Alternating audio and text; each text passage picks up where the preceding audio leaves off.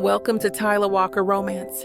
You're about to dive into one of Miss Tyla's free full audiobooks. She always knows how to make you forget your life with handsome alpha male billionaire heroes and sassy strong heroines who grab love with both hands. In order for this content to be free, we have to take out the dirty details. Otherwise, we risk disrupting this platform's rules and guidelines. Buy the unabridged version of any Tyla Walker audiobook from tylawalker.com, and with code SAVE40, you can get 40% off any digital product at checkout. Take this moment to subscribe to the channel, and remember that liking and commenting is what makes these free full audiobooks possible. Thank you for choosing to treat yourself with Miss Tyla.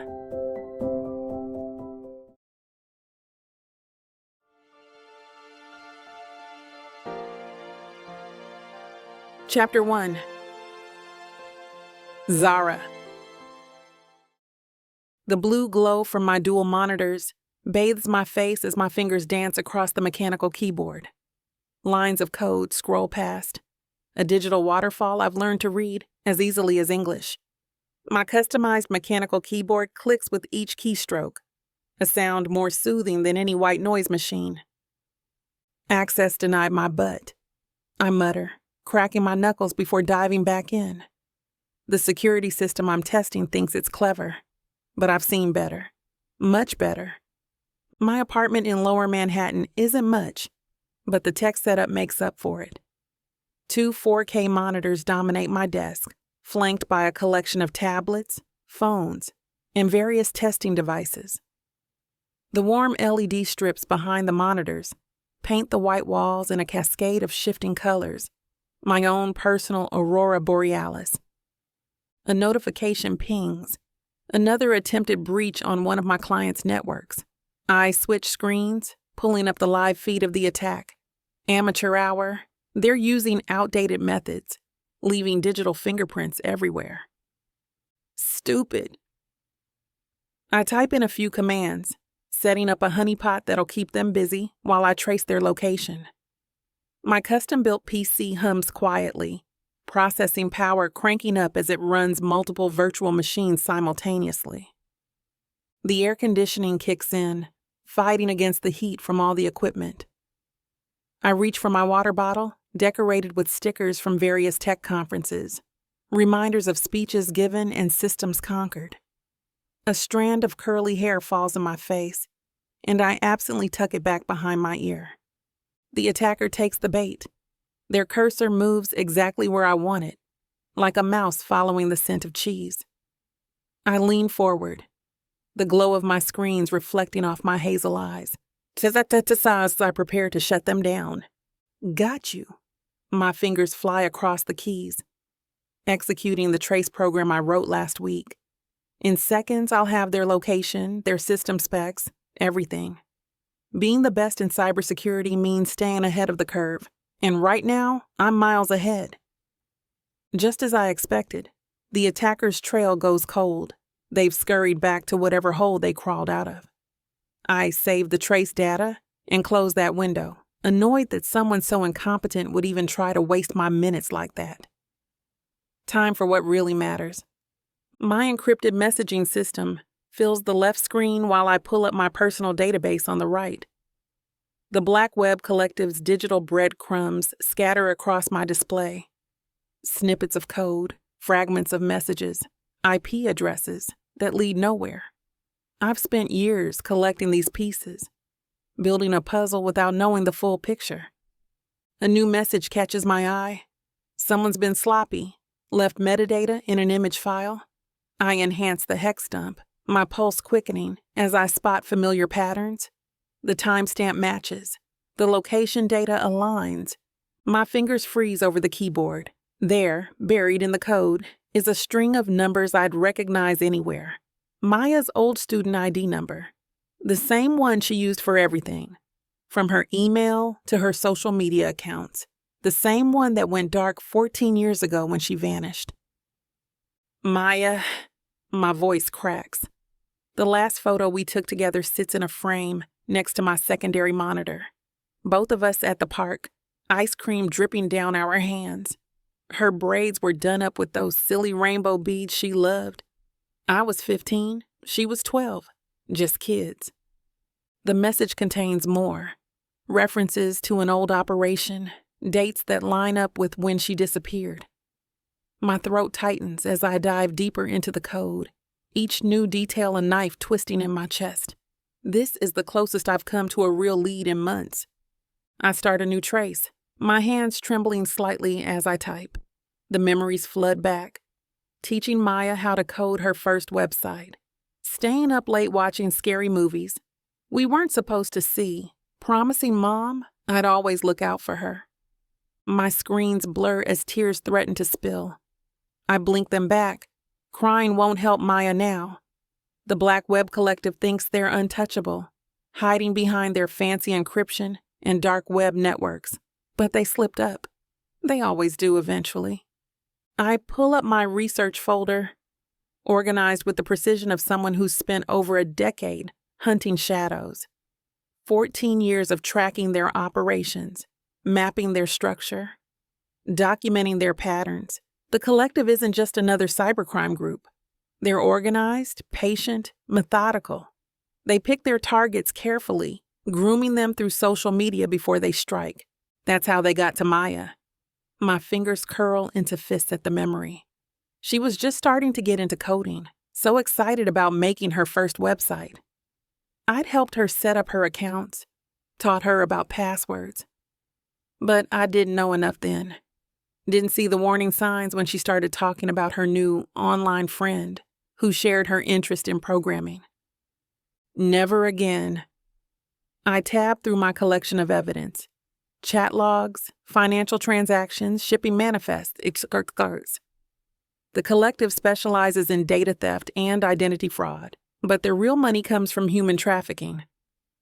They're smart about it too, using their tech expertise to create perfect covers for their operations.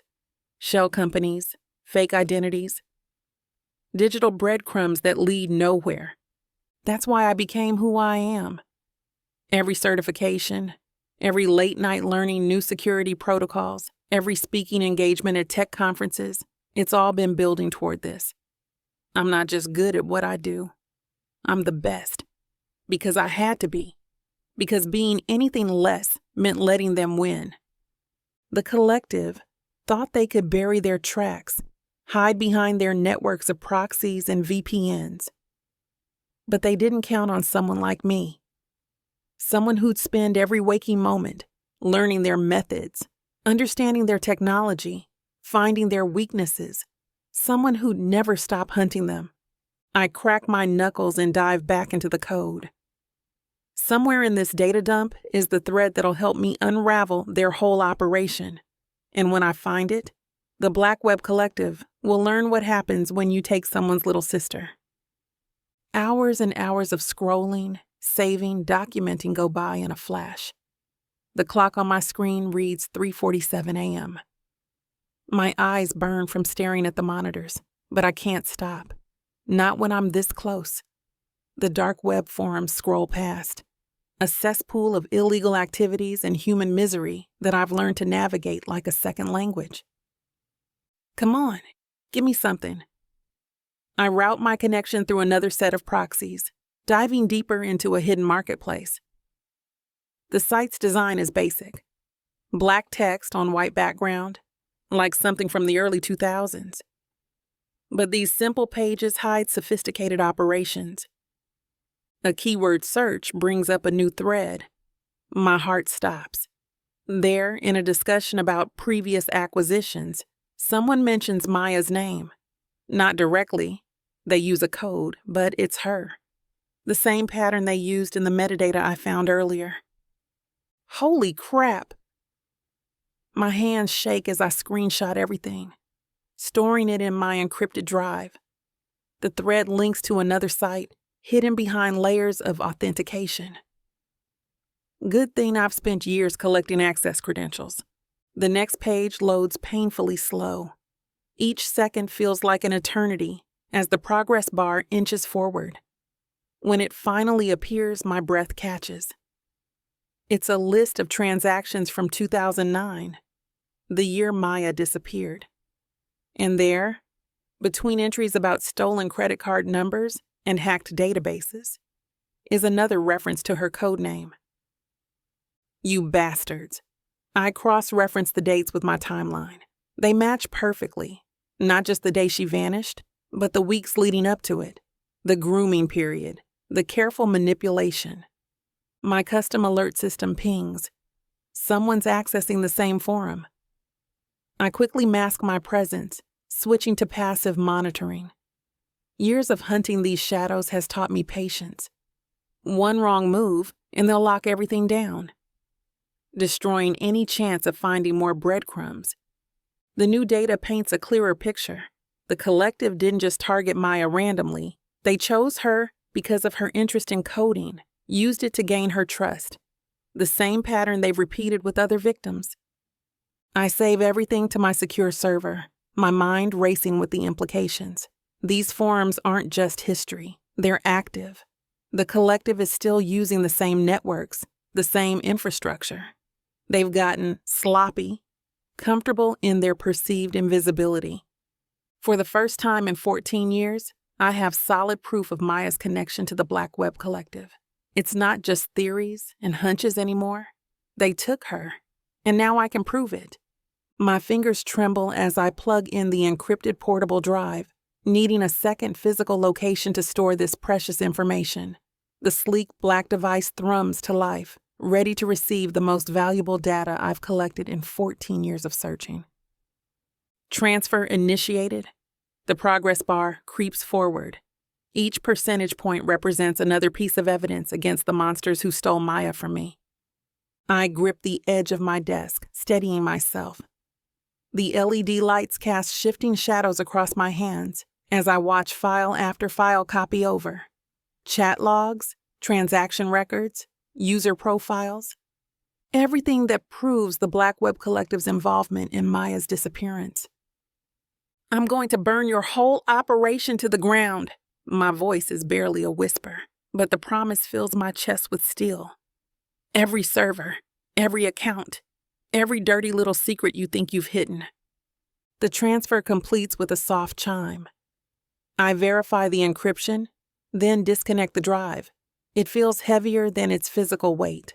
14 years of hunting, of learning, of becoming someone who could take them down, all contained in this small piece of technology.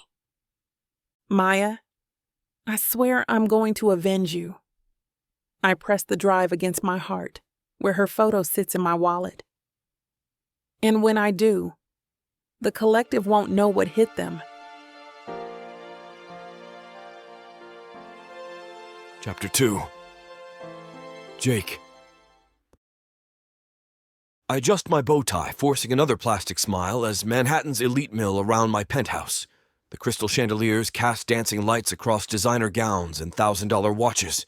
Another champagne toast, another fake laugh at another bad joke from someone who wants something from me. Fantastic party, Jacob. A hedge fund manager clasps my shoulder. The view up here is incredible. Thanks. I drift away toward the large and impressive windows overlooking the glittering skyline. Fifth Avenue stretches below like a river of light. From up here, everything looks pristine, orderly, beautiful even. But I know better. Behind those twinkling lights lurks the darkness that destroyed my family. 10 years ago, my father's investment firm was at its peak. Until the hack. The Black Web Collective infiltrated our systems, drained accounts, planted evidence of fraud. Dad fought to prove his innocence, but they were too thorough. I press my palm against the cool glass. The memory of finding him in his study still haunts me. The note simply read, "I'm sorry I failed you." He couldn't live with the shame, couldn't bear watching everything he built crumble, couldn't face the accusations, the investigations, the media circus. After his death, I busted my butt to make sure our family didn't crumble alongside him. But it was hard. It left scars that never truly healed, and a desire for revenge that pulses through me even to this day. Another drink, sir? A waiter appears at my elbow. No, the scotch in my hand is just for show anyway. I need a clear head. These parties serve their purpose, maintaining my carefully crafted image while I hunt the shadows. The Black Web Collective thinks they're untouchable, hidden behind their screens and codes. They don't know I've spent years building the resources, the connections, the skills to tear their world apart. My father died believing he was a failure, but he wasn't the one who failed. I did. I was too young, too naive to see what was happening until it was too late. Now every smile, every handshake, every party is another step toward making it right. My phone buzzes in my pocket, a welcome distraction from this mind-numbing party. Roger's name flashes across the screen. I step away from the windows, weaving through clusters of socialites toward my private office. The smell of expensive perfume and pretension follows me down the hallway. Christ, I hate these functions, but they serve their purpose in attracting investors that'll help keep my business going. Give me good news. I shut the door behind me, blocking out the party chatter. The sudden silence is a relief, and I loosen my tie just enough to breathe. Got something that'll make your night. Roger's gravelly voice carries a hint of satisfaction. Remember that tech startup CEO we've been watching? Turns out she's been laundering money through shell companies. All signs point to Black Web. My fingers tighten around the phone. The familiar surge of adrenaline hits my system, another piece of the puzzle falling into place. You're sure? Paper trail's solid. My contact inside their organization confirmed it an hour ago. There's a shuffling of papers on his end. Been tracking these transactions for weeks. They thought they were being clever, but they slipped up, left breadcrumbs all over the damn place. Finally, a real lead after months of dead ends. I've spent the last decade building my own empire, not for the money or the power, but for moments like this. Every company I've acquired, every charity I've founded, every connection I've made, they're all weapons in my arsenal against the collective. Each move calculated, each piece positioned with surgical precision, waiting for the perfect moment to strike back at those bastards. Where are you? I ask, already pulling up security feeds on my phone. Downstairs. Figured you'd want this in person. Roger knows me too well. Some intel is too sensitive for digital transmission, even on our encrypted channels. Meet me in the study. I end the call, already moving through my penthouse's shadowed hallways, away from the chatter of the party. The study is my sanctuary, walls lined with first editions that would make collectors drool. But behind those books lies something far more valuable. A command center that would put most intelligence agencies to shame. State-of-the-art surveillance equipment, facial recognition software, and enough processing power to track every digital footprint the Black Web leaves behind. This is where we'll finally nail these sons of guns to the wall. Roger's waiting when I arrive, his tall frame casting a shadow in the doorway. You look like crap in that monkey suit. Keeps the sharks happy. I loosen my bow tie. Tell me everything. He pulls out a tablet, fingers dancing across the screen. Sarah Chen, CEO of Quantum Tech Solutions. On paper, she's a rising star in quantum computing. In reality, she's moving billions through a network of fake companies. The kind of setup only Black Web could engineer. My pulse quickens. After what they did to my father, I walked away from running our family's investment firm. Instead, I built something different. A private investigation empire that operates in the shadows, just like them. Every resource at my disposal exists for one purpose: dismantling the organization that destroyed my family. This could be our way in, Roger says. For the first time tonight, I smile, a real one. Roger spreads documents across my mahogany desk, each one a thread in the web we're unraveling. Chen's company processes quantum encryption for major banks. Perfect cover for moving dirty money. And perfect leverage. I study the transaction logs, the patterns jumping out at me. She's their weak point. We squeeze her, she'll crack. Not so fast. Roger's face tightens. My contact says Chen's got protection. Heavy hitters, ex-military types who don't ask questions and don't leave witnesses. I tap the desk, mind racing through scenarios. What if we don't squeeze? What if we offer her a way out instead? You thinking of playing White Knight? I'm thinking she might want protection herself.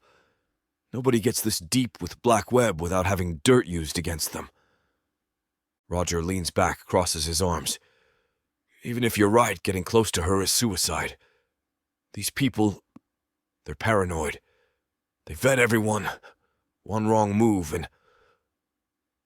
He draws a finger across his throat. Then we make sure every move is right.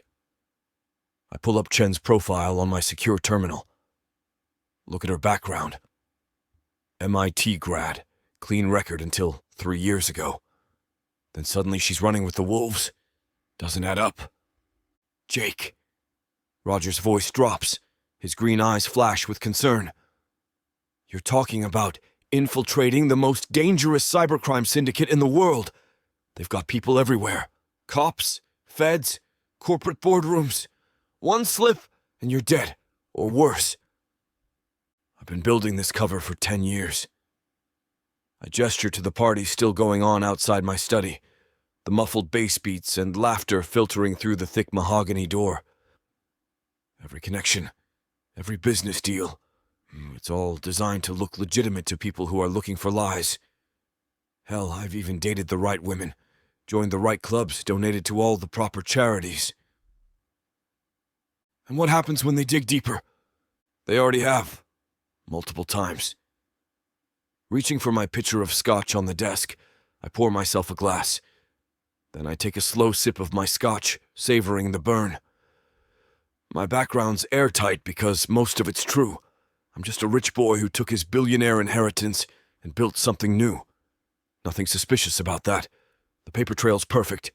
The financials check out, and every single one of my alibis would hold up in court. Except the part where you're hunting the people who killed your father. I meet his gaze, and something dark and cold slides across my face.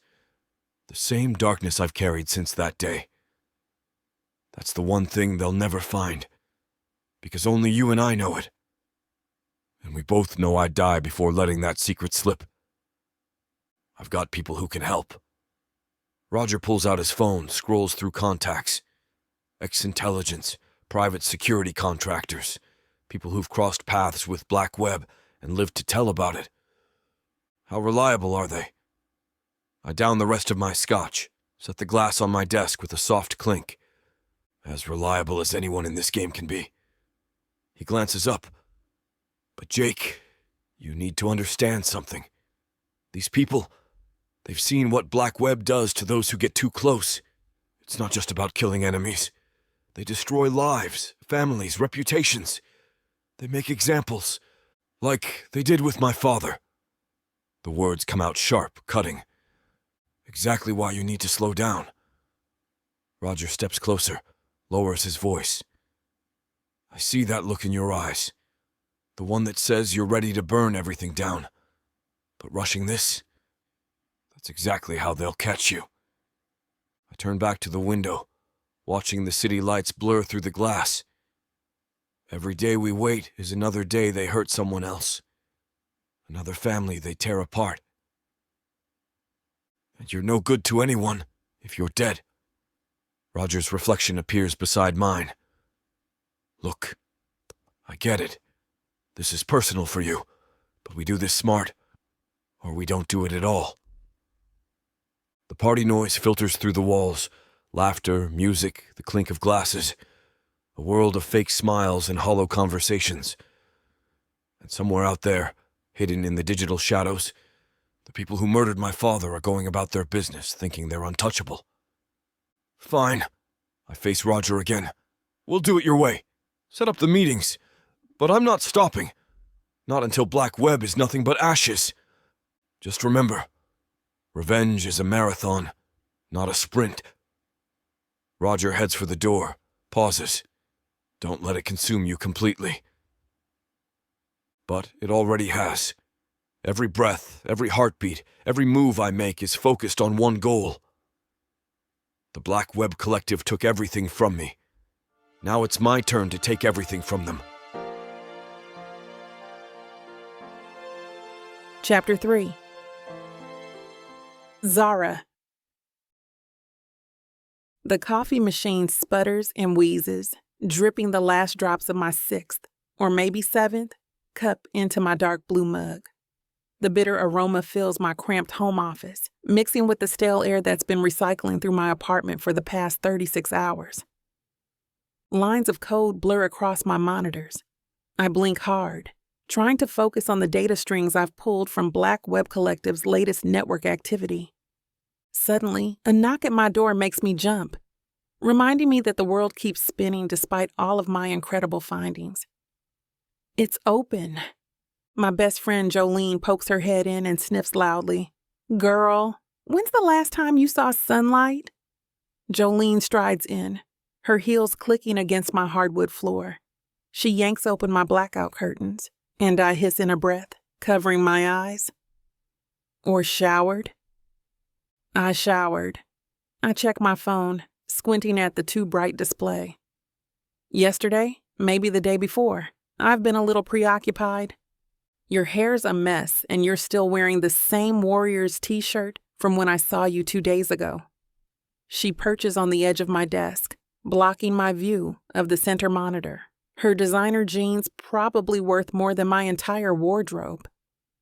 This isn't healthy, Z. You're going to burn yourself out. I crane my neck around her, my fingers never stopping their relentless typing. I found something, Joe. These transactions, they match the pattern from when Maya disappeared. Same shell companies, same routing numbers through Estonian banks. It's like they're not even trying to hide anymore. Zara. And look at this. I pull up another window, my heart racing with the implications of what I've discovered. Their encryption's gotten sloppy. They're moving people again, just like they did with Maya. I can feel it. The data doesn't lie, and this time I'm not letting them slip away. Jolene grabs my shoulders, her perfectly manicured nails digging into my skin through the worn cotton of my shirt. When's the last time you slept? And don't you dare lie to me. I can't sleep. I shrug her off, fingers flying across the keyboard. Every time I close my eyes, I see her face. She's out there somewhere, Joe. The collective has her, and now I have proof. You're going to burn yourself out. I don't care. My voice cracks, raw from too many hours staring at screens and not enough sleep. 14 years. 14 years of dead ends and false leads. This is the closest I've been to finding her. I can't stop now. The collective made one mistake, and that's all I need. You won't be any good to Maya if you end up in the hospital from exhaustion. Jolene's voice softens, and I hear the genuine concern beneath her usual sass. At least let me make you some real food. When's the last time you ate something that wasn't coffee? And don't you dare count those energy bars I found in your trash. I grab the 3rd mug on my desk, showing off the half-empty protein shake at her. The chalky vanilla scent making my stomach turn.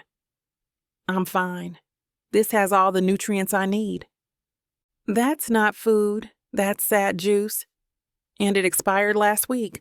I checked. She yanks my chair away from the desk with surprising strength for someone wearing 4-inch heels. 20 minutes. That's all I'm asking. Let me make you breakfast and you can tell me what you found. The data will still be there when you get back. I slump in defeat, knowing Jolene won't leave me alone until I cave. Fine. 20 minutes. The kitchen feels foreign after being holed up in my office for what must have been days. The granite counter is cold under my elbows as Jolene moves with practiced ease, pulling ingredients from my nearly empty fridge while I slouch at the counter. She shoots me a disapproving look at the sad state of my groceries. Just some old condiments and a withered head of lettuce. There's this tech conference next week here in Manhattan, I say, watching her whisk eggs in a bowl with quick, efficient strokes. My stomach growls traitorously at the sound. Digital Front Expo. The collective's using it as cover for a meetup. Perfect opportunity to get close. And how exactly do you know that? The butter sizzles as she pours it into the pan. The rich aroma making my mouth water despite myself. Her perfectly manicured nails tap against the wooden spatula as she waits for my answer. Found encrypted messages in their network traffic. Like I said, they're sloppy lately, getting overconfident. One of their agents will be there, probably to coordinate their next operation. I drum my fingers on the granite, the familiar pattern helping me think. I've got a ticket. All I need is 5 minutes alone with them to plant my tracking software. Could be the break I've been looking for. Jolene freezes mid-pour with the pancake batter, her dark eyes narrowing at me with that look I've come to know too well. Oh, hell no. You are not seriously thinking about confronting these people. I've traced their patterns. This agent, they're high level, Joe. They'll know where Maya is. I lean forward, my hands gripping the edge of the counter. After all this time, they've finally slipped up. They're also dangerous criminals who wouldn't think twice about. She stops herself, flipping a pancake with more force than necessary. The batter splatters, leaving tiny dots on the stovetop. This isn't one of your cybersecurity consultations. These people hurt people for a living. They disappear people, Zara. You think I don't know that? My voice rises, echoing off the kitchen tiles. The familiar ache in my chest intensifies as memories of Maya flood back. They took my sister. I've spent 14 years watching them destroy lives while hiding behind screens. Now I finally have a chance to get answers. I straighten up, squaring my shoulders. And I'm not letting it slip away. And what happens when they realize you're onto them? She slides a plate of fluffy pancakes and eggs in front of me, the butter melting into golden pools. These aren't script kiddies you can outsmart with code. They could kill you if they figure out what's going on. The Black Web Collective doesn't mess around, and you know it. I stab my fork into the pancakes with enough force to scrape the ceramic plate. Let them try. I'm not that scared little girl anymore. I've spent years preparing for this moment. The pancakes taste like cardboard in my mouth, but I force myself to swallow. That's exactly what worries me. Jolene leans across the counter, her dark eyes intense, concern etched across her pretty features. Her gold bangles clink against the marble as she reaches for my hand. You're not thinking straight. When's the last time you even slept? And don't lie to me. Those bags under your eyes tell the whole story. I'll sleep when I find Maya. I yank my hand away, refusing to let her touch break my resolve.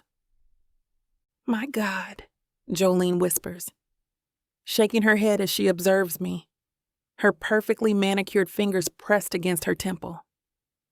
You've lost your mind, honey, and I'm terrified I'm going to lose you too. Look, I set down my fork, meeting Jolene's concerned gaze. I know what I'm doing. This isn't my first rodeo with surveillance and infiltration. Remember that banking scam ring I helped take down years ago? That was different. You had a whole team backing you up. And I have years more experience now. I take another bite of pancakes, the sweetness barely registering. The conference is perfect. Everyone's got their phones out, taking pictures, networking. No one looks twice at someone fiddling with their device. Jolene crosses her arms. And how exactly are you planning to ID this agent? Already working on it. I pull my phone out, showing her the conference registration data I'd scraped. The collective always uses the same shell companies to book their travel. I've narrowed it down to 3 possible attendees. I swipe through the profile pictures. Just need to cross-reference their travel patterns and digital footprints to pinpoint which one's our target. Promise me you'll at least get some sleep before you go playing spy games. Jolene's voice carries that familiar maternal tone that both annoys and comforts me. I promise. I reach across the counter and squeeze her hand, trying to convey more certainty than I feel. 8 hours minimum, fresh clothes, and I'll even eat something that isn't coffee or protein shakes. Maybe even throw in a vegetable or two. And she raises one perfectly sculpted eyebrow, waiting for the rest of our usual safety checklist. And I won't engage directly. Plant the spyware, get out, monitor from a safe distance. I hold up 3 fingers, fighting back a smirk. Scout's honor. You were never a scout. She shakes her head, but I catch the hint of a smile playing at her lips. And we both know your idea of safe distance needs serious recalibration. But I'd have been a great one. I pull up my laptop, showing her my methodology. Look, I've mapped out their usual patterns. These people are creatures of habit. They'll hit the networking breakfast, make their connections, then fade into the background. All I need is their phone or laptop in Bluetooth range for 30 seconds. Jolene sighs, shoulders dropping. Be careful. Maya wouldn't want you getting hurt trying to find her. I will, promise. I turn back to my screen, pulling up the conference attendee profiles. First step is confirming which one's our target, and I think I know exactly how to do it.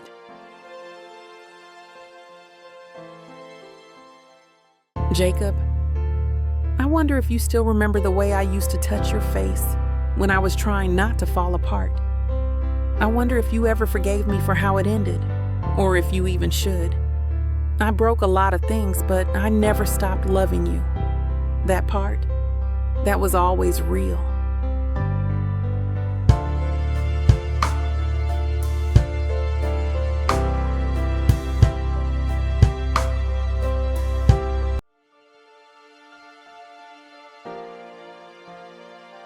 Chapter 4. Jake.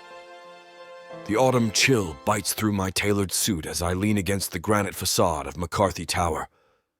Steam rises from my coffee cup, carrying the bitter aroma that's been keeping me functional through endless meetings. 48 stories of glass and steel stretch above me, the building I busted my butt off to own.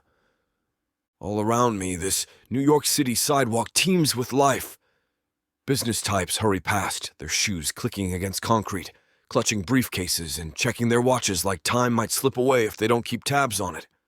Street vendors hawk hot dogs and pretzels, the scent of grilled onions and sauerkraut mixing with car exhaust.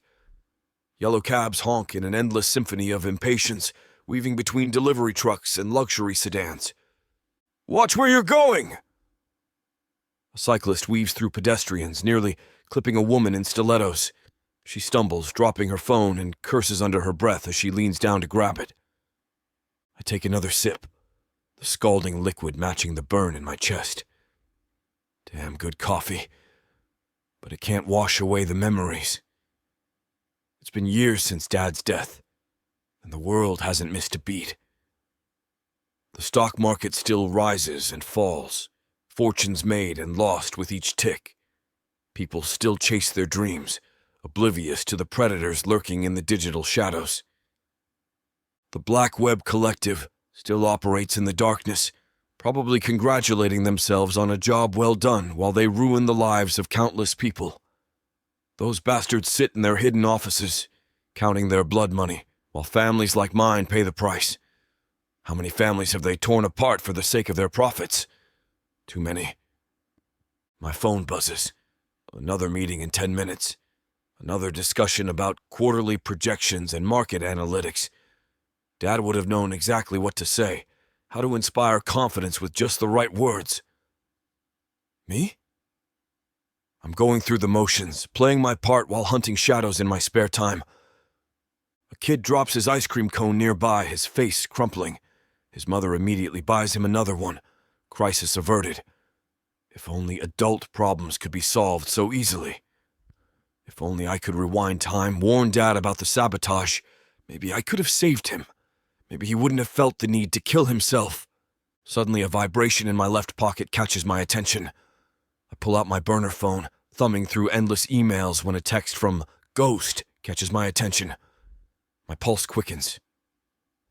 Ghost isn't the type to reach out unless it's serious. Last time his intel helped me bust a trafficking ring in Queens. That op had cost me 3 weeks of sleepless nights and a bullet graze on my shoulder, but we'd saved 12 girls. Worth every second of pain. Check your secure line. Time sensitive.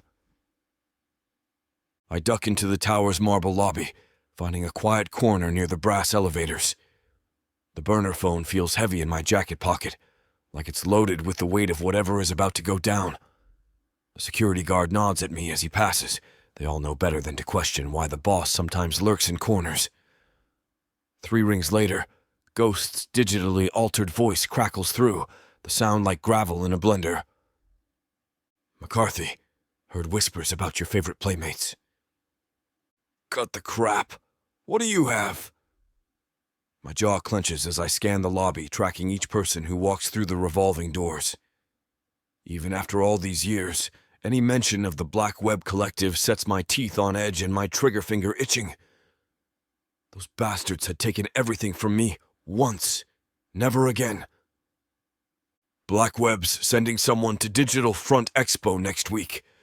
Manhattan Convention Center. Ghost's distorted voice carries a note of urgency I rarely hear. I grip the phone tighter, knuckles going white against the cheap plastic. The convention center's just 15 blocks from here. Too damn close for comfort. The familiar burn of adrenaline starts coursing through my veins as I mentally map out the quickest route there. How reliable is this? My source works security for the event. Facial recognition flagged someone on their watch list. Matches a known BWC operative. A pause, then. They're moving carefully, but not carefully enough. Ghost's distorted voice carries a hint of satisfaction at catching these bastards slipping up.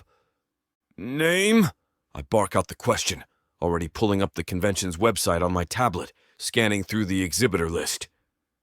Unknown, but they're registered under Nexus Technologies, supposedly demonstrating new encryption software. The way Ghost says, encryption software, tells me we're both thinking the same thing. It's a front for something much worse. Black Web never shows up somewhere just to play nice and demonstrate tech. They're planning something big, and whatever it is, I'm going to make damn sure it blows up in their faces. My jaw clenches, a familiar tension working its way through my neck. The mention of encryption software lingers in my mind. It's a perfect cover for whatever the hell they're really planning. These bastards never do anything straightforward. What's the angle? Tech companies aren't their usual playground. The Black Web Collective typically sticks to darker, grittier operations. Word is they're looking to expand their infrastructure. Digital fingerprints are getting sloppy. They need better tools to stay invisible. Ghost's voice crackles with static, but the urgency comes through crystal clear. And they're walking right into a public expo? I shake my head in disbelief. The whole thing stinks worse than week-old garbage in August. BWWC operatives don't usually take such risks. Sometimes hiding means standing in plain sight. Look, this isn't a courtesy call. I'm calling in that favor you owe me. There's steel in Ghost's tone now, reminding me of that night in Bangkok. I lean against the cool marble wall, watching suits stream through the revolving doors of McCarthy Tower. Each face that passes could be friend or foe. In my line of work, you never really know. What do you want? Whatever they're planning, stop it. These people, they're getting bold, too bold. Bad for everyone's business. Find me everything you can on this operative. I need a name, face, known associates. Anything that'll help me ID them at the expo. I pace the marble floor, my Italian leather shoes clicking against the surface as my mind races through potential scenarios. These BWC jerks think they're untouchable, but everyone leaves traces.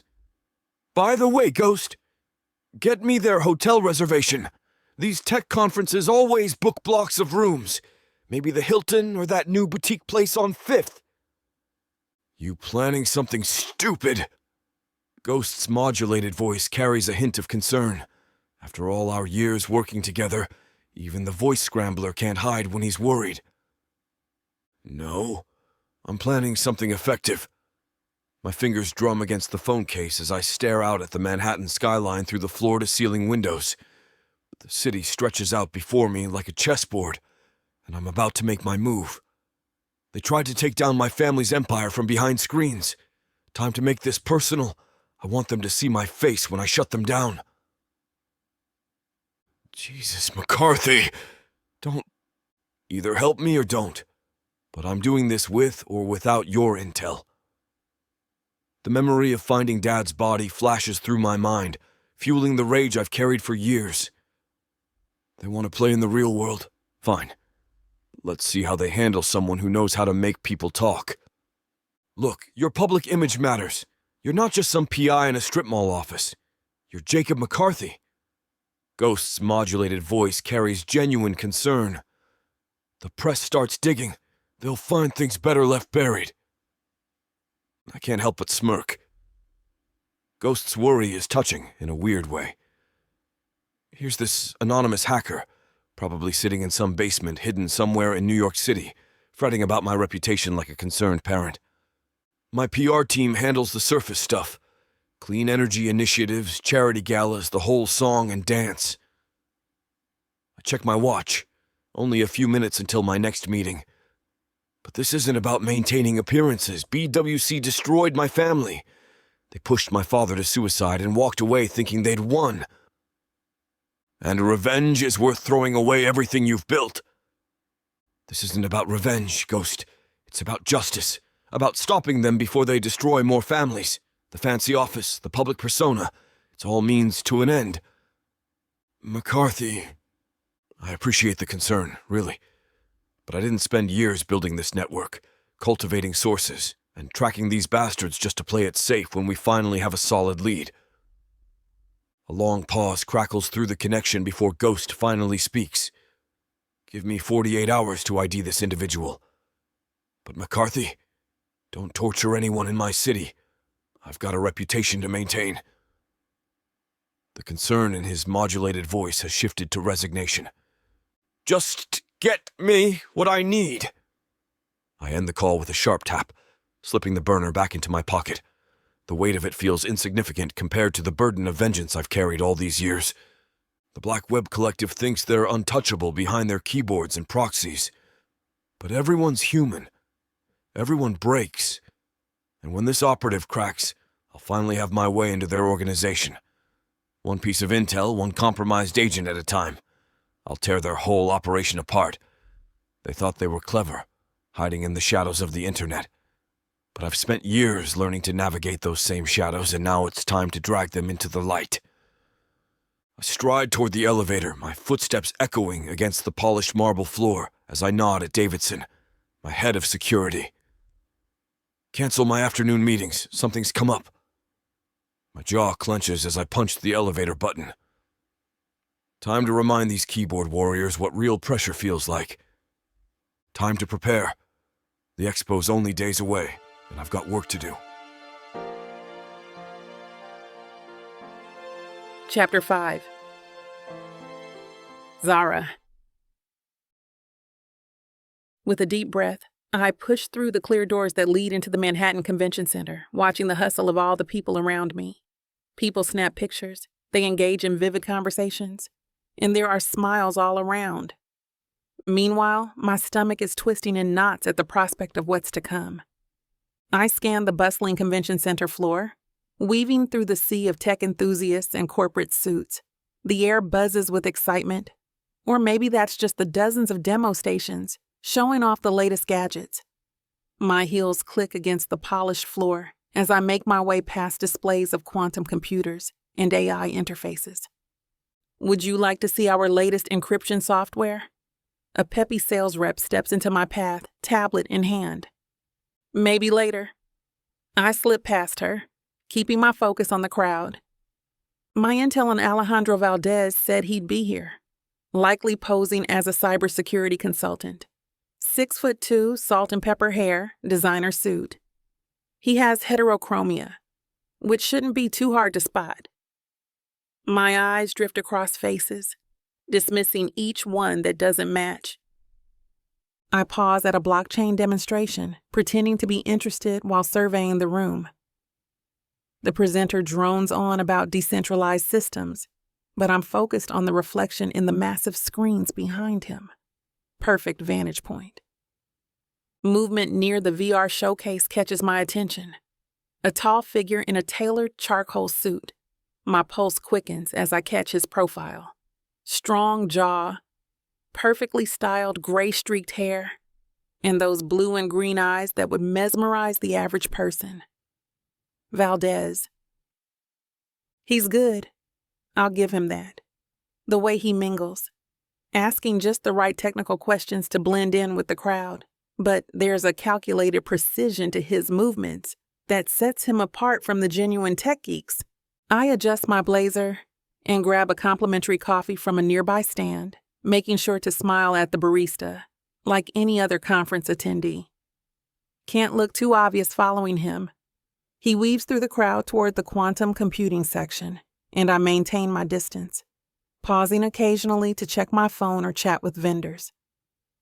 Years of training have taught me the art of looking busy while staying focused on the target. Amazing turnout this year.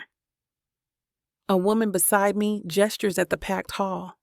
She's wearing one of those official conference lanyards that mark her as a presenter. Sure is. I keep my response brief, not wanting to lose sight of my target. My fingers tighten around the paper coffee cup as Valdez stops to examine a display, and I position myself at the adjacent booth, angling my body away while keeping him in my peripheral vision. The vendor tries to pitch me on some revolutionary AI software, but I'm only half listening, counting Valdez's steps in my head. Suddenly, I watch Valdez break away from the main exhibition hall, his confident stride carrying him toward a service corridor. Something about this doesn't feel right. The back of my neck prickles as I notice the distinct lack of other conference attendees in this area. I pause at a water fountain, taking a slow sip while keeping track of his movements. He turns left down another hallway, one marked Authorized Personnel Only. My coffee cup finds a home in a nearby trash bin as I follow, maintaining enough distance to duck behind corners if needed. The bustling sounds of the convention fade with each step, replaced by the hum of fluorescent lights and the echo of our footsteps against linoleum floors. I check my phone, pretending to be lost while I track his path. The corridor stretches past storage rooms and maintenance closets. No security cameras in sight, which is exactly what sets off more alarm bells in my head. Valdez takes another turn, this time into a narrower passage. The temperature drops several degrees, and my skin breaks out in goosebumps. This section of the building feels wrong, too quiet, too isolated. I press myself against the wall at the sound of a door opening, then closing. My heart pounds against my ribs as I count to 10 before proceeding. The corridor ends at a heavy metal door, the kind leading to mechanical rooms or basement access. A voice in my head screams that this is a trap. Years of training and instinct tell me to pull back, reassess.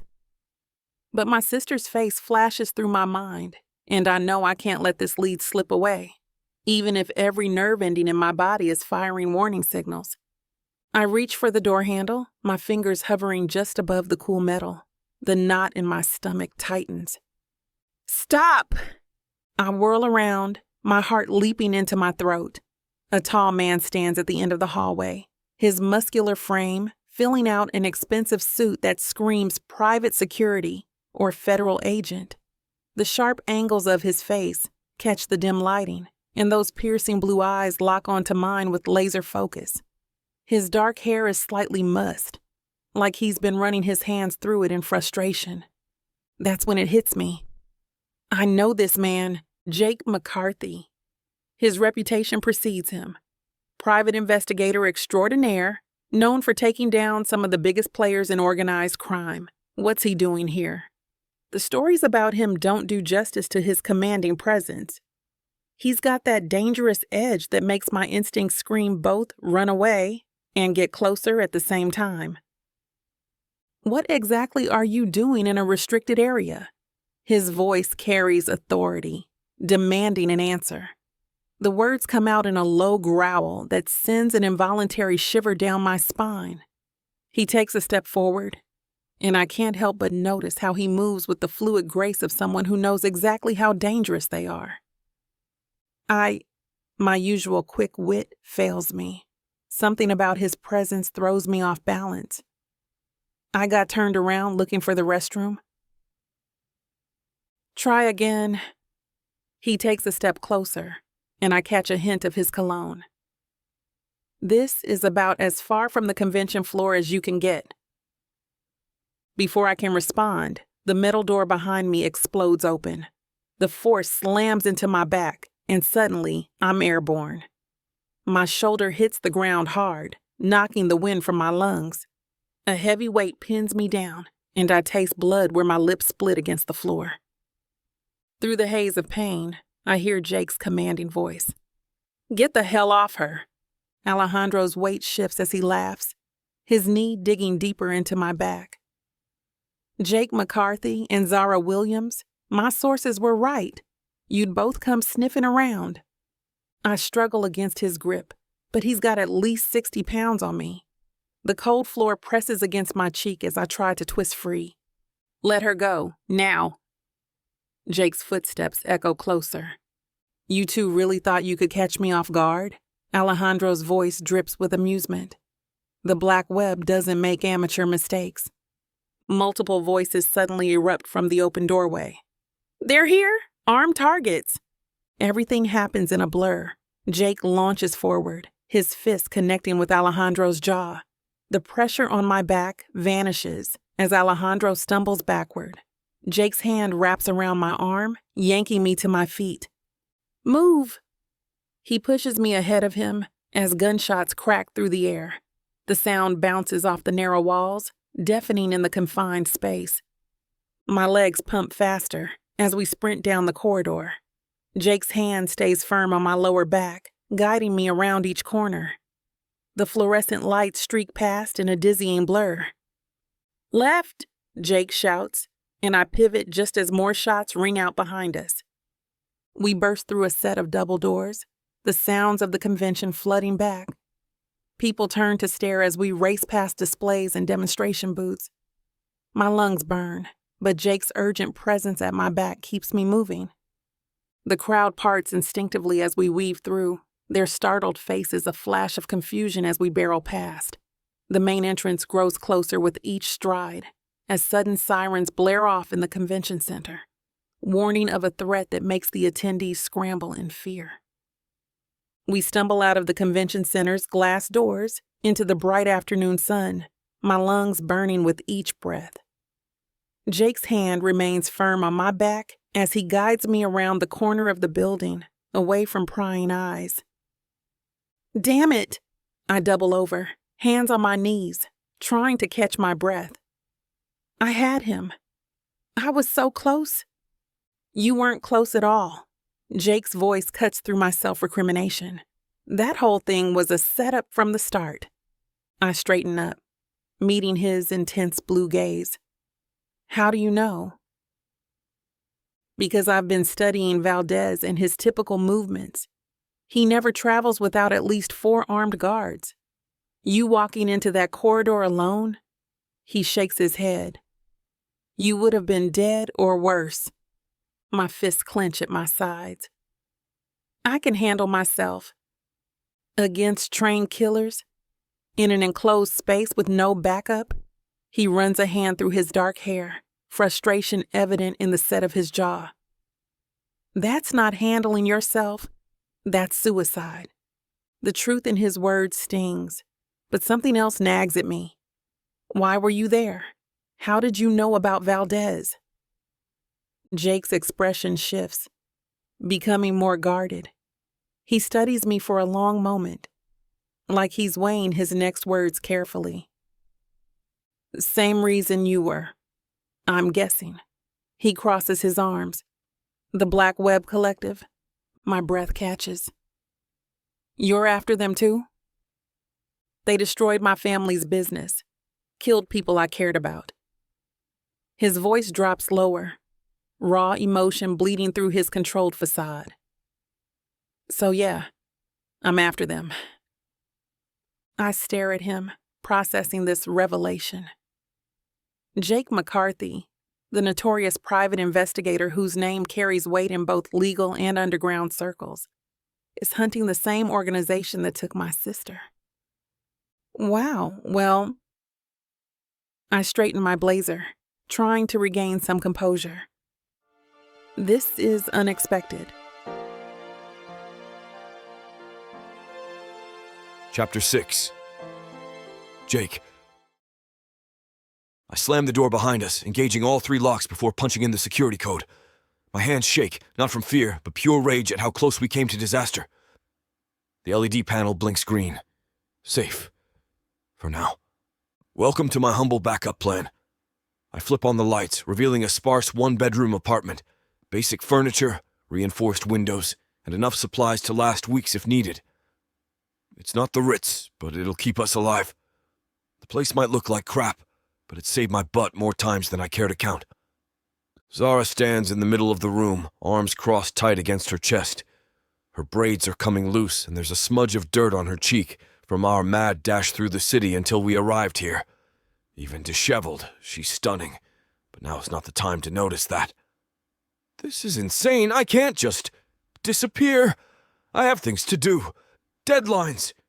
You also have a target on your back. I cross to the kitchenette and grab 2 bottles of water from the fridge, tossing one her way. My tone comes out harsher than intended, but sugarcoating won't keep her breathing. Alejandro made us both. Trust me, his people are already watching our homes. Every camera, every street corner. They'll be looking, and they won't stop until they find us. So what? I'm supposed to hide out here indefinitely? She snatches the water bottle from my hand. With you? Unless you prefer the alternative. I lean against the counter, studying her face. They won't hesitate to kill you, Zara. You saw what they're capable of. She uncaps the water, takes a long drink. Her hand trembles slightly. Her bottom lip has a gash in it from when that prick tackled her to the ground. I know what they can do. Then trust me on this. Please. The word feels strange on my tongue. I don't say it often. Zara paces the small space, her heels clicking against the hardwood. She stops at the window, peers through a gap in the blinds. Finally, her shoulders drop. Fine. But I need my laptop, clothes. I'll handle it. Make a list of what you need and I'll have someone pick it up. Someone they don't know. She turns, eyes me warily. You've done this before. More times than I'd like to count. I push off from the counter. Get some rest. Bedroom's yours. I'll take the couch. Zara circles the apartment one more time before settling onto the worn leather couch. Her fingers trace the armrest, nails tapping against the material. I never thought you'd be one of the people after them. Why's that? What's your stake in this? The question hits like a punch to the gut. I drop into the armchair across from her, running a hand through my hair. They destroyed my family's business, sabotaged everything we built. My father... The words stick in my throat. He couldn't handle losing it all after one of their agents sabotaged the family business. I found him in his study one morning. He had... Jake, I'm so sorry. Yeah, well, sorry doesn't bring him back. I lean forward, elbows on my knees. What about you? A tech expert like you could work anywhere in the world. Why chase these bastards? Her face hardens. My sister. Maya. She was 12 when they took her. Some jerk groomed her online, promised her all kinds of things while the poor girl only wanted to learn how to code better. Zara's voice cracks. I've spent years trying to track her. 14 years. I never heard from her again, but I know that the collective is the reason why she's gone. Damn it. The word comes out as a whisper.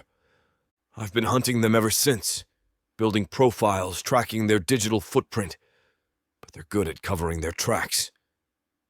I study her face, the determination in her eyes, The way her jaw sets.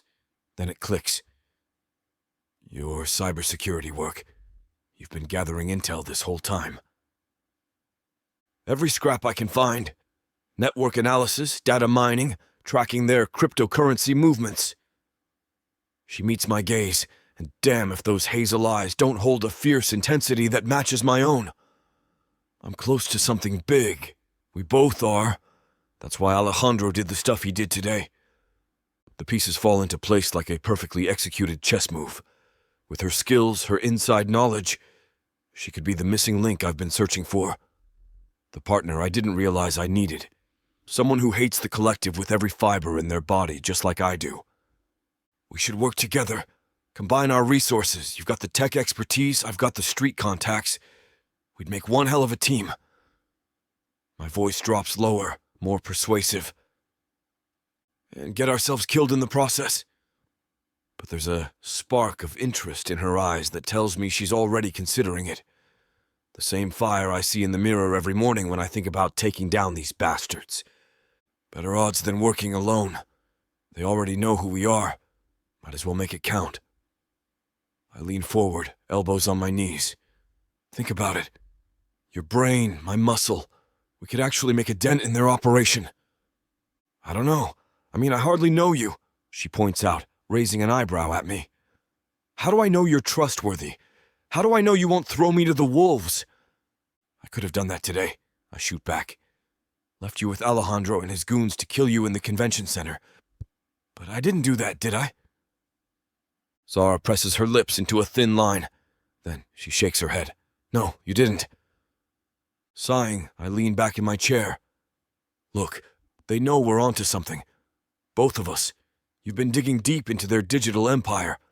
I've been hitting their operations on the streets. Now they know we're connected. I can handle myself. Zara's chin lifts, defiant. Like you handled yourself at the convention center? The words come out sharp. If I hadn't been there, that was completely different. I wasn't prepared. I was caught off guard, and that bastard tackled me to the ground. I wasn't expecting any of that. You think they'll give you time to prepare next time? I turn from the window, fixing her with a hard stare. They'll come at you fast and dirty. No warning, no mercy. She rises from the couch, hands clenched. I've survived this long on my own. Because they didn't see you as a real threat. I close the distance between us. That's changed. You're not just gathering intel anymore. You're getting close to something they want buried. Something about Maya. Maybe more. Her breath catches at her sister's name. Don't. Face it, Zara. You go out there alone, you're dead. And then what happens to Maya? To all the other girls they've taken? The fight drains from her shoulders. She sinks back onto the couch, head in her hands. When she looks up, there's a new understanding in those hazel eyes. You're right. Damn it. You're right. I'm not trying to cage you. I'm trying to keep you alive because I see your inherent worth. I sit beside her, keeping enough distance to not crowd her space. The leather couch creaks under my weight. Let me help. Let me watch your back while you do what you do best. You've got the exceptional tech skills I need, and I've got the muscle and wealth you need. It's that simple. She nods slowly, resignation and determination mixing on her face.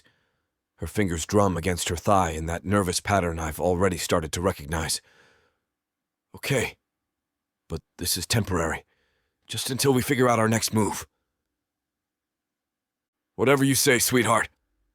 The endearment slips out before I can catch it, and damn if I don't mean it more than I should. Her eyes narrow in that spark of defiance I'm growing to appreciate flashes across her face. Don't push it, McCarthy. You hungry? I push off the couch and head to the kitchen. Got some protein bars, fruit, coffee? I'm good. Zara stretches, her spine cracking. Though I could kill for some pizza right now. A smirk tugs at my lips. That can be arranged. I pull out my phone, typing a quick message. Got a personal chef in the building. He makes a mean Neapolitan pizza. Imported ingredients, wood-fired oven, the works. Can have it up here in under an hour. Her eyes widen. A personal chef? In your safe house? In the building? I shrug, pocketing my phone. When you've got billions, moving mountains only takes a phone call. Having a chef on standby is nothing. Billions. Zara whistles low. I wouldn't even know what to do with that much money. It starts off being just the family money, but I've grown and built it into something much more. I lean against the counter. But yeah, enough to keep a few skilled people on payroll. Chef Patricio's been with us since before. The words catch. I clear my throat. Since I was a kid, he stuck around even after everything went to hell with my dad. Must be nice. She pulls her legs up under her on the couch. Having that kind of resources at your disposal. It has its perks. My phone buzzes. Patricio's reply. Supreme okay? He's got fresh basil and some imported buffalo mozzarella he's been saving. Sure. She shakes her head, a small laugh escaping. A billionaire's personal chef making me pizza in a safe house. Not how I expected this day to go. Life's full of surprises. I fire off a confirmation text. Wait till you try his tiramisu. Chapter 7. Zara. The city lights twinkle through the floor-to-ceiling windows of Jake's one-bedroom safe house. Dirty plates litter the coffee table, and my second glass of red wine sits half empty. The warmth of the alcohol spreads through my chest, making the weight of our mission feel a little lighter. Jake sprawls on the leather couch across from me, his sleeves rolled up to his elbows, tie discarded hours ago. You know what's funny? I never thought I'd meet someone else whose life got screwed by the Black Web Collective this badly. Misery loves company. I raise my glass, tracing my finger along its stem. The wine has loosened my usual guard, and I find myself studying the sharp line of his jaw, the way his blue eyes catch the city lights. There's something magnetic about him. Relaxed, yet focused, radiating that quiet intensity that seems to fill the whole room. I've only ever known him from online articles, paparazzi pictures, casual stories heard from the mouths of other people. Seeing him like this has humanized him in a way that stuns me. I never thought I'd ever relate this much to a billionaire of all people. But stranger things have happened, I suppose. To taking those bastards down. He clinks his glass against mine, the sound crisp and decisive in the quiet apartment. You really think we can do it? Just the two of us? The question that's been nagging at me all night finally slips out. It feels impossible, like trying to take down a mountain with a pickaxe. We've got the skills, the resources. He leans forward, elbows on his knees, and the movement draws my attention to the corded muscles of his forearms. Your tech expertise, my connections. But we need to be smart about this. Keep each other safe. His voice drops lower, taking on that gravelly quality that makes my skin tingle. I take another sip of wine, letting the rich flavor coat my tongue while I consider his words. What's on your mind, McCarthy? Been thinking about protection strategies. He runs a hand through his hair. The collective has eyes everywhere. They'll be looking for individuals working against them, but what? A married couple draws less attention, gives us cover to travel together, share resources, properties. His thumb traces the rim of his glass, a gesture that seems almost nervous, despite his confident tone. The wine must be hitting harder than I thought because my heart skips. My fingers tighten around the stem of my glass as I process his words. Are you suggesting what I think you're suggesting? A ruse. On paper only. His eyes lock with mine, intense and unwavering in that way that makes it impossible to look away. Marriage creates legal protections. makes it harder for them to get to either of us. Plus, it explains why we're always going to be together. Moving forward, that bastard Alejandro has linked us, and there's no going back from that now. I set my glass down, mind racing through the implications. The crazy part is how much sense it makes. A perfect smokescreen. Actually, not the worst idea I've heard today. Don't sound so surprised. A crooked smile plays at his lips, and damn if it doesn't do things to my insides. I tend to have good ones, especially when it comes to keeping people safe. And it has nothing to do with the bottle and a half of wine we've killed. He laughs, deep and genuine. The wine just made it easier to put into words. The crazy part is, it makes sense. A fake marriage would give us the perfect cover to work together, to protect each other.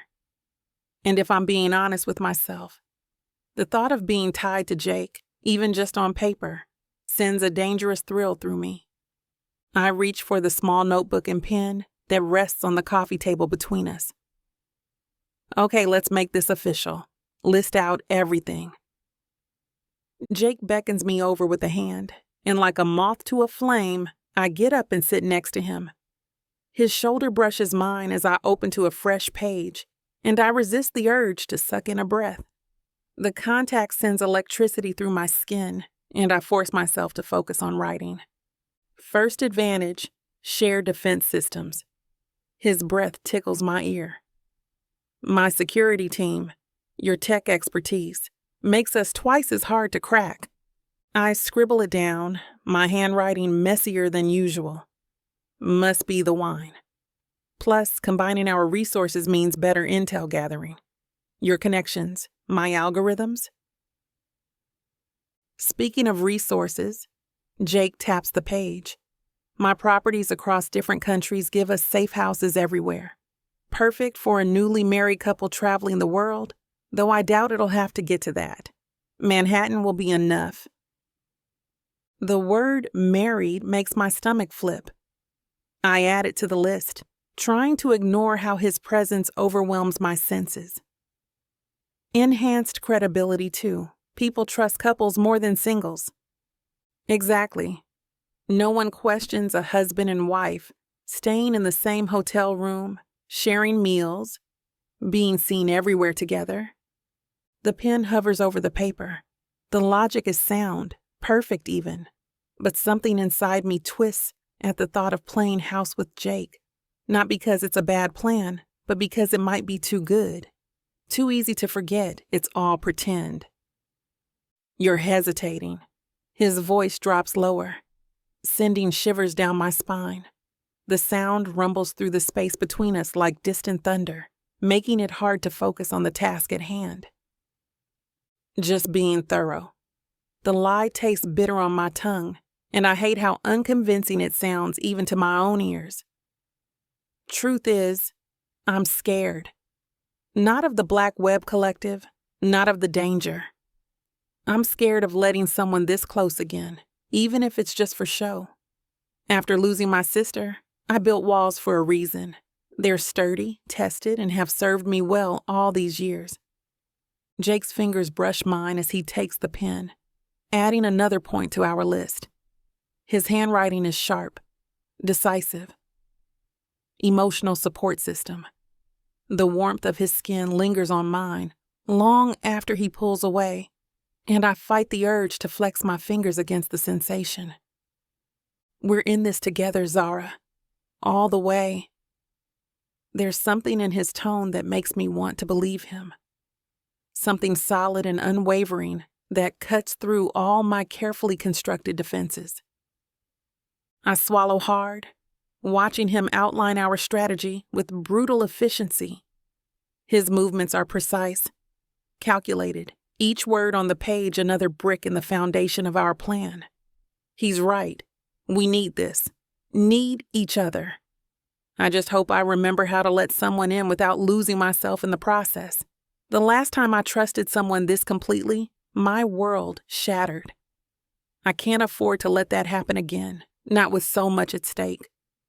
Jake's hand lands on my thigh, and every muscle in my body goes rigid. The touch, though innocent, sends electricity crackling through my nervous system. The wine, the late hour, the intimacy of sitting so close. It all swirls together, making my head swim.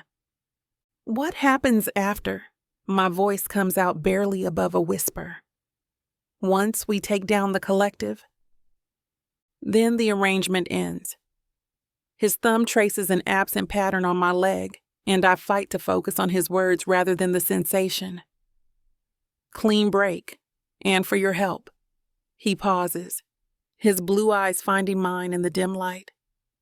Let's say compensation in the 7-figure range. The air leaves my lungs. Millions? The word feels foreign on my tongue, impossible to wrap my mind around. All those zeros, all that security, enough to disappear if I needed to. Enough to finally have the resources to do whatever the hell I want in this life, without feeling tethered to the cancer that is the Black Web Collective.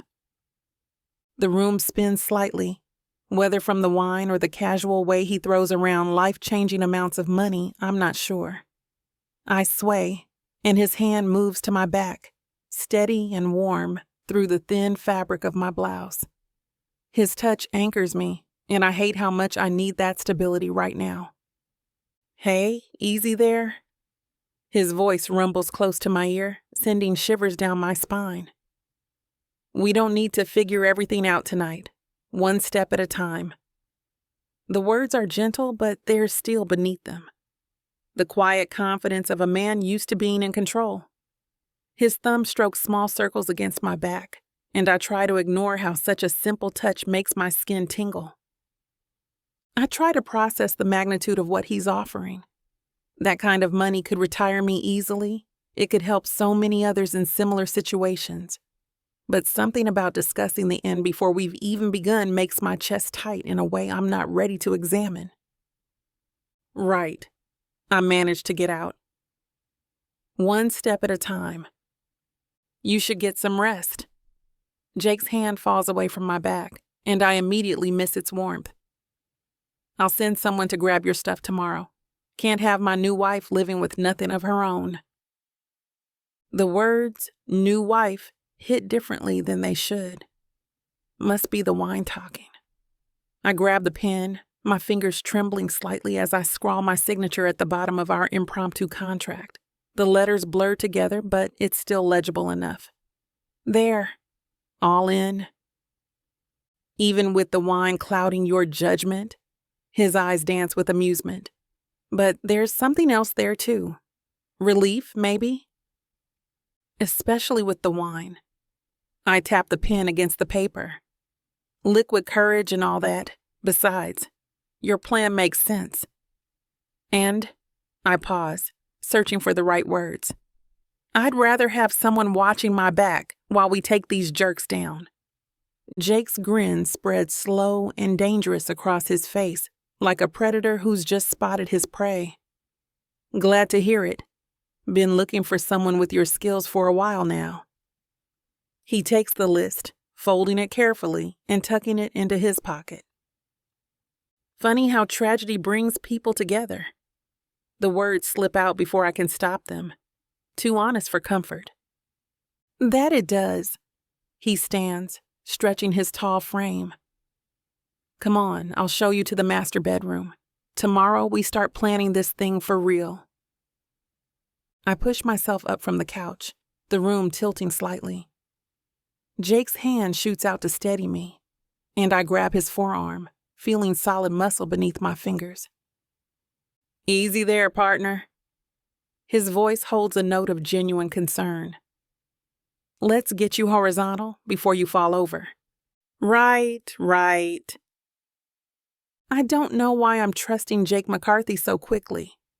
On one hand, I know I shouldn't do this, but when he looks at me like that, with his blue eyes and dark hair and sharp jawline, he makes it so goddamn easy to fall in line with everything he wants me to do.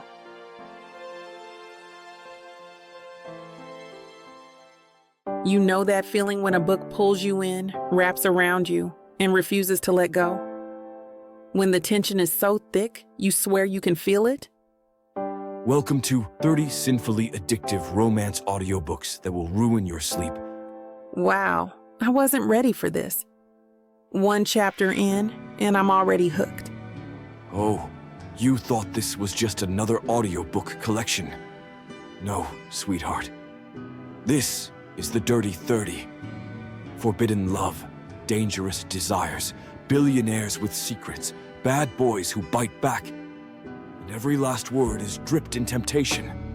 I thought I could just listen to one chapter before bed. Now it's 2 a.m. and I need answers. Need. So what are you waiting for? Click the link. Start listening. Let the Dirty 30 ruin you in the best way possible. Escape your life with Miss Tyla. Chapter 8. Jake. The courthouse wedding was quick, sterile, nothing like the fairy tale ceremonies plastered across social media. Just Zara and me, a judge, and the necessary paperwork to make our arrangement official. A marriage of convenience designed to keep her safe from the Black Web Collective's reach. I unlocked the door to my safe house apartment, juggling the last box of Zara's belongings that I sent one of my men, Jeremiah, to retrieve. I'm extra careful with this box, since its weight tells me I'm carrying her dual-monitor computer setup. As I stop to stare at the apartment, I'm struck by the difference between now and only 2 weeks ago. The space feels different now, her presence already leaving marks in subtle ways. A colorful throw pillow here, a potted plant there. You can put that box in the guest room. Zara points down the hallway, her braids swaying with the movement. Or I mean, my room, I guess. Right. The word catches in my throat. We've discussed the sleeping arrangements. She's in the bedroom, I stay on the couch, but saying it out loud makes everything more real. Damn, the situation is more complicated than I anticipated. I set the box down carefully on the hardwood floor and turned to find her standing in the doorway, arms crossed over her chest. The afternoon light streams through the window, casting shadows across her face as she surveys the room. Even in this awkward moment, I can't help but notice how the sunlight catches the golden undertones in her skin. This is weird, isn't it? She lets out a nervous laugh, shifting her weight from one foot to the other. Being married, but not, definitely weird. I lean against the wall, maintaining distance, though part of me wants to close it. My wedding band feels heavy, foreign on my finger. Never thought I'd have a wife who's just my roommate. The words taste strange in my mouth, like I'm reading lines from someone else's script. Zara moves to unpack a box, pulling out clothes and arranging them on the bed with military precision. Speaking of roommates, where's your laundry hamper? I saw some of your clothes in the bathroom earlier. Her tone carries that edge of judgment I'm starting to recognize. Floor's always worked fine for me. I shrug, knowing damn well it'll get under her skin. She shoots me a look that could freeze hell, those hazel eyes narrowing dangerously. Yeah, that's not gonna fly anymore. We need house rules. She folds a shirt with sharp, aggressive movements that make me think she's imagining it's my neck. My safe house, my rules. The words come out more defensive than intended, and I mentally kick myself. I've faced down hardened criminals without flinching, but something about her makes me want to prove I'm not completely hopeless. Your safe house, our home. Temporarily, at least. Zara straightens up, hands on hips, every inch of her radiating authority. And I refuse to live with a floor laundry barbarian. The way she says barbarian almost makes it sound like a worse crime than the ones we're investigating. I can't help but crack a smile at her intensity. Fine, I'll get a hamper. Damn, one day in and I'm already making concessions, but watching her try to impose order on my chaos is oddly entertaining. The bathroom door opens with a creak and we both jump. It's just the old pipe settling, but the tension in the room shifts. We're both hyper-aware of how close we're standing, how this domestic scene feels simultaneously forced and natural. I should finish unpacking, Zara says, turning back to her box. Yeah, I'll give you some space. I head for the door, then pause. But hey, for what it's worth, I'm glad you're here. Safer this way. I settle into my desk at the head of the living room, adjusting my dual monitors to their exact positions. Everything has its place. My encrypted laptop centered on the desk, files arranged by priority in metal organizers, and weapons concealed in strategic locations. This setup is my command center, my sanctuary of order. A loud clatter from the kitchen breaks my concentration. I expected her to be in the bedroom, but instead I find Zara spreading her work across my pristine granite counter, her laptop surrounded by scattered papers and a coffee mug that she somehow managed to nab. What happened to working in your room? The lighting's better here? She doesn't look up from her screen, just waves vaguely at the window. Plus, I needed some coffee. The afternoon sun streams through the window, casting a warm glow over her curls as she types away. I see that. I pick up the mug, revealing a ring of coffee stain on my freshly cleaned counter. That's just great. Even though it's 3 p.m., my jaw clenches at the mark that's probably already set into the granite. Coffee keeps me awake. She shrugs, spreading more papers across the surface like she owns the damn place. Hey, have you seen my external hard drive? The blue one? You mean the one you left balancing on the edge of the sink? I retrieve it from where I'd moved it earlier, holding it up between my thumb and forefinger. Where it could have fallen into water. The drive probably contained sensitive data worth more than this entire apartment, and she'd left it like a used dish. You moved my stuff? Her head snaps up, those hazel eyes narrowing at me with an intensity that would make lesser men step back. I had a system. The way she says system makes it sound like I've committed some cardinal sin. A system? I gesture at the chaos before me. This isn't a system. This is a security nightmare. What if somebody breaks in and sees sensitive information? First of all, we're 15 floors up. She snatches the hard drive from my hand. Second, your system of organizing everything like a military bunker is suffocating. I can't think when everything's so sterile. At least I can find things without turning the place upside down. I start gathering her coffee mug, my jaw clenching at the mess surrounding us. A pile of papers threatens to avalanche off the counter. And I don't leave expensive equipment in danger zones. Christ, do you know how much that hard drive is worth? Oh my God, you're one of those people. She rolls her eyes dramatically. Let me guess. You alphabetize your spices? They're organized by frequency of use, actually. I cross my arms, standing my ground. Years of private investigation work have taught me the value of order. Her laugh echoes through the kitchen, rich and infectious despite my annoyance. That's even worse. Do you color-code your socks too? Wait, don't tell me. You probably have them arranged by the thickness and material. At least I keep them in pairs instead of playing matchmaker every morning. I shoot back, watching her move around the space like chaos incarnate. I like the excitement of not knowing. She grins, spreading her arms wide in a gesture that somehow encompasses all the disorder around us. Her energy is magnetic, even when she's driving me crazy. Embrace the chaos, Jake. It's good for the soul. That's how I've gotten this far in life without losing my mind. Some of us don't need military precision to function. Fine, you win. I hold up my hands in mock surrender. You're definitely the chaos demon in this arrangement. The nickname slips out before I can stop it, but her responding grin makes it worth it. And proud of it. She taps away at her keyboard, somehow managing to look both professional and completely disheveled. Her fingers move with lightning speed, but her hair's escaping its tie in wild curls.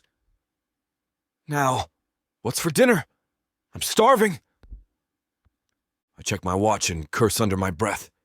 Damn it. I usually grab takeout.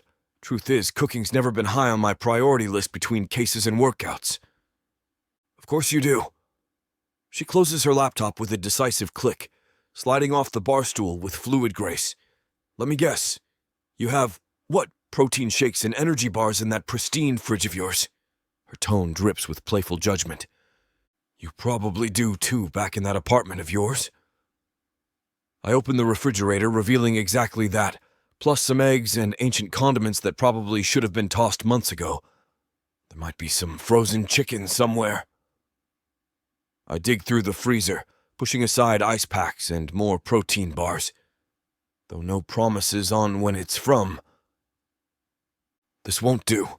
She grabs her purse from where it's hanging precariously off a chair, shaking her head like I've personally offended her with my lack of groceries.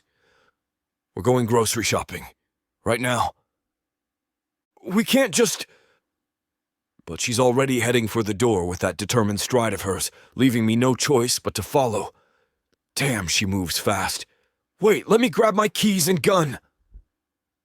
At the store, Zara fills our cart with fresh vegetables, spices, and ingredients I can't even begin to pronounce.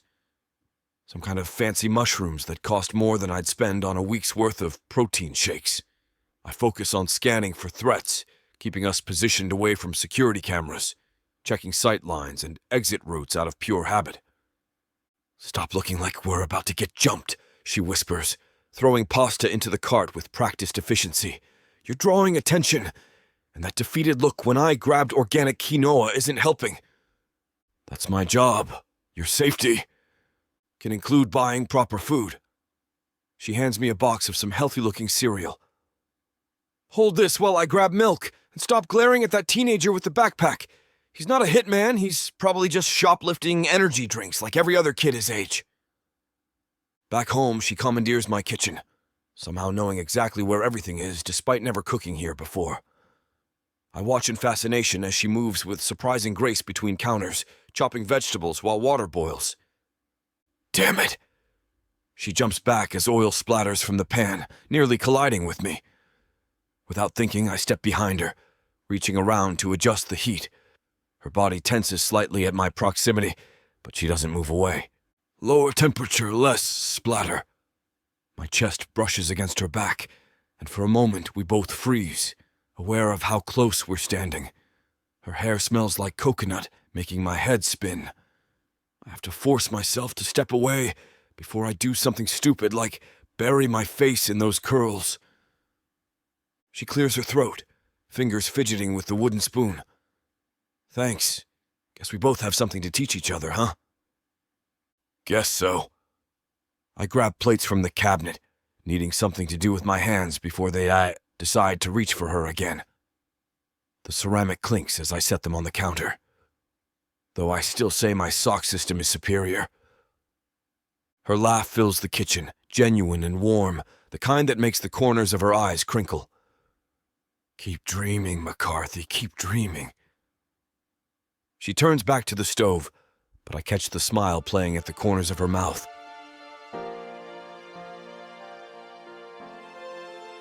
Chapter 9. Zara. I adjust the silk wrap dress against my curves, smoothing down the emerald fabric as I take in the Manhattan penthouse's sprawling view. It amazes me how many penthouses this one man can own in a city. The windows showcase the glittering cityscape 30 stories below, reminding me the level of wealth Jake McCarthy carries around with him wherever he goes. You look perfect. Jake's voice carries across the marble floors. He approaches with 2 glasses of champagne, his tailored black suit accentuating his broad shoulders. Though we should probably practice looking more married. I accept the glass, my fingertips brushing his. The contact sends an unexpected spark through my skin. I think I can manage to look appropriately smitten with my wealthy husband. I take a slow sip of the champagne, savoring its crisp bite. Good. He steps closer, sliding his free hand to the small of my back.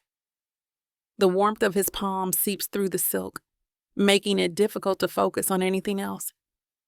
His touch is possessive, practiced, exactly what you'd expect from a man who just married the supposed love of his life. Because half of New York's elite will be here in 20 minutes, and they're notorious gossips. One hint that we're not the happy newlyweds we claim to be. And our chance at intel on the Black Web Collective disappears. I lean into him, playing the role, letting my body mold against his solid frame. The spicy notes of his cologne fill my senses. I know the stakes, Jake. Your contacts might have the information we need. I raise my glass in a mock toast, hoping my racing pulse isn't as obvious to him as it is to me. These people love to talk, especially after a few drinks. All we need is one solid lead. His thumb traces circles on my back. The trick is keeping them comfortable enough to let something slip. The elevator chimes, and Jake drops his hand. I straighten my posture, adopting the polished smile of a society wife while smoothing down my dress with my free hand. Game time. Jake's voice drops to a whisper, his breath warm against my ear. Remember, you're Zara McCarthy now. We met at a charity gala, fell madly in love, and had an intimate ceremony in the Maldives 3 months ago. And you're the doting husband who surprised me with this dinner party to introduce me to your inner circle. I clink my glass against his, the crystal making a delicate sound. Shall we greet our guests, darling? The elevator doors slide open with a soft whoosh, and Jake's hand finds mine, our fingers interlacing with practiced ease. His grip is firm, reassuring, sending a jolt of electricity up my arm. His thumb brushes across my knuckles in a gesture that looks loving to observers, but serves as a silent signal between us. Time to put on the performance of our lives. These people won't know what hit them. The first guests glide in, a mix of old money and tech moguls draped in designer labels and understated jewelry that probably costs more than most people's homes. Jake's hand remains steady against my back as he guides me through introductions. Charles, Amanda, meet my wife, Zara. Jake's voice carries that perfect blend of pride and warmth as he introduces me to a silver-haired couple. His arm tightens almost imperceptibly around my waist, grounding me in the moment. The mysterious bride we've heard so much about. Amanda air kisses my cheeks, her expensive perfume wafting between us. Her Cartier bracelet catches the light, matching the diamond-encrusted watch on her wrist. Jake's been absolutely secretive about you, darling. We were starting to think he'd made you up. I laugh, the sound practiced and light. Oh, he just likes keeping his treasures to himself. I lean into Jake's solid frame, playing my part to perfection. I catch the slight movement of one of the security guards by the far window, his earpiece glinting as he surveys the room. 3 more are positioned strategically around the space, their presence both reassuring and a reminder of the stakes involved. Their dark suits and rigid postures broadcast security to anyone paying attention, which is exactly what we're counting on. Sometimes the best things in life deserve privacy, he adds on, sending me a smile. I lean into Jake's touch, playing up the besotted newlywed angle. More guests filter in. Jake works the room like he was born to it, introducing me to venture capitalists, hedge fund managers, and tech entrepreneurs. I notice how he strategically positions us near different conversation clusters, giving me opportunities to listen while he keeps people engaged. Marcus, have you met my wife? Jake's voice carries across the marble floors as he waves over a man in a Tom Ford suit. 2 security guards shift slightly, adjusting their positions to maintain sightlines across the room. I tune into nearby conversations, catching fragments about market fluctuations and startup acquisitions. Nothing yet about our target. A group of tech executives near the window discuss cryptocurrency, but they're focused on legitimate transactions. It's still early, though. People are too sober, too careful with their words. Jake's hand squeezes my waist gently, our signal that we should rotate to a new group. As we move, I catch his eye. A slight shake of my head tells him I haven't heard anything useful yet. He nods almost imperceptibly before turning his $1,000,000 smile on the next cluster of guests. Suddenly, a crystal glass shatters. At first, I think someone's had too much champagne, but then I see them. 6 men in tactical gear bursting through the stairwell door, weapons raised. The elegant dinner dissolves into screams and chaos. Everybody down. Jake's arm wraps around my waist, yanking me behind an overturned table as bullets spray across the room. The security team springs into action, drawing their weapons and returning fire. "This way," Jake shouts to the nearest cluster of terrified guests, gesturing toward a concealed panel in the wall. "Emergency exit. Move!" I help him herd people towards safety while ducking sporadic gunfire. A woman in Louboutins stumbles, and I grab her arm, steadying her as we rush toward the hidden door. The security team provides covering fire, their precise shots keeping the intruders at bay. "Marcus, take your wife and go." Jake pushes the couple through the exit. Down 3 flights, there's a car waiting. Glass explodes overhead as one of the mercenaries tries to flank us, raining sharp shards everywhere. Jake's security chief, a former special forces operator built like a tank, takes him down with 2 clean shots to center mass. The remaining attackers spread out, using the expensive furniture as cover while trying to cut off our escape route. My hands shake, but I force myself to stay focused. "Keep moving." I guide another group through the exit while Jake coordinates with his security team, his commanding voice carrying over the chaos. The sounds of gunfire echo off marble floors and designer furniture, each shot making me flinch. The acrid smell of cordite fills the air, mixing with the lingering scent of expensive perfume from our panicked party guests. A bullet whizzes past my ear, so close I feel the air displacement and hear the deadly whisper of its passage. Jake pulls me against him with lightning speed, shielding me with his broad shoulders as we usher the last guest to safety. His heart pounds against my back, his breath heavy in my ear.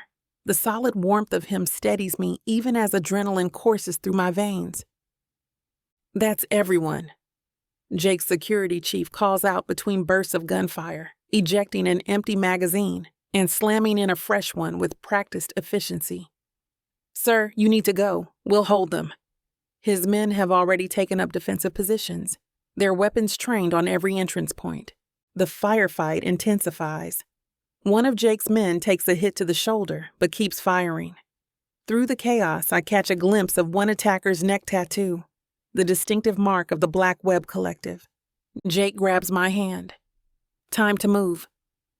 We dive through the exit as his security team lays down suppressing fire, the sounds of combat following us down the emergency stairs. We burst through the emergency exit into the cold night air, my heels clicking against wet pavement. A sleek black SUV idles at the curb, engine running. Jake yanks open the rear door and practically lifts me inside before sliding in next to me. "Go. Out of the city. Now." Jake's voice carries that edge of command that brooks no argument. The driver responds immediately, pulling away from the curb with smooth precision. My hands won't stop shaking. I stare at them in my lap, watching my fingers tremble against the silk of my dress. The emerald fabric is torn at the hem. I must have caught it on something during our escape. Distant sirens pierce the night, growing fainter as we put distance between us and the chaos we just fled. "They knew." My voice cracks. The Black Web Collective knew exactly where to find us. The reality of what just happened crashes over me in waves. Those people at the party, if anything had happened to them because of us. "Hey," Jake's warm hand engulfs mine, stilling their trembling. "Look at me." I turn to face him, fighting back the sting of tears that threatens to spill over. His blue eyes lock onto mine with fierce intensity, We're going to get through this. His thumb traces circles on my palm. I won't let them hurt you or anyone else. But they're everywhere. They knew about the party. They knew about your security setup. And we're still here. Jake shifts closer, his solid presence anchoring me. We're still fighting. That's what matters. He squeezes my hand.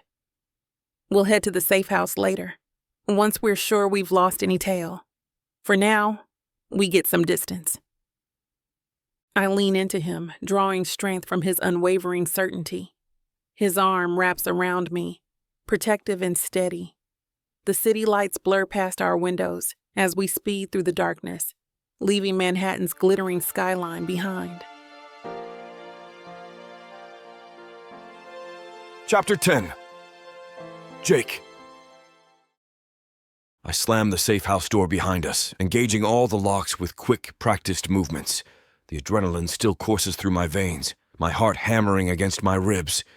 Zara leans against the wall, her chest rising and falling with each deep breath. The emerald dress hugs her curves, a nice contrast against her warm brown skin. It leaves nothing to the imagination. Even after our mad dash through the city, she looks stunning. That was too close.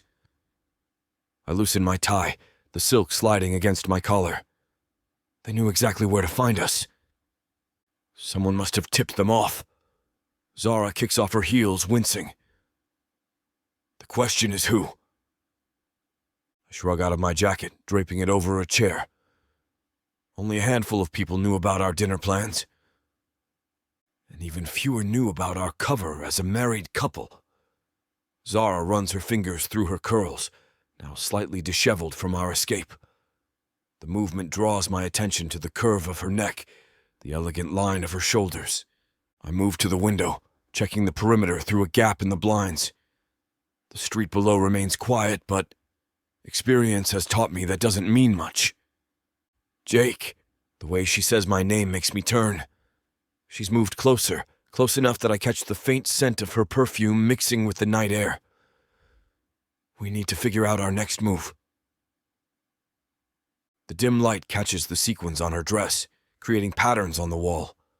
I force myself to focus on the mission, not on how the fabric shifts with her every movement.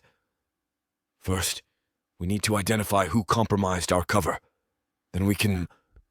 Did you hear that? Zara freezes, her hand gripping my arm. Without hesitation, I move silently to the bookshelf, sliding out a false-backed copy of The Art of War. Then, I reach in and grab my gun. The Glock feels familiar in my grip, its weight reassuring. Years of training kick in as I sweep the apartment, checking each corner and shadow. Living room's clear. Kitchen too. I ease open the bathroom door. Nothing but gleaming tile and chrome fixtures. The master bedroom yields the same result. After years of running ops, clearing rooms is second nature, but tonight feels different. Maybe because this time I'm protecting more than just myself. All clear. I return to find Zara hugging herself, her shoulders trembling. The fearless woman who just outran armed thugs in stilettos now looks small, vulnerable. It hits something deep in my chest. Damn, if seeing her like this doesn't make me want to hunt down every bastard who put that fear in her eyes. Hey. I set the gun on the counter and cross to her. My hands itch to touch her, to reassure myself she's really okay. We're safe here. No one knows about this place, besides my top security detail. I know, Her voice cracks.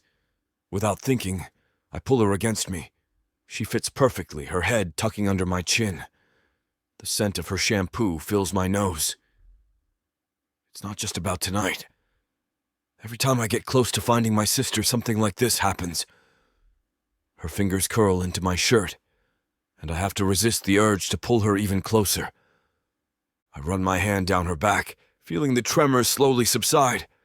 The sequins of her dress catch against my calloused palm, tiny points of resistance that remind me how delicate she is beneath all that strength. We're going to find her, Zara, I promise. She pulls back just enough to look up at me, those hazel eyes fierce despite her fear. There's a challenge in her gaze that makes my breath catch. Don't make promises you can't keep, Jake. I don't. My thumb traces circles on her shoulder blade, an unconscious gesture of comfort. Her skin is warm through the thin fabric, and I fight the urge to slide my fingers beneath the material. And I never break them.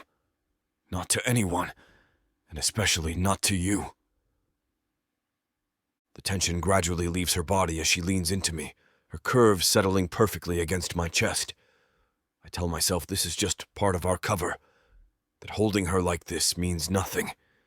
But the way she fits against me, the trust in her touch, the soft sigh that escapes her lips. It's getting harder to remember this marriage is fake. Harder to ignore how right this feels, how natural it is to be her protector, her partner, even if it's all supposed to be pretend. Let me get you something to eat. I release her reluctantly, already missing her warmth. There's leftover pasta in the fridge. Not hungry. Zara sinks onto the leather couch, her dress riding up as she tucks her legs beneath her. But I wouldn't say no to wine. Coming right up. I head to the kitchen, grateful for the moment to collect myself. The stainless steel fridge holds a decent Cabernet I've been saving. The cork comes out with a satisfying pop. You know what's crazy? Zara accepts the glass I offer, her fingers brushing mine. A month ago I was tracking down corporate data breaches. Now? She takes a long sip. The Black Web Collective wants us dead. Like actually dead. I settle beside her on the couch, leaving enough space between us to maintain my sanity. They've never been this aggressive. Usually they stick to cyber attacks, maybe some light intimidation. Light intimidation? She arches an eyebrow. Men with automatic weapons chasing us out of one of your properties is light? Point taken. I knock back half my wine. But if they want to play rough, I can match that energy. I didn't spend years training just to let some keyboard warriors with guns scare me. And here I thought you were just a pretty face. The corner of her mouth quirks up, and something hot unfurls in my chest. Sweetheart, I'm a lot more than that. The endearment slips out before I can catch it. Her eyes darken, and the space between us suddenly feels charged with electricity. She swirls the wine in her glass, studying the deep red liquid. I'm starting to see that. After a moment of silence, ruminating on the issue at hand, I sigh deeply. Here's what we do. I set my wine glass down, leaning forward. I've got contacts. People who can blend into their world without raising flags. Ex-military tech specialists. The kind of people the collective might actually want to recruit. You want to plant someone inside? Zara shifts, her dress catching the light. That's risky. Less risky than charging in blind. When we confronted Valdez at that tech conference, we painted targets on our backs. They're like rabid dogs now, backed into a corner. He was our best lead to finding Maya. Her voice catches on her sister's name. I don't regret confronting him. Neither do I. But now we need to be smart. Strategic.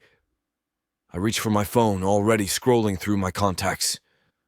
I've got a guy, former NSA. He's been itching to take down the collective for years. While your contact does his thing, I can help. Zara sets her glass beside mine. My cybersecurity expertise is exactly why they want you dead. I cut her off, my tone sharper than intended. You're not going anywhere near their systems. Jake. No. I meet her gaze, unflinching. I know you. You get an idea and run with it. Consequences be damned. Not this time. She crosses her arms, jaw set. I'm not some damsel who needs protecting. With my computer skills, I can help you out. Trust me. I know exactly how capable you are. But I'm not risking your life. My hand finds hers before I can stop myself, the warmth of her skin sending an unwanted jolt through my system. We do this my way, clean, careful, by the book. I've seen what these bastards can do when they catch someone snooping. She studies our linked fingers for a long moment before sighing, her shoulders drooping slightly in resignation. Fine, but I'm not sitting on the sidelines like some useless trophy wife. Let me at least monitor their network traffic, look for patterns. I can do that from here safely. Deal! I squeeze her hand once before letting go, already missing the contact. Damn, I need to get my head straight. But the second anything feels off, you pull back. No heroics! I mean it, Zara. Says the man who just ran through gunfire to get us here. A smile tugs at her lips, and there's that spark in her eyes that keeps throwing me off balance. You're not exactly the poster child for playing it safe. That's different. I'm trained for this. I lean back, trying to put some distance between us. And unlike some people, I don't have a habit of hacking international crime syndicates for fun. This isn't for fun, she whispers, meeting my gaze. This is for my sister. Justice for all the families the damn parasitic organization has ruined. I raise my glass. Amen to that. Chapter 11. Zara.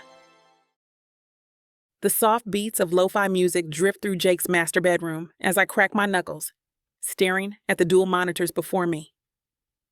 The database access point Jake's contact provided glows on my left screen, a tiny gateway into what could be a gold mine of syndicate intel. I take a sip of my Colombian dark roast, letting the rich flavor wake up my senses. The clock on my screen reads 2 a.m., but time means nothing when I'm in the zone. All right, you bastards. You screwed up by coming after Jake and I. My fingers fly across the mechanical keyboard, the satisfying clicks matching the rhythm of the music. The first layer of security is standard stuff. Amateur hour, really. But these guys aren't complete idiots. They've buried their real security beneath seemingly innocent facades. I reach for a handful of chocolate-covered almonds from the snack array spread across the desk. Any and all of the crazy cravings I want, Jake gets them for me without question, often within the hour. During times like these, I'm absolutely grateful. The sugar rush helps me focus as I dissect their network architecture. Interesting choice of encryption. I lean closer to the right monitor, where I'm mapping out their security protocols. Using an older version to throw off automated scanning tools? Cute. The penthouse is silent, except for my typing and the music. Jake's asleep last time I checked, which is perfect. He sometimes hovers when I work, and while it's endearing, I need space to concentrate. A string of code catches my eye. Hello, what's this? I pull up a terminal window and start probing deeper. They've hidden a secondary authentication system behind what looks like routine server maintenance protocols. Clever, but not clever enough. I take another sip of coffee and pull up my custom penetration testing suite. The tools I've built over the years light up my screen with data streams and network maps. This is going to require precision. One wrong move, and their system will lock down tighter than a bank vault. Time to get creative. I crack my neck and adjust my position in the ergonomic chair. My fingers pause over the keyboard as I mentally map out my approach. 3 potential entry points, each with its own risks and rewards. The trick isn't just getting in. It's getting in without leaving footprints. The music shifts to a new track as I begin implementing my plan, one layer at a time, like peeling an onion. Each piece of code I write is crafted to blend seamlessly with their existing systems. The third security layer crumbles under my custom exploit.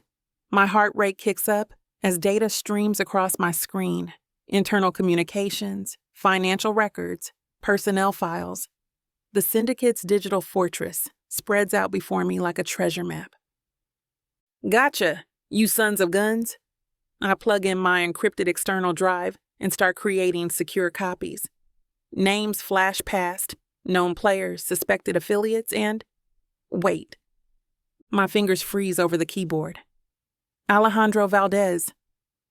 The name sits there in black and white, linked to multiple high-level operations. I double-click, opening his file. Transaction records, meeting locations, known associates. It's a damn gold mine. And there, right there on my screen, are the communications between Alejandro and his operatives that tipped him off to Jake and I. Holy crap! I pull up my documentation template and I start cataloging everything. More names pop up. Maria Santiago, Victor Petrov, Daniel Mosley, all major players we've been trying to connect to the syndicate. The mechanical keyboard clacks steadily as I work, copying and organizing the data. Each file gets tagged, categorized, and stored both locally and on my secure drive. Can't risk losing any of this. It's the kind of intel that gets people killed. I check the connection status. Still secure, no signs of detection. My heart pounds as I continue extracting data. These aren't just random criminals. These are the puppet masters, the ones who've been pulling strings from the shadows. The coffee's gone cold beside me, but I barely notice. My focus narrows to the screens before me, to the steady flow of information. Each new file could be the key to bringing these bastards down, to finding justice for Jake's family, for my family, and everyone else they've hurt. Come on, give me everything, I mutter, fingers flying across the keys as I dive deeper into their network. The hard drive whirs quietly as it fills with evidence, enough to expose their entire operation. A new folder catches my eye. Executive Communications. My pulse quickens as I navigate through layers of encrypted messages. These aren't the usual operational details. They're different, more guarded, with references to someone called the architect. No way. I lean forward, my nose almost touching the screen.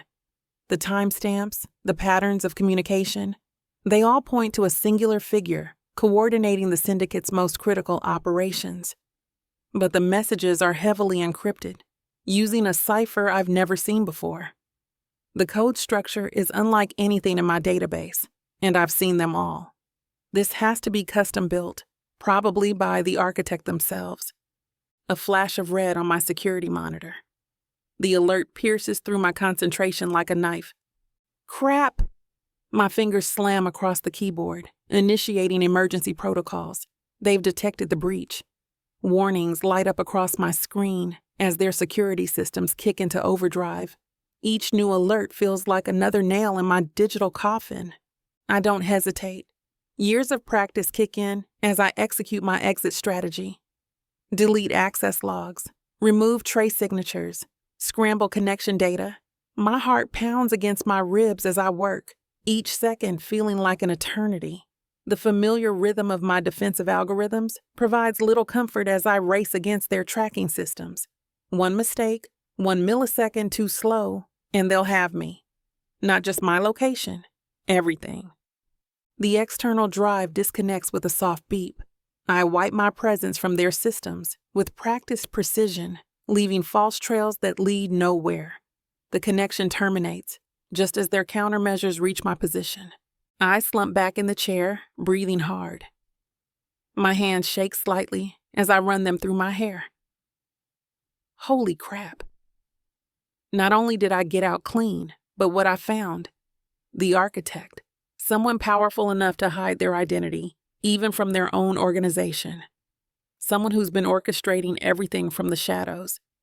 The data I've collected tonight could blow this whole thing wide open. Names, dates, operations, and now hints about their true leader.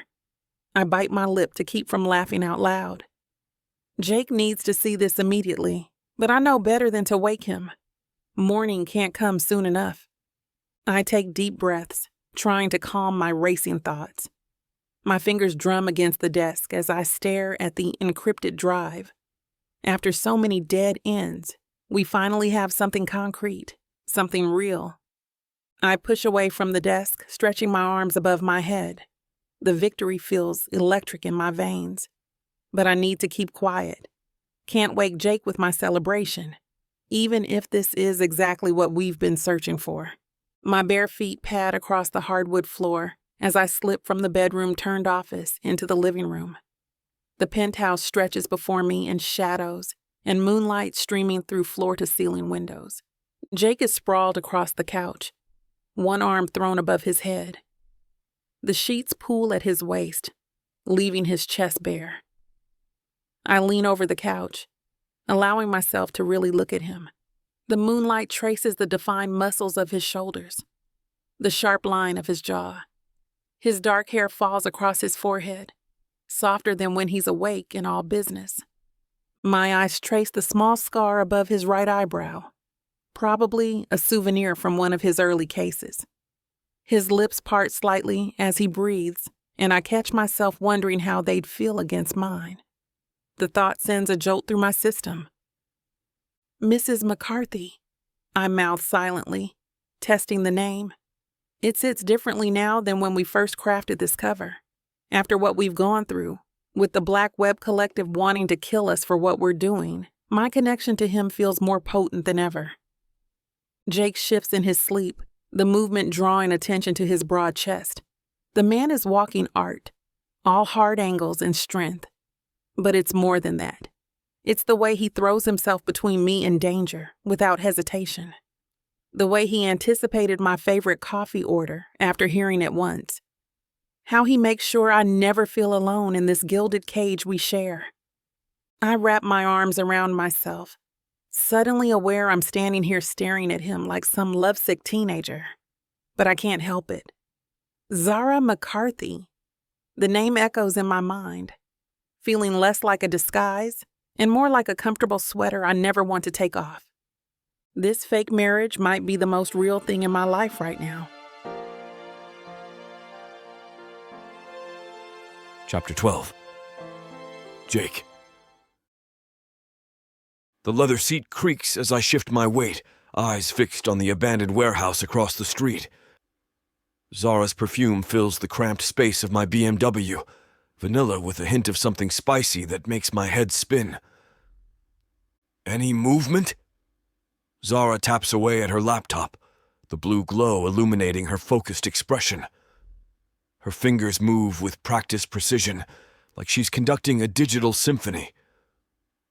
Nothing in the last hour. I drum my fingers on the steering wheel, fighting the urge to storm the building right now. But my contact swears this is one of their active sites. And my contacts don't lie to me, not if they want to keep their kneecaps intact. The data traffic coming from that building supports it. She turns the screen toward me, showing a complex web of network connections that might as well be hieroglyphics to my eyes. Her voice drops to that intense whisper she uses when she's onto something big. They're bouncing signals through multiple proxies, but the pattern matches other black web operations we've tracked. The architect could be running this personally. The name leaves a bitter taste in my mouth, like copper and ash. My grip tightens on the wheel until my knuckles go white. Bastard's gotta surface sometime. And when he does, I'll be ready. We've played this cat-and-mouse game long enough. Jake! Zara's hand lands on my arm, warm through my jacket sleeve. Her touch is comfortable, something I've gotten used to during our time working together. We don't know if they're even in New York. My gut says they are. I lean back, scanning the warehouse's broken windows. The abandoned building looms ahead like a hollow giant, its crumbling facade perfect cover for illegal operations. This operation's too sophisticated for a lieutenant. The encryption, the security, it's got their fingerprints all over it. Hell, even the location screams their style. Based on what I've decoded from their communications, the architect maintains strict isolation. They're paranoid about direct contact. Her fingers tap rapidly on her tablet, the blue glow illuminating her focused expression. Every transaction is buried under layers of security. Then we'll have to make them nervous enough to show their face. I shift in my seat, years of hunting these bastards making me attuned to the slightest change in our surroundings. A flicker of movement catches my eye. a shadow passing behind one of the ground floor windows. My muscles tense instinctively as I press deeper into the shadows of our parking spot, one hand moving to the weapon at my side. Movement at 2 o'clock. My voice drops to barely above a whisper, every sense on high alert. Years of tracking these bastards have taught me to trust my instincts, and right now they're screaming danger. Zara closes her laptop, plunging us into darkness. Her shoulder presses against mine as she leans forward to look, the faint scent of her perfume momentarily distracting me from our target. "Security patrol," she whispers, her breath warm against my ear. Too casual for a guard. Could be a buyer. I pull out my phone, snapping several photos through the windshield. The figure moves with practiced nonchalance that sets off warning bells in my head. "How long would it take you to hack their security feeds?" "Give me 20 minutes with a clear signal." Her fingers brush mine as she takes the phone, downloading the images. The brief contact sends an unwanted spark through my body. This fake marriage thing is starting to mess with my head, but we'll need to get closer. I ease the BMW forward, killing the lights and letting momentum carry us closer to the warehouse. The engine purrs quietly as we glide into position behind a rusted shipping container. Zara's already at work, her fingers dancing across the keyboard. The faint glow illuminates the determination etched on her face. "Almost in. Their firewall's good, but I'm better." A flash of movement catches my eye, someone emerging from a side door, phone screen lighting up their face. My muscles tense as they turn toward our position. Damn it. I grab Zara's arm. "We've been made." Headlights blast on from multiple directions, flooding our car with blinding white light. The crack of gunfire splits the night. "Down!" I yank Zara below the dashboard as bullets spiderweb our windshield. The BMW roars to life as I slam the accelerator, tires screaming against asphalt. More shots ring out behind us. Glass shatters, raining across my shoulders. I wrench the wheel hard left, then right, weaving through the maze of containers and debris. "Jake!"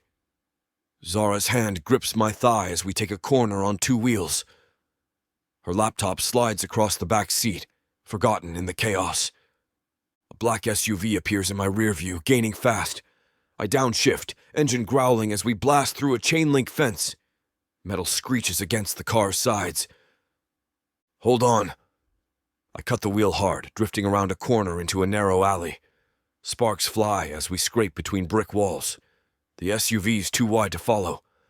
We emerge onto a main street, tires squealing as I merge into traffic. My heart pounds against my ribs. Beside me, Zara lets out a shaky breath, her hand still gripping my leg. "You okay?" I reach for her without taking my eyes off the road. "Yeah." She leans into my touch, adrenaline making her voice tremble. That was too close. I weave through traffic for another 10 minutes, taking random turns until I'm certain we've lost any tail. My heart still hammers against my ribs, blood rushing in my ears. The BMW's engine ticks as it cools in the shadows of an empty parking garage. "Damn!" I slam my palm against the steering wheel. That was an ambush. They knew we were coming. "Jake!" Zara's voice cracks, fear and adrenaline making it waver. I turn to her immediately, scanning every inch for injuries. Her chest rises and falls with rapid breaths that match my own racing heart, wild curls falling loose around her face from our escape. A thin scratch marks her cheek where flying glass grazed her skin during the shootout. Anger burns in my gut at the sight. Without thinking, I reach out, thumb brushing the angry red mark. Her skin is soft, warm beneath my touch, making my pulse kick up another notch. She leans into my palm like she needs the contact as much as I do.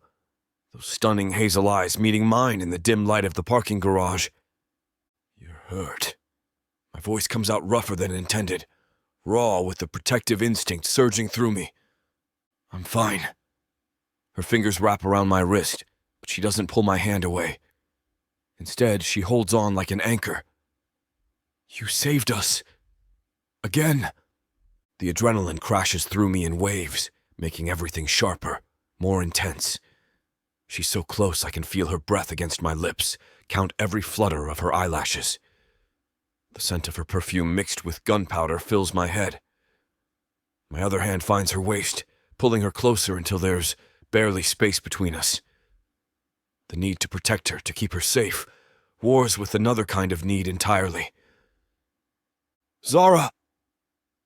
She crushes her lips against mine, desperate and demanding. I respond instantly, months of tension exploding between us. My fingers tangle in her hair as she climbs across the console into my lap. Her hands frame my face, holding me like she's afraid I'll disappear. I kiss her harder, deeper, tasting mint and fear and need. She makes a soft sound against my mouth that shoots straight through me. My hands slide down her back, pressing her closer. When we break apart, we're both breathing hard. Her forehead rests against mine, fingers still curved around my jaw. Reality crashes back. We're partners. This is supposed to be fake. We can't. Jake. She whispers my name like a prayer. I capture her mouth again, gentler this time, savoring the way she melts against me. Everything I've been fighting since we started this charade pours into that kiss. She pulls back just enough to meet my eyes. Neither of us speaks. The only sound is our ragged breathing and the distant hum of the city. I pull back first, my hands still curved around her waist. Her weight in my lap feels right in a way that scares the hell out of me.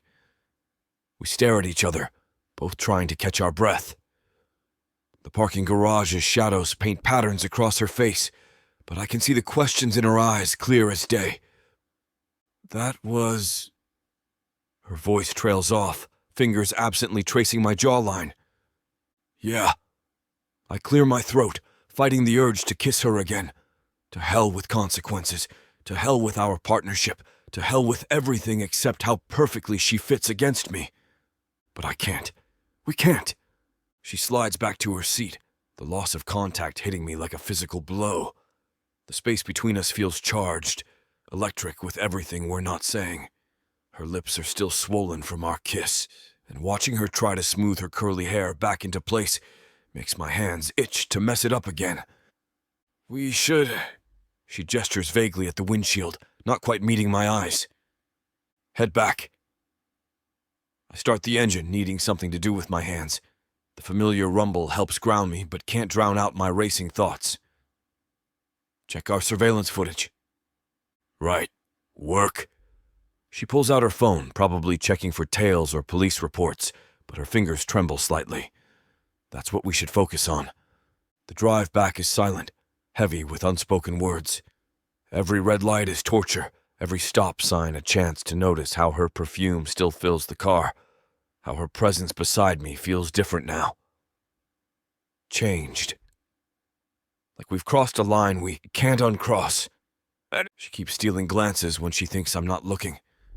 I pretend not to notice, just like I pretend my hands aren't white-knuckling the steering wheel to keep from reaching for her again. This thing between us, whatever it is, it's going to be a problem. Partners can't. We shouldn't.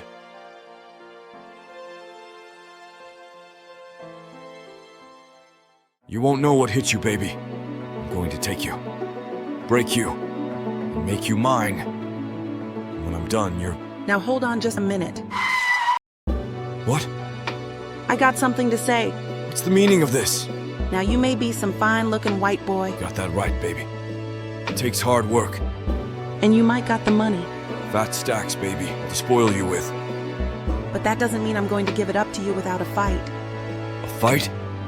You want some limp wilting flowers? Go to historical romance, baby. But you want sassy and spicy strong black queens that tame their alpha male bad boys? I think our listeners do. Then you go on and look at Miss Tyla's Bougie Brides and Billionaires audio bundle. 50 hours of me whispering the most romantic things in your ears. Fake marriages, alpha male billionaires, strong black women, steamy scenes that will make your eyes roll back. And everything wrapped up in a happily ever after that will put you in an afterglow. Use code SAVE40 to get 40% off this bundle and any other digital product in Miss Tyla's store. Unabridged. And uncut. Just like you? You're gonna have to find out. Tyla Walker Romances. Escape your life with sassy romance.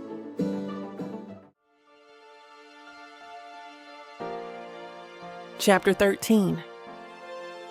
Zara.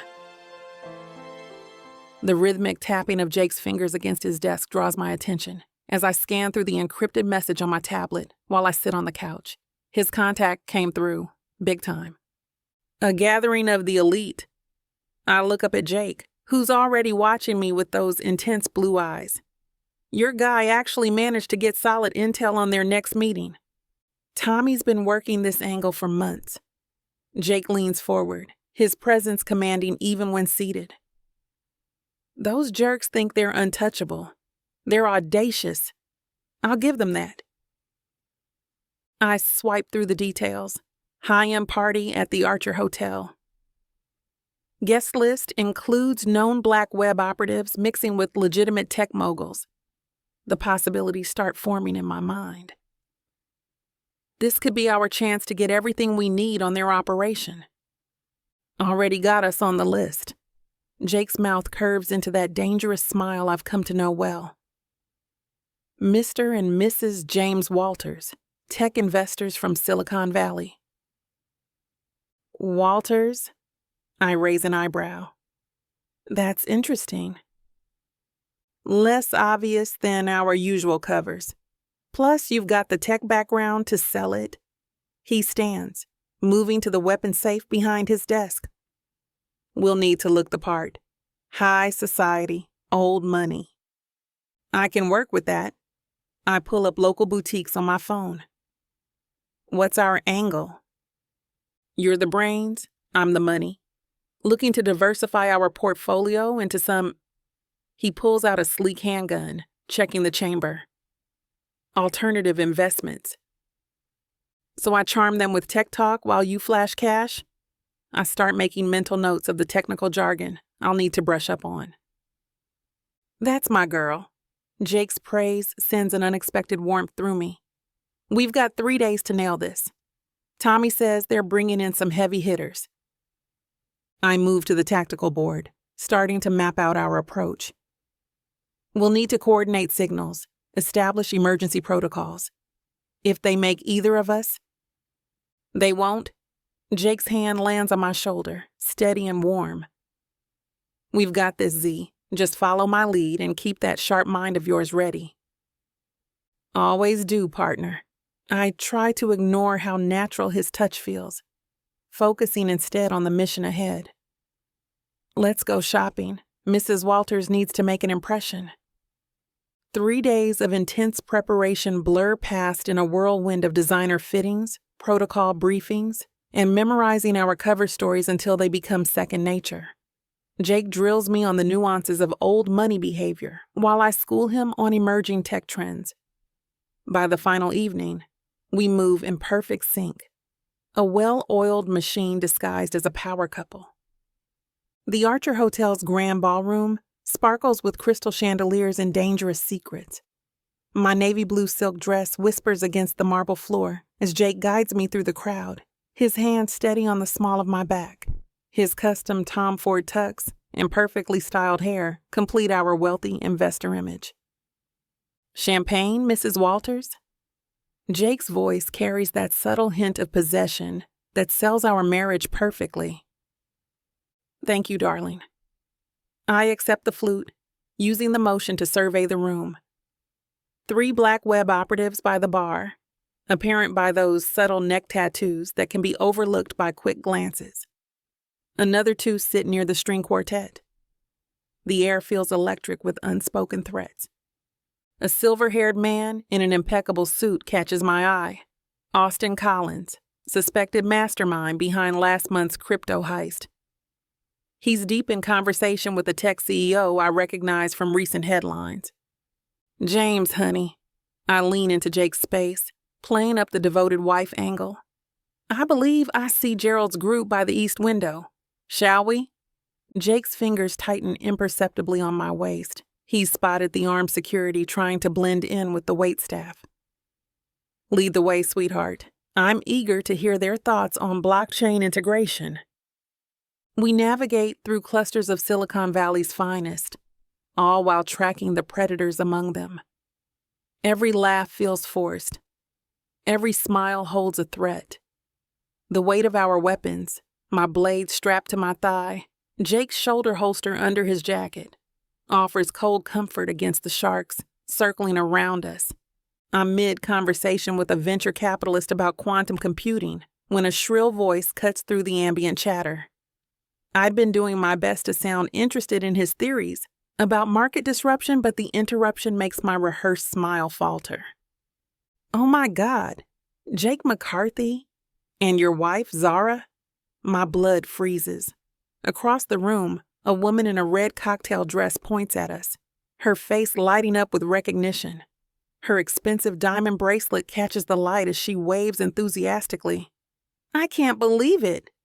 What are you two doing here in disguise? Jake's hand tightens on my waist as heads turn.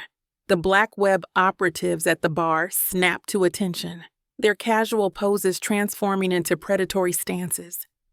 I notice how their hands drift towards concealed weapons, how their eyes lock onto us with laser focus. The exit suddenly feels miles away. Time to move. Jake's voice drops to a dangerous growl. His fingers press into my hip, ready to guide me through whatever chaos is about to erupt. The venture capitalist beside me takes an instinctive step back, sensing the shift in energy.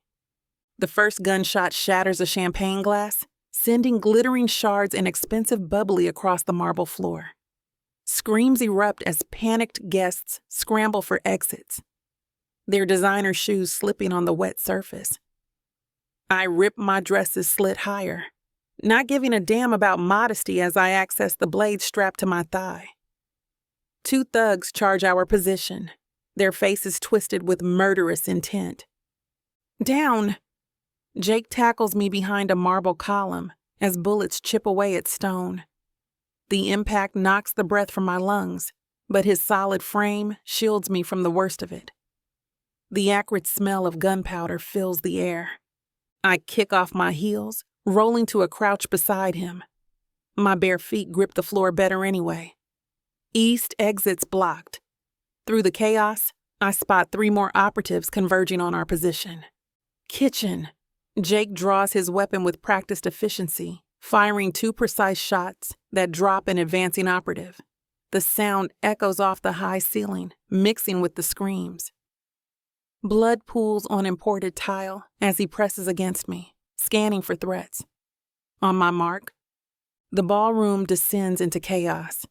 Tables flip, glass shatters, and the string quartet's abandoned instruments screech across the floor. Through the mayhem, I spot Collins and his security detail moving toward a service entrance. A knife whistles past my ear. I spin, slashing at my attacker's arm. He howls as my blade finds its mark. Zara, move! I dive as Jake provides cover fire. My silk dress catches on broken glass as we weave through overturned furniture and panicked guests. More Black Web members emerge from hidden positions, their neck tattoos now clearly visible as they coordinate their assault. The kitchen doors burst open as we approach. 3 more operatives spill out, weapons raised. Damn it! Jake grabs a serving tray, using it as a shield while pulling me behind him. Plan B. Service exit. I point to the heavy metal door behind the prep stations. Jake nods, already moving to clear the path. The kitchen erupts in chaos as staff scatter. Pots clatter to the floor. Steam hisses from overturned kettles. I grab a bottle of cooking oil, hurling it behind us. The pursuing operatives slip and crash, cursing as they struggle to maintain their footing. Jake kicks the door open, cold night air rushing in. We sprint into the dark alley, our footsteps echoing off brick walls.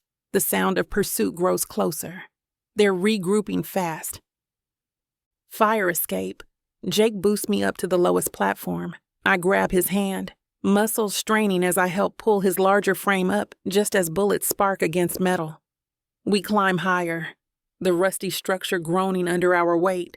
Reaching the roof, we sprint across tar and gravel. The city spreads out before us, a maze of shadows and neon. Behind us, heavy boots thunder up the fire escape. Next building. Jake points to the adjacent rooftop. The gap looks impossibly wide. At least 15 feet of empty space between us and safety. My stomach lurches just looking at it. You're insane. But I'm already running alongside him. Our footsteps perfectly matched. We leap together, my heart stopping midair. Time seems to freeze as the city blurs below us. The landing knocks the wind from my lungs, gravel crunching under my feet, but Jake's strong arms steady me before I can stumble. His fingers dig into my waist, keeping me upright. Down there, I spot a construction scaffold on the building's far side, metal poles gleaming dully in the streetlight. We slide down support beams, my hands burning from the friction. The metal's cold and rough against my palms. More shots ring out above us, the sharp cracks echoing off brick walls. The alley below is pitch black, the kind of darkness that swallows you whole. I stumble on broken concrete, but Jake catches my elbow, his grip firm and sure. His breathing is heavy in my ear as we press against a dumpster, listening for pursuit. The metal's cold against my back, and Jake's body heat radiates through his shirt, where he's pressed against my side. Think we lost them, I whisper, trying to control my rapid breathing. My legs burn from the sprint, but adrenaline keeps me moving. A bullet answers my question, pinging off metal inches from my head with a sharp metallic clang that makes me flinch. Jake shoves me toward a narrow passage between buildings, his large hand firm against my lower back. We weave through the urban labyrinth, vaulting fences and ducking under low-hanging fire escapes. This way. Jake pulls me into a doorway just as headlights sweep past, the yellow beam cutting through the darkness like a knife. His body shields mine, warm and solid as we wait in tense silence. My heart pounds against his chest where we're pressed together, and I can feel the steady rise and fall of his breathing against me. His cologne mingles with sweat, a heady combination that makes me want to melt in his arms completely. The lights fade. Only our ragged breathing breaks the quiet. Jake's hand finds mine in the darkness, squeezing once, his calloused fingers wrapping protectively around mine. We're alive. We made it. For now. Chapter 14. Jake. I slammed the safe house door behind us, my jaw clenched as I scanned the space for any signs of compromise. The familiar scent of leather and old wood does nothing to calm my racing thoughts. Zara's hands shake as she yanks off her wig, tossing it onto the coffee table. Who the hell was that woman who recognized us? She made us in seconds. Rebecca Morrison. The name tastes bitter on my tongue. Used to run in the same social circles as my family before. I cut myself off, running a hand through my hair. Doesn't matter. What matters is we need a new plan. Doesn't matter?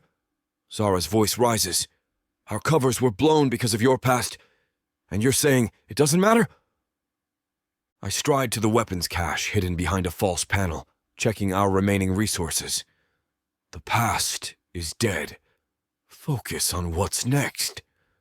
The past clearly isn't dead if it just got us made. Zara paces the hardwood floor.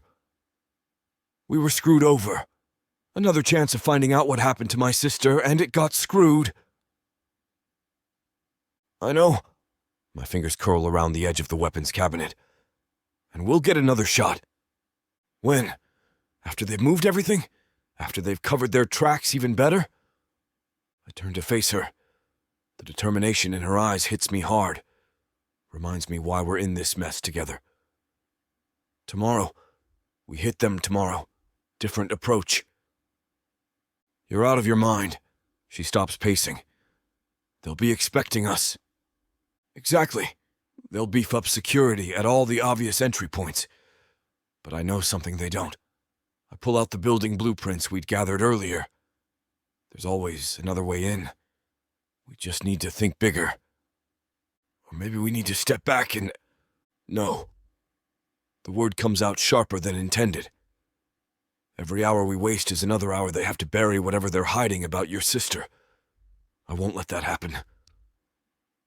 My burner phone buzzes against the table, breaking the tense silence that's been suffocating the room. Zara's eyes snap to the device, sharp and calculating, as I check the caller ID. Not now. I need to take this. I step toward the bedroom, already anticipating the confrontation, but Zara's voice stops me dead in my tracks. Who is it? A contact. I keep my tone neutral, professional, the way I've learned to handle these situations. Give me 5. Her arms cross over her chest and her jaw sets in that stubborn way that usually means I'm in for it. Which contact? Someone who might help us recover what we lost today. I move to step past her, my muscles tense with the need to answer this call before it's too late. Nonsense. She blocks my path with the kind of determination I usually admire, except when it's aimed at me.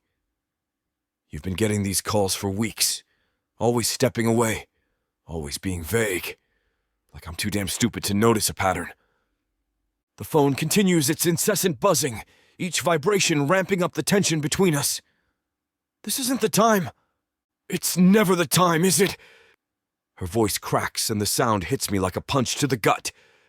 First the thing with Rebecca, now these mysterious calls. What aren't you telling me, Jake? What's so damn important you can't trust your own wife with it? Nothing that puts you at risk. At risk? She laughs, but there's no humor in it. I'm your wife now, remember? Even if it's just for show. We're supposed to be partners in this. Her fingers curl into fists at her sides, and I can see the tension rippling through her shoulders.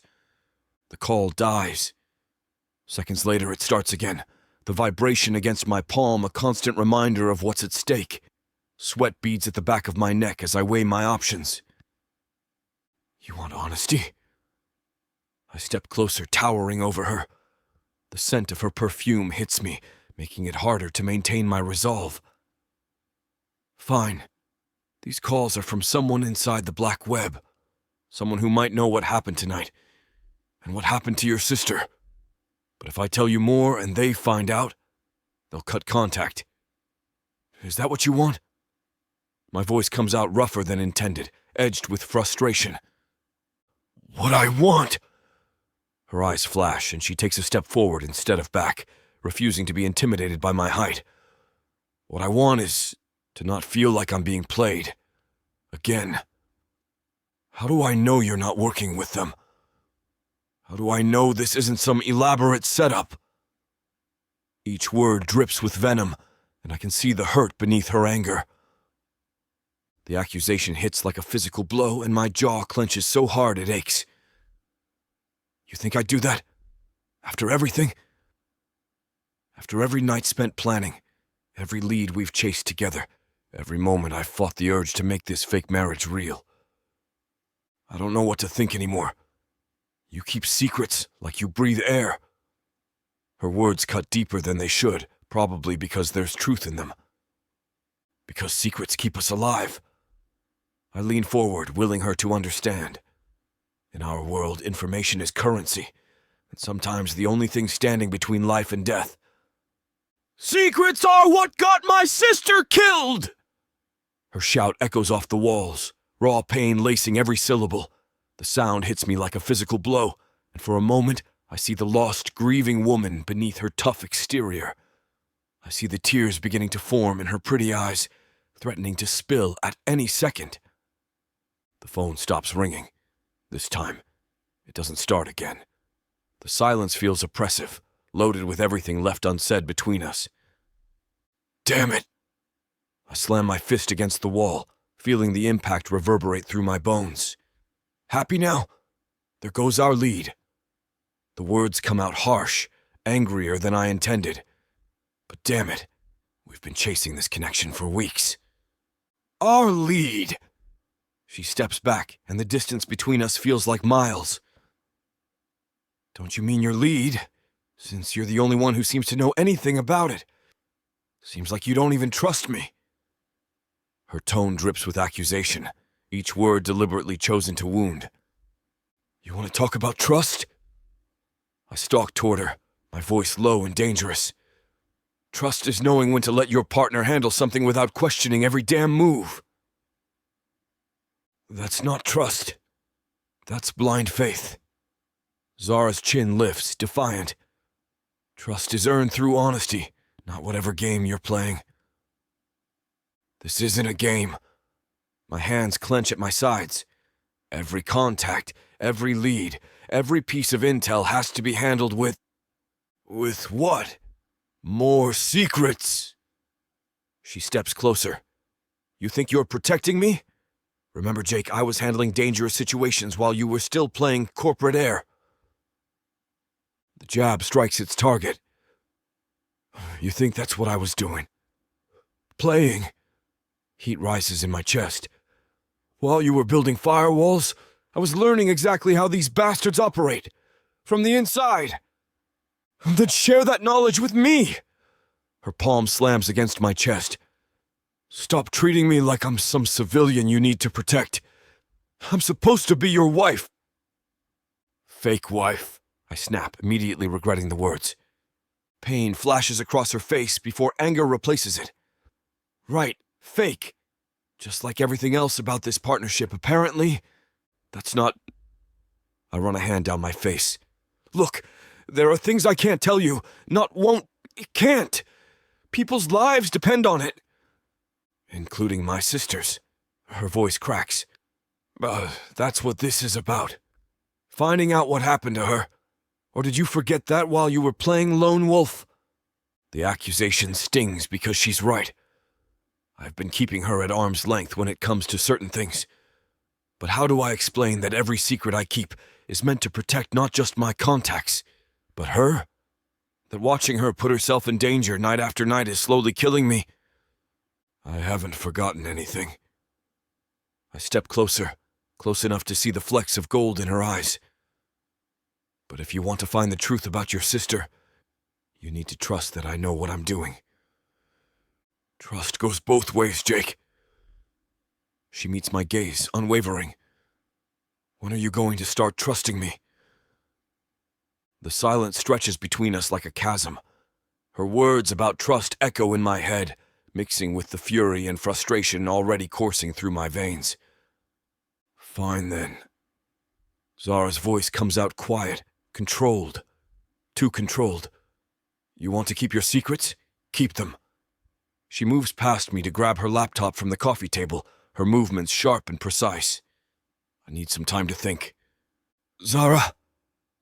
Don't! She holds up her hand, stopping me mid-sentence.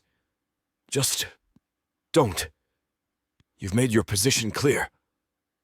Her fingers curl around the laptop, fingers tightening against the metallic surface.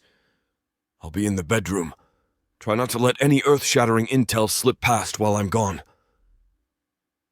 The sarcasm cuts deep, but I force myself to stay rooted to the spot as she walks away. The master bedroom door clicks shut behind her. Not slammed. Not dramatic. Just a quiet finality that somehow hurts worse. I press my palms against my eyes until spots dance behind my eyelids. This isn't how any of this was supposed to go. Not the mission, not the call, and definitely not this conversation. We should be planning our next move, not... whatever the hell this is. My burner phone sits dead and silent, mocking me with opportunities lost. The contact won't call again. Not tonight, maybe not ever. And Zara... The distance between the living room and that closed bedroom door might as well be miles. Every instinct screams to go after her, to explain, to fix this. But I know that look in her eyes. She needs space, and pushing now will only drive her further away. So I stand here, alone with my secrets, wondering if protecting her is worth losing her trust. Chapter 15. Zara. I sit on the edge of the king-sized bed, my fingers tracing patterns on the soft duvet cover. The argument from earlier keeps playing in my head like a broken record. Jake's jaw clenched, his eyes blazing with that intensity that both infuriates and captivates me. Damn him. Damn him and his protective instincts. His need to keep me safe. As if I haven't been taking care of myself long before he came into my life. But that's the problem, isn't it? He has come into my life, and now everything's different. The moonlight streams through the window, casting shadows across the hardwood floor. I pull my knees up to my chest, wrapping my arms around them. These past few weeks of pretending to be married have stirred up feelings I wasn't prepared for. The way he looks at me when he thinks I'm not paying attention. The brush of his hand against mine when we're maintaining our cover in public. The electricity that crackles between us even during our arguments. I check my phone, squinting at the bright screen in the darkness. Half an hour has passed since I stormed into this room after our argument. The living room light still glows under the door. He's still awake too. Probably pacing like he always does when he's frustrated. Maybe I should go out there, try to talk this through like adults instead of hiding in here like a teenager. God knows we need to figure out how to handle this tension between us. A soft knock interrupts my thoughts, making me jump slightly. Zara? Jake's deep voice comes through the door, that rich baritone that somehow manages to be both commanding and gentle at the same time. You still awake? My heart skips. I hate that it does that now whenever I hear his voice. I hate even more that I can picture exactly how he's standing out there. One hand against the door frame, head slightly bowed, waiting for my response. Yeah, I answer. My voice steadier than I feel. I'm awake. I uncurl myself from my defensive position, knowing this conversation is inevitable. Jake pushes the door open and my breath hitches. He stands there, his shirt slightly unbuttoned, revealing a glimpse of tanned skin. The scent of alcohol, faint but noticeable, clings to him. His eyes, intense and focused, find mine immediately. Zara, he says, his voice low and steady. He takes a step closer, then another, until he's standing right in front of me. I tense up, my heart pounding in my chest. His proximity does things to me, things I can't control. We need to talk, he continues, his gaze never leaving mine. I can't keep dancing around this. I swallow hard, trying to maintain my composure. Around what, exactly? He takes a deep breath, running a hand through his tousled hair. You know what? This thing between us, it's driving me crazy. Jake, I start, but he cuts me off. No, let me finish. I find you attractive, Zara. More than attractive. I can't stop thinking about you. About that kiss in the car. His words send a shiver down my spine. I remember that kiss. The intensity, the urgency, the way it made me feel alive and scared all at once. He steps even closer, his voice dropping to a near whisper. I want to protect you, Zara, not because I have to, but because I want to. Because the thought of anything happening to you. He trails off, his jaw clenching. I can feel the heat radiating off his body, can see the rise and fall of his chest. My own body responds, my attraction to him skyrocketing.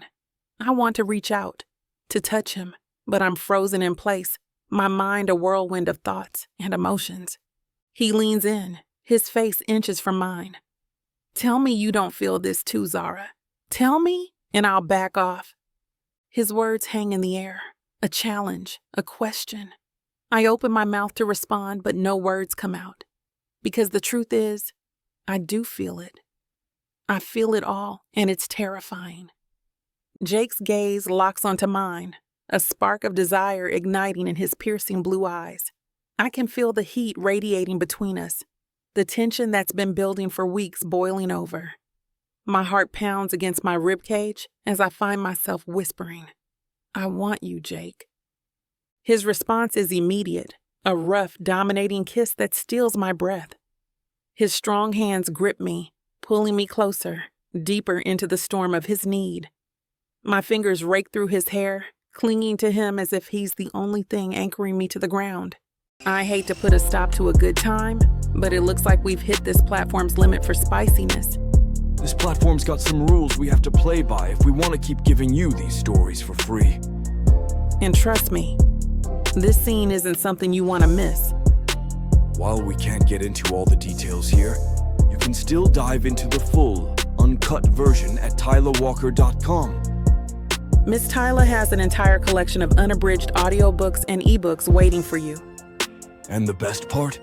You can treat yourself with 40% off when you use the code SAVE40. That's right. You'll save on any digital product, even bundles that are already discounted. Miss Tyla would never let anyone feel the kind of disappointment you must be feeling right now. So why wait? Treat yourself with Miss Tyla.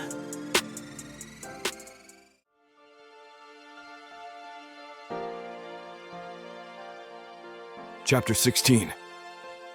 Jake. The scent of bacon and coffee pulls me from sleep. My eyes crack open, adjusting to the morning light filtering through the curtains. The sight before me stops my breath. Zara wearing nothing but my white dress shirt, the hem hitting mid-thigh as she balances a loaded breakfast tray with plates and coffee mugs. "Morning, husband." A playful smile dances across her lips as she sets the tray on the nightstand. The way she says it, teasing but with an undertone of warmth, does things to my chest I'm not ready to examine too closely. I push myself up against the headboard, drinking in how the shirt hangs loose on her frame, one shoulder exposed where the collar slips down.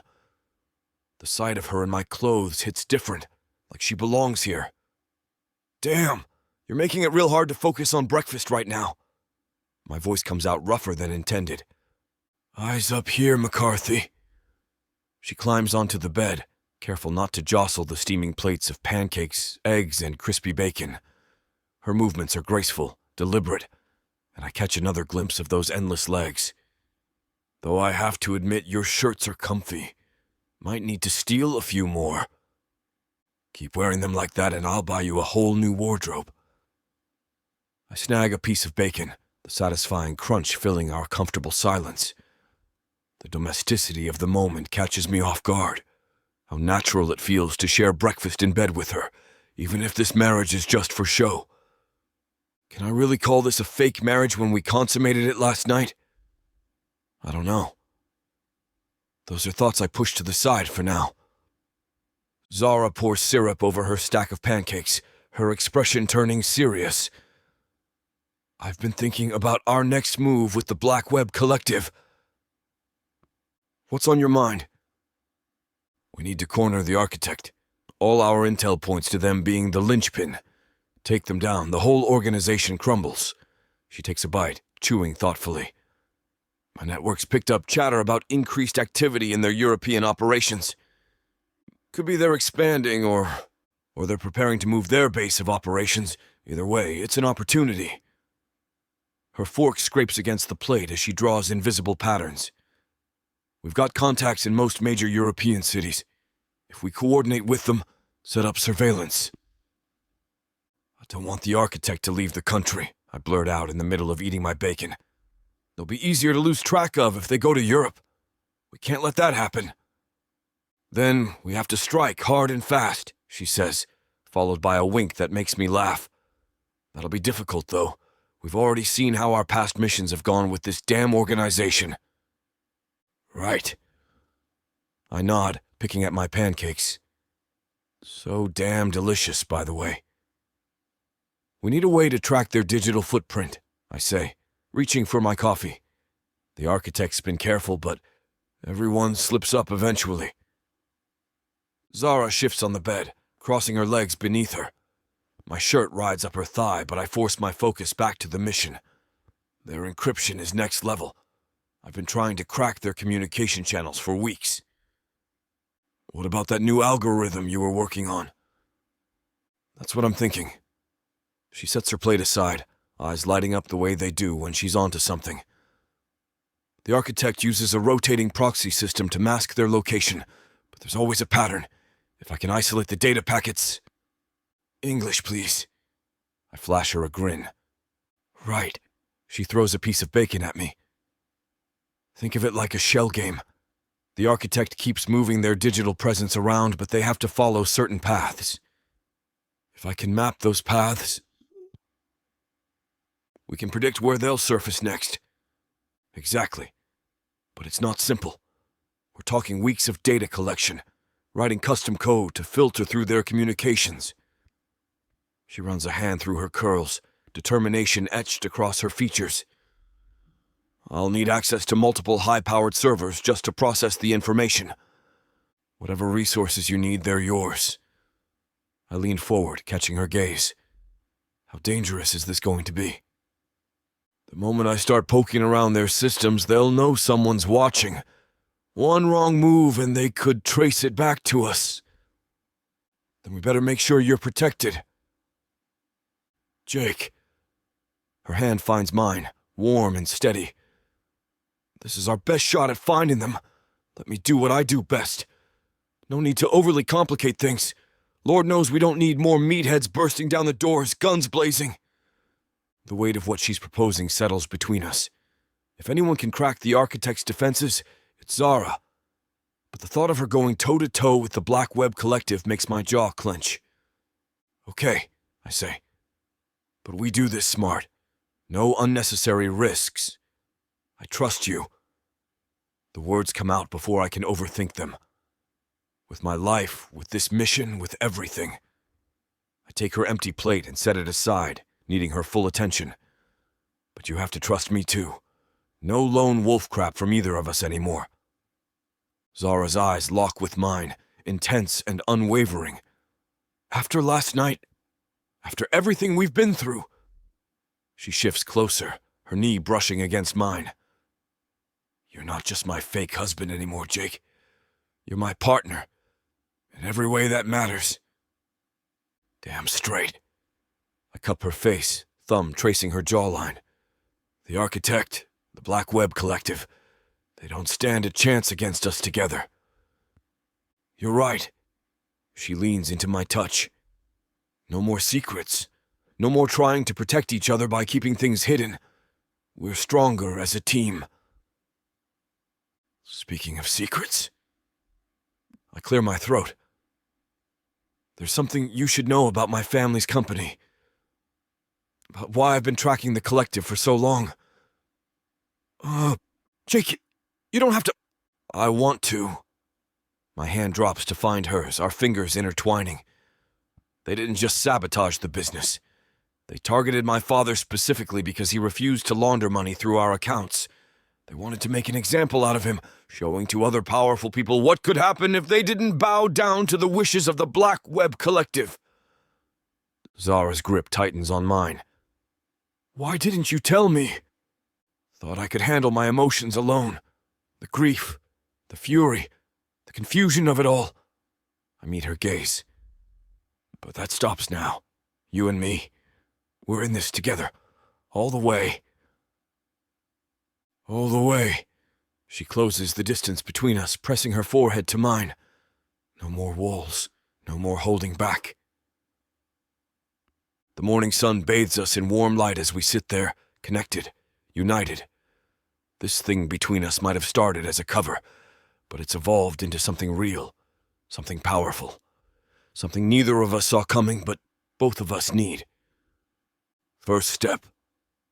Zara pulls away and grabs her tablet from the nightstand. We need to identify their primary communication channels. I've already isolated some potential networks they might be using. I lean over her shoulder, breathing in her coconut shampoo. Look at you, being 10 steps ahead already. Someone has to do the thinking around here.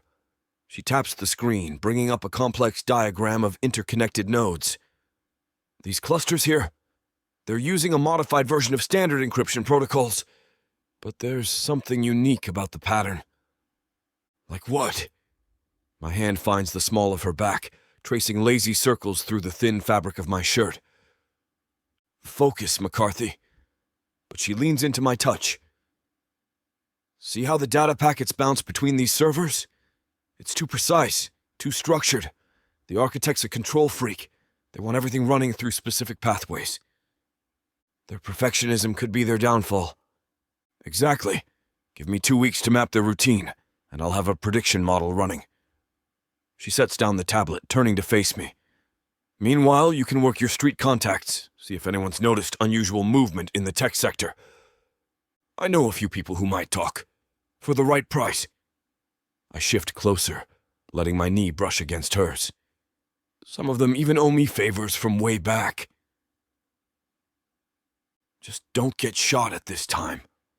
Her fingers graze along the skin of my shoulder, sending electricity down my spine. I like my husband in one piece. The way she says husband makes my chest tighten. Husband, huh? I capture her hand, pressing a kiss to her palm, lingering just long enough to catch the slight hitch in her breath. Getting used to saying that? Maybe. A smile plays at her lips, the kind that makes me want to forget about work entirely. Though I might need more convincing. Her eyes darken with promise. Later. Mission first.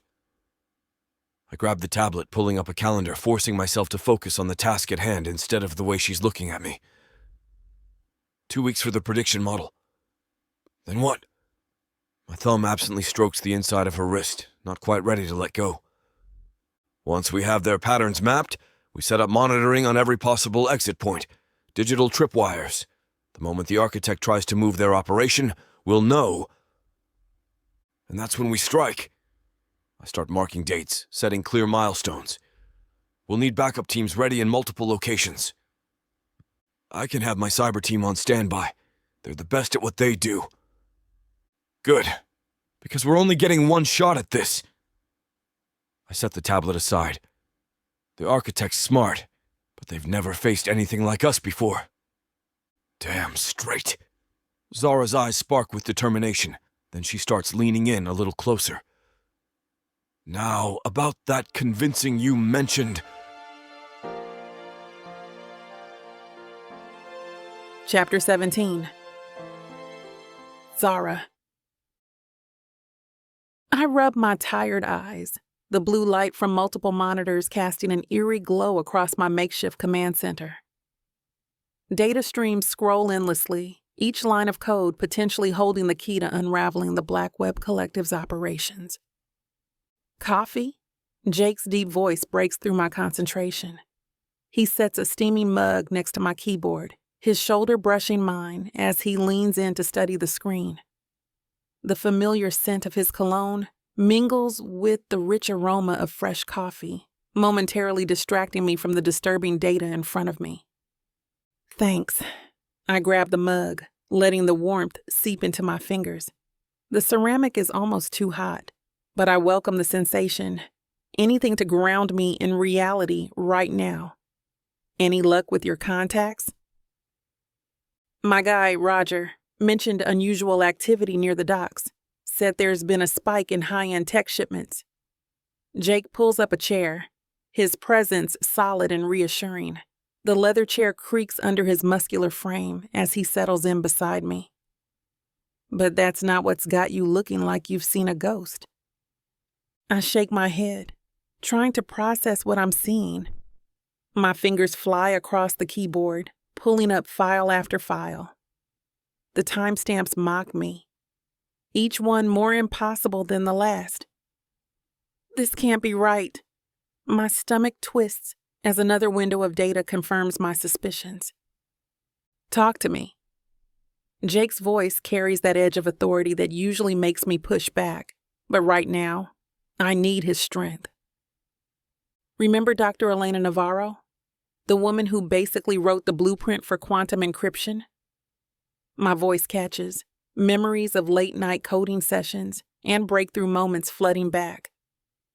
She took me under her wing when I was fresh out of college. Taught me everything I know about cybersecurity. God, I used to think she hung the moon. The tech pioneer? Jake leans closer, his jaw tightening as he reads the screen.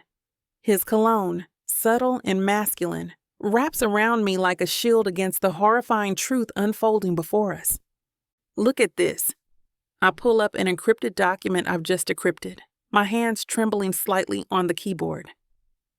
Her digital signature is all over these black web files. She's not just connected to them, she's architecting their security systems. The timestamps, the code structure, even her trademark fail-safes. It's unmistakably Elena's work. Damn it. Jake's hand finds my shoulder, squeezing gently. The warmth of his touch anchors me as my world tilts on its axis.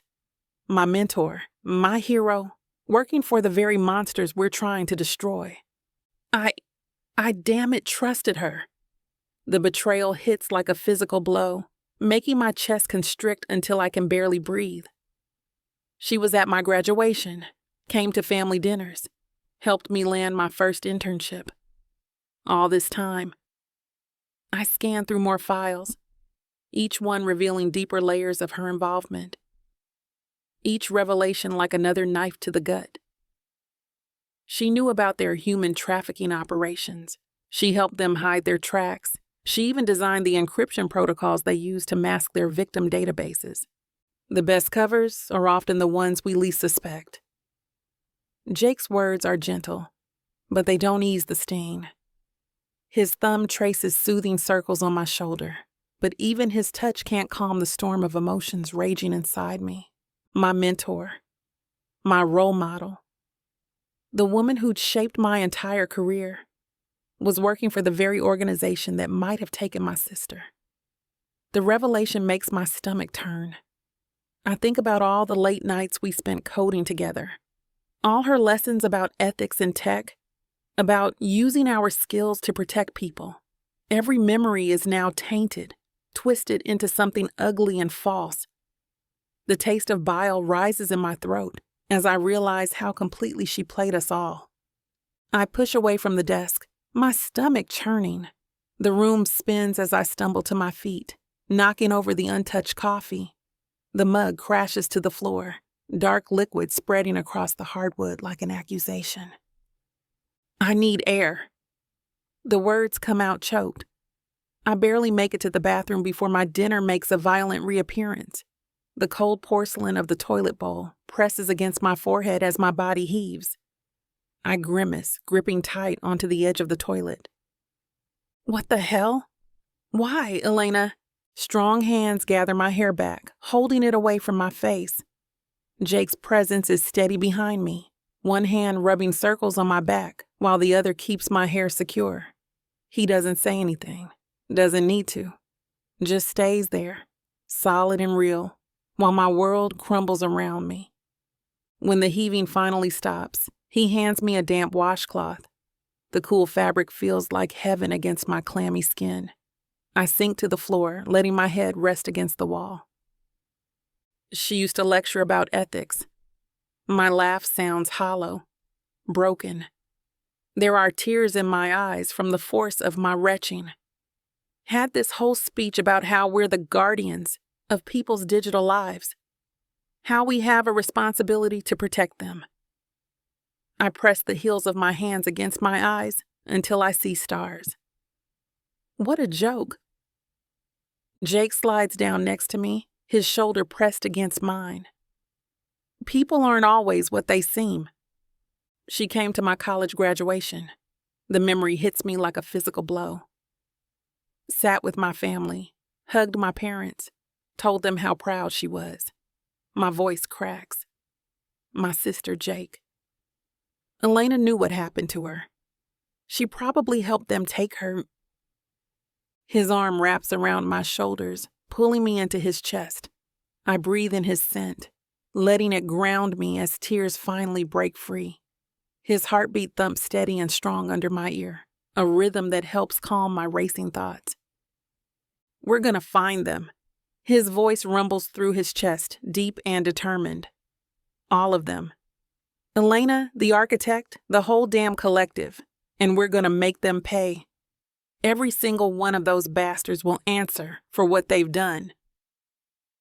I curl deeper into his embrace, letting his strength shore up my crumbling defenses. His fingers card through my hair, the gentle motion at odds with the tension I feel in his body.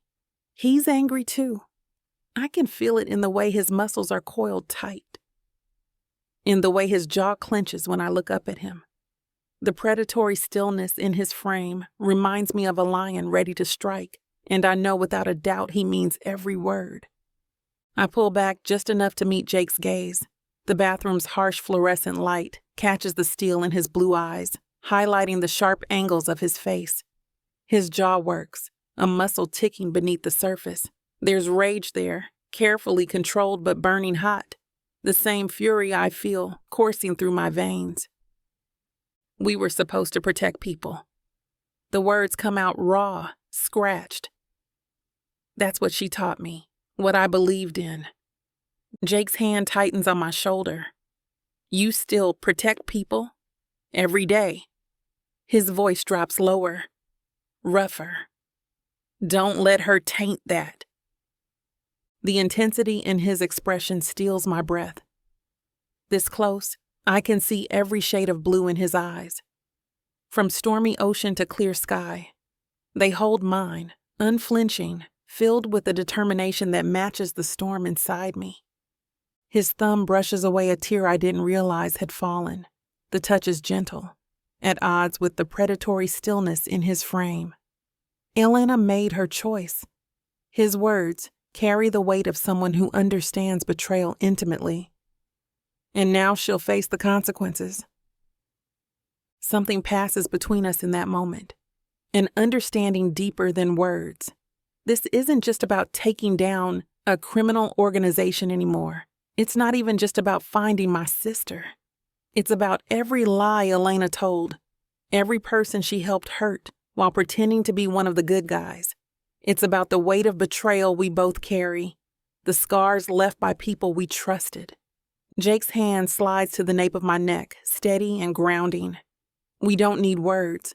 The look we share says everything.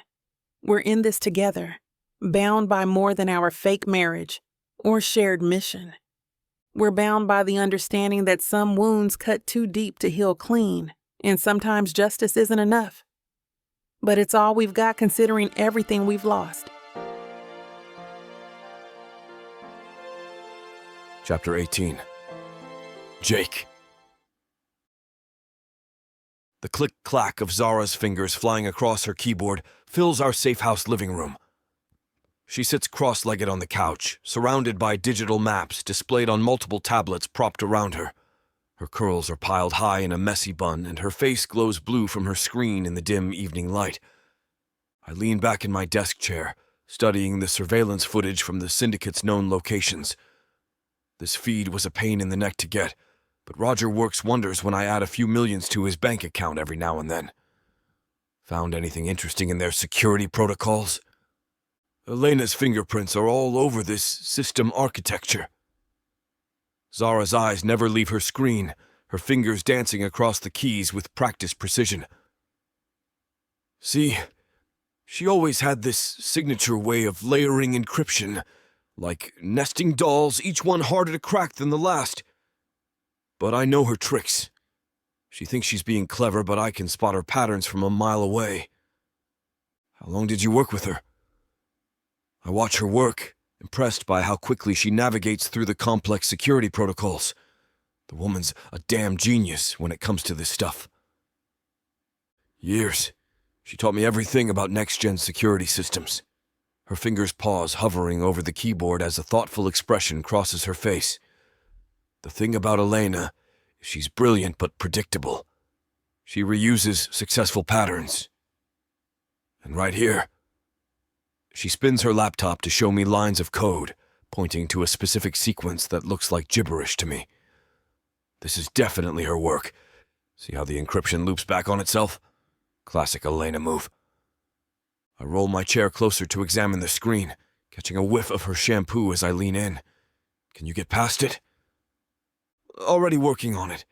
She likes to hide back doors in plain sight, disguised as routine maintenance protocols. Zara's fingers resume their frantic movement across the keys, gliding with practiced precision.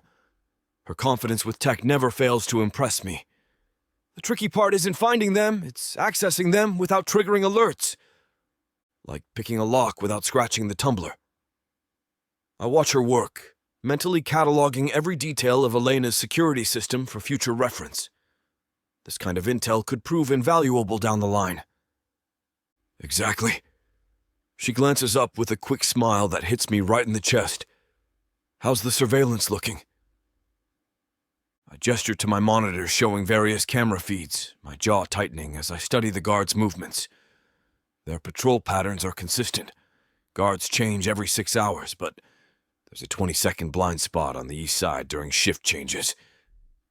I lean back in my chair, already formulating how we could use that weakness. It's not much of a window. That could be useful. Zara's brow furrows as she types faster. Got it. First layer down. Elena always builds in a false bottom. Makes you think you've reached the core when there's actually another level beneath. I watch her work, impressed by how she anticipates each security measure before it appears. Her history with Elena is proving invaluable. While she continues dismantling the digital fortress, I mark timestamps and guard positions on my own screens, piecing together the physical vulnerabilities we might exploit. I pull out my encrypted burner phone and dial Roger's private number while Zara continues her digital excavation. He picks up on the second ring. Jake, wasn't expecting to hear from you so soon. Roger's voice carries that familiar blend of amusement and calculation. Need some intel on the Syndicate's headquarters. Got anything fresh for me? As a matter of fact, papers shuffle in the background. One of my contacts spotted some unusual deliveries going to their front company. High-end security equipment, the kind you'd use to upgrade an entire facility. I straighten in my chair. Timeline? Started 3 days ago, still ongoing. They're being careful, spreading deliveries across different shell companies, but it's all going to the same place. Send me the manifests. I glance at Zara, who's still absorbed in her work. Any word from Ghost? He's been tracking their money movements. Says there's been a spike in cryptocurrency transfers through their usual laundering channels. Whatever they're planning, it's big enough to need serious funding. What about physical security? Any changes in personnel? They've brought in new contractors, ex-military types, if I had to guess. My source inside their HR department flagged at least 12 new hires in the past week. I grab my tablet, pulling up the building schematics we'd managed to obtain. Locations? Mainly concentrated around their R&D floors, particularly the... Roger pauses and I hear more shuffling. Levels 32 through 35. That tracks with what we found. I mark the floors on my digital blueprint. Keep your ears open. I need to know the second anything changes. Already on it. And by the way, Jake, Roger's voice drops lower. Watch yourself. These aren't your typical corporate thugs. They're bringing in serious muscle. Copy that. Keep me posted.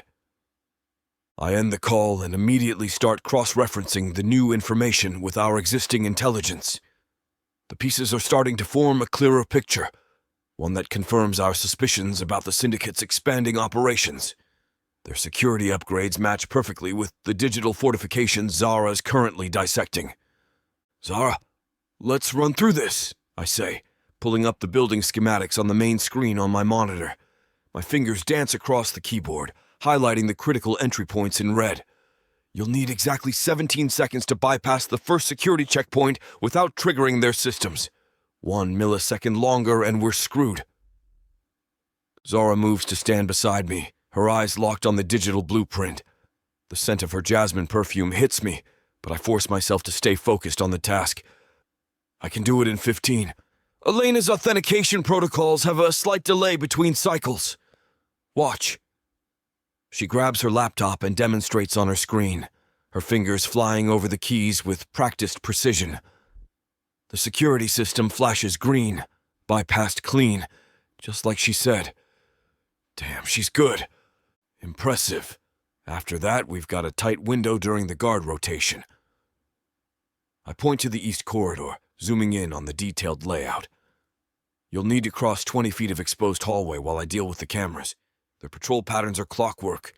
We'll have exactly 45 seconds before the next sweep. Show me, she demands, leaning closer to study the patrol routes I've mapped out. Her intensity matches mine, one of the many reasons we work so well together. We move to the open space of our living room. I grab some painter's tape from my desk drawer and mark out the exact dimensions of the corridor on the floor. Guards will be here and here! I position myself at one end of our taped-off corridor, mentally mapping out the patrol routes I memorized. You'll need to time it perfectly with their rotation patterns. One misstep and the whole op goes to hell. Zara nods, a determined glint in her eyes as she takes her position. I start counting down, watching her movements as she glides across the makeshift corridor. Her footsteps are silent, her movements fluid, like a damn ghost. She's clearly been practicing the stealth techniques I taught her. Hell, she might even be better at it than I am now. 8 seconds. Not bad. I adjust one of the tape lines, getting the angles exactly right. My fingers brush against the smooth floor as I perfect the layout. But this corner is going to be trickier. The camera has a wider sweep than the blueprints showed. You'll have about 2 seconds less coverage than we planned. Then we'll need a distraction. Zara pulls up the security feed on her tablet, her fingers flying across the screen with practiced precision. See this maintenance panel? I can trigger a diagnostic alert. It'll force a 3-second buffer while the system resets. I watch Zara's calculated movements as she runs through the corridor simulation one more time. Her determination matches my own. We're both all in on this mission. Consequences be damned. My pulse quickens just thinking about finally getting close to the architect after all these years of dead ends and false leads. Now, are you sure about all this? I cross my arms, studying her face. We're betting a lot on this location. Trust me. Zara pulls up a complex web of data on her tablet. I've traced every digital footprint, every encrypted message. The architect's patterns are clear once you know where to look. See these server access logs? She points to a cluster of timestamps. They all originate from that building, and the encryption? It's too sophisticated for a regular syndicate member. Could be another decoy. I've chased enough ghosts to know better than to get my hopes up. Zara steps closer, fire in her eyes. No, this is different. The architect's gotten cocky, thinking their security is unbreakable. But Elena taught me too well. A fierce smile crosses her face. They won't see us coming. Something in her confidence ignites my own certainty. The way she breaks down problems, sees patterns others miss. It's brilliant. And that fire in her eyes when she's onto something makes me want to tear down walls just to prove her right. Then, Ian, let's nail this bastard. I move to the weapons cache, double-checking our gear. The familiar weight of tactical equipment grounds me, focuses my mind on the task ahead. Adrenaline starts humming through my veins, that familiar pre-mission energy that sharpens every sense. We've got one shot at this. Zara's voice carries that steel edge I've come to admire. The second they realize we're in their systems, they'll change everything. Then we make it count. I meet her determined gaze, feeling that electric connection that seems to spark between us whenever we're in sync like this. Chapter 19. Zara. The mirror reflects a stranger. My natural curls are now straightened and tucked into a sleek low bun, not a single hair out of place. The navy pantsuit hugs my curves while maintaining corporate professionalism. Dark rimmed glasses perch on my nose, completing the transformation, along with the dark green contact lenses I have on. Ready for this? Jake's voice draws my attention. I turn and my breath catches. The sight of him in a tailored charcoal suit sets my pulse racing. His usually tousled hair is slicked back, and designer glasses frame those piercing blue eyes. A platinum Rolex, authentic, knowing him, gleams on his wrist. Damn, McCarthy, you clean up nice. I adjust my ID badge, double-checking the magnetic strip, The holographic security features I'd programmed catch the light, a perfect match to the company's current authentication system. Could say the same. His eyes scan me from head to toe, lingering a beat too long. Though I prefer your natural look. The intensity in his gaze makes my fingers fumble with the badge. Focus.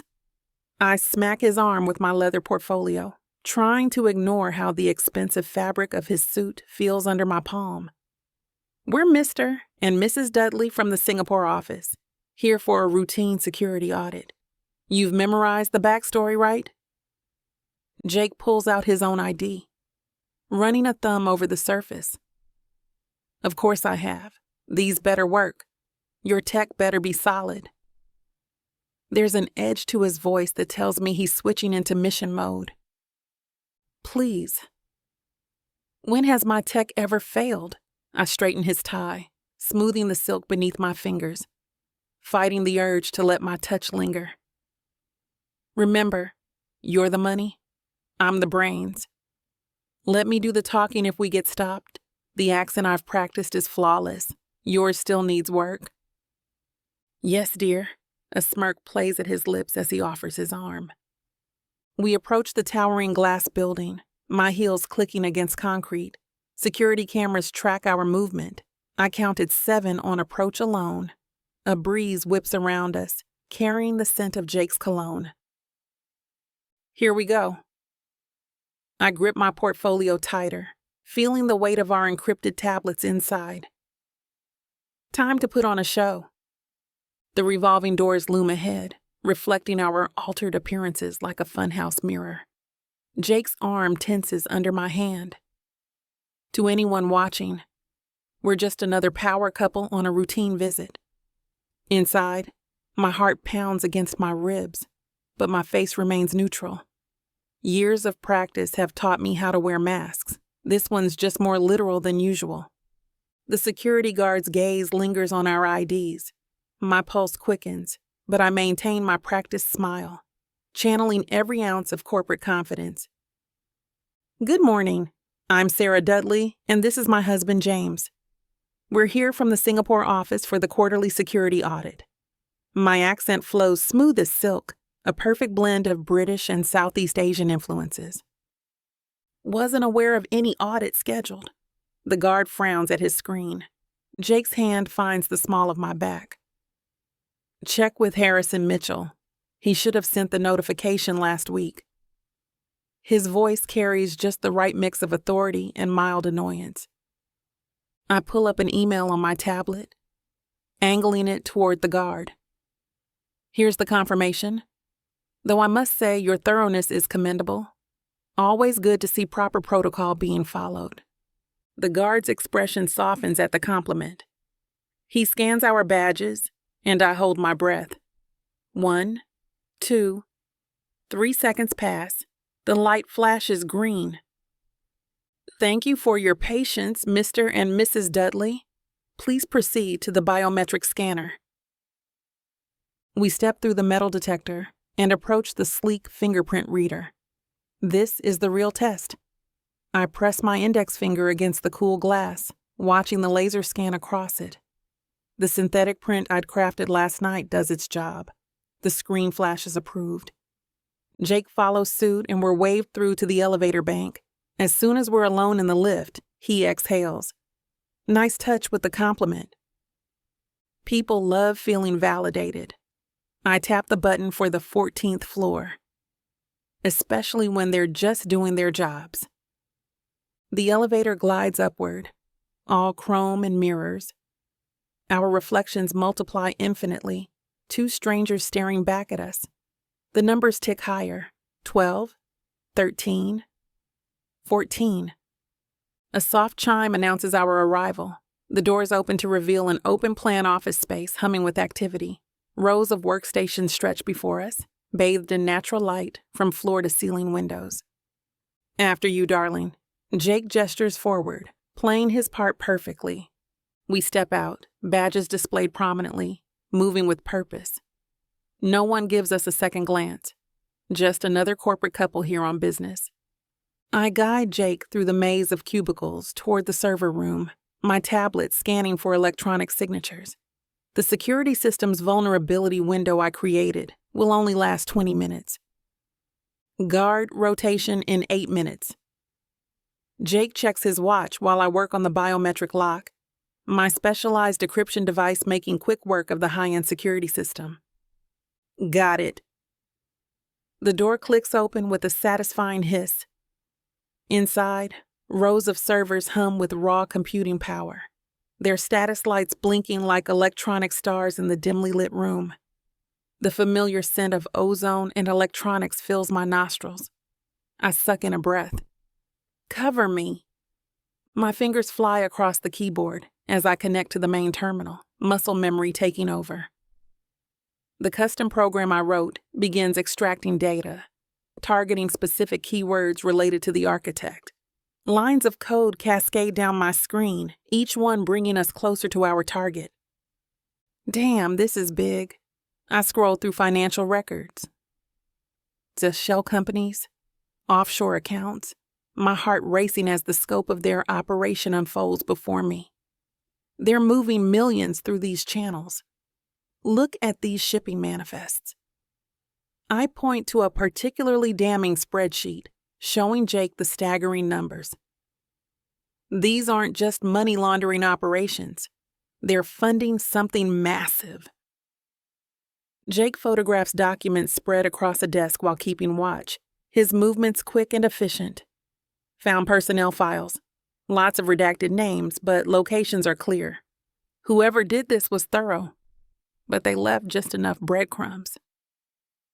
The encryption on these files? I frown at the screen, my fingers flying across the keyboard as I analyze the code structure. It's familiar. Same signature as the code that... I stop myself, the memory of my sister's disappearance threatening to surface. That old familiar ache squeezing my chest. 4 minutes left in our window. We need to move. There's a safe behind this painting. Classic. Jake's fingers work the dial with practiced precision. His broad shoulders tensed as he concentrates. The soft clicks of the mechanism echo in the quiet space. My tablet chimes. Download complete. Got what we need from the servers. How's that safe coming? I start disconnecting my equipment, each movement practiced and swift. The safe door swings open with a satisfying click. Jake pulls out a stack of folders, quickly photographing each page with his specialized camera. Coordinates, meeting locations, dates. His jaw clenches as he flips through the pages. This is a goddamn goldmine of intel. 2 minutes. I disconnect my equipment, erasing all traces of the intrusion. We need to move. Jake returns the folders exactly as he found them, closes the safe, and straightens the painting. I do one final sweep, ensuring we've left no digital footprint. We slip out of the server room, resuming our corporate personas.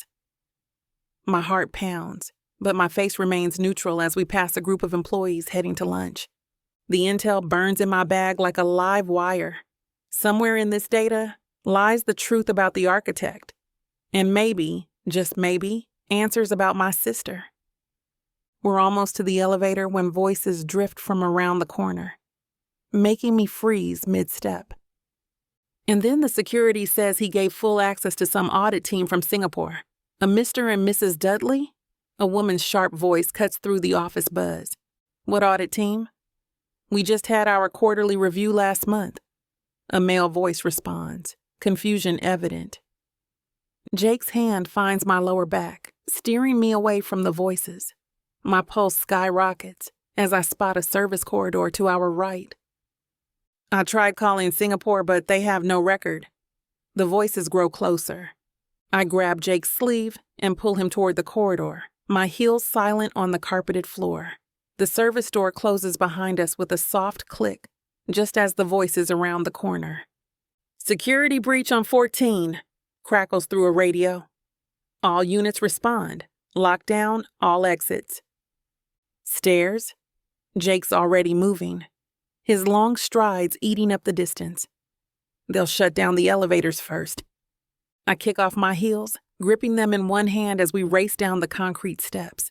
The portfolio with our stolen data thumps against my hip with each step. Hold up. Jake pulls me to a stop 2 floors down, pressing me against the wall as heavy footsteps thunder past the door below us. His breath fans across my face, our bodies pressed close in the narrow stairwell. The warmth of his chest against mine is distracting, but I force myself to focus on the danger at hand. The footsteps fade. Through the small window in the door, I catch glimpses of security personnel rushing past, their black uniforms a blur of movement. The radio chatter grows fainter, but I know better than to relax. They'll be checking every floor. I pull out my tablet, fingers flying across the screen. Give me 30 seconds to loop the lobby cameras. The familiar code flows from memory. My hands steady despite the adrenaline coursing through my veins. Sweat trickles down my spine as I work, the pressure mounting with each passing second. Above us, more doors slam open. Voices echoing down the stairwell.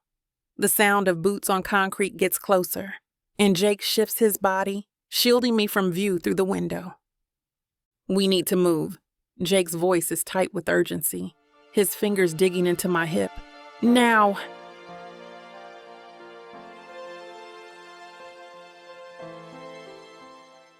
This is it, baby. This is what you can get me that'll make me happy. You know I'll get you whatever you want. All you need to do is ask me and I'll give it to you. This ain't just it. This is everything I could ever want. Now I'm curious. What does a strong, sassy woman like yourself want so badly?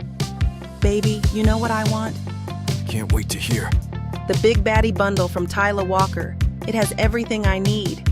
20 ebooks with over 1 million words of sassy romance and spice that'll keep you on your toes. 10 audiobooks containing over 60 hours of that seductive voice telling me naughty things all night long. You don't need an audiobook for that, baby. Right here. You may be fine and all, but no one tells it like the way Miss Tyla does. And I need her in my life. The Big Baddie Bundle is everything you need. You can get it for 80% off. Go to TylaWalker.com to browse the bundles that earn you the best deals. It's time you treat yourself. Because you deserve it. Escape your life with Miss Tyla.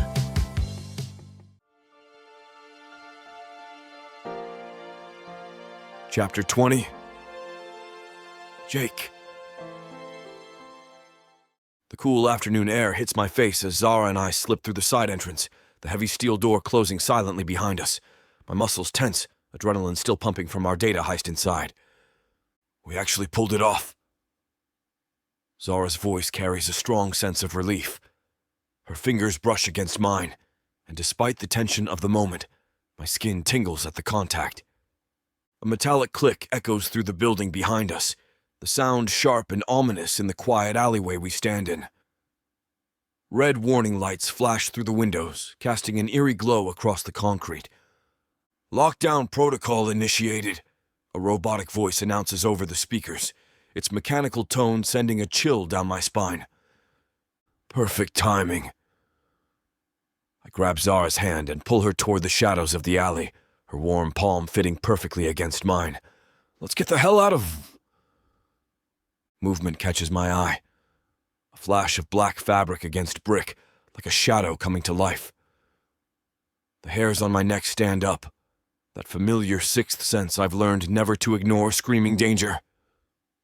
Get down! I yank Zara behind a dumpster as gunfire erupts, my body instinctively shielding hers. Bullets ping off metal, the sound deafening in the narrow space.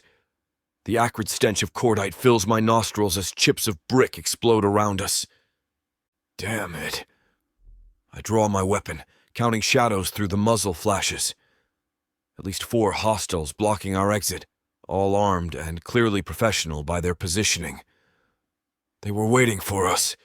These aren't random thugs. Jake! Zara points to our right where 2 more figures emerge from behind a stack of wooden pallets, cutting off our escape route. Her breath comes fast against my neck, but her hand remains steady on my arm. Stay close to me. I squeeze off 2 shots, forcing our attackers to take cover behind the corner of the building. Empty brass casings clatter against concrete as I assess our options. We need to create an opening. These bastards aren't taking us alive. There! Zara gestures to a fire escape above us, her quick thinking giving us a shot at survival. Smart woman. That's why I married her, even if it's just for show. More bullets rain down, keeping us pinned against the cold brick. I return fire, my shots echoing off the walls with deafening cracks. One of the enforcers cries out, dropping his weapon with a satisfying clatter. Serves the bastard right. Give us the information you took, a gruff voice demands from the darkness. And maybe we let you walk away. The threat hangs heavy in the air, but I know better than to trust these jerks. Like hell. I check my magazine. 5 rounds left. Not nearly enough for the show we're in. My jaw clenches as I calculate our odds. Zara's hand finds mine, squeezing tight. Her eyes meet mine in silent communication. We're in this together. Her touch steadies me, grounds me in the chaos. The enforcer's footsteps draw closer, their shadows stretching across the pavement like dark fingers reaching for us. Time's running out, and we need to make our move. I've got something. Zara reaches into her jacket pocket, pulling out a small metal sphere. Her lips curve into a dangerous smile. Smoke bomb. Stole it from your weapon stash back at the safe house. Damn, you're brilliant. I nod, understanding flowing between us without words. She pulls the pin and hurls it toward our attackers. The device explodes in a thick cloud of gray smoke, obscuring the alley. Shouts of confusion erupt from the enforcers. Now! I grab her hand and we sprint through the chaos. My lungs burn as we dodge past the disoriented men, their curses fading behind us. We race down the narrow passage, our footsteps echoing off brick walls. A chain-link fence blocks our path. Without breaking stride, I boost Zara up.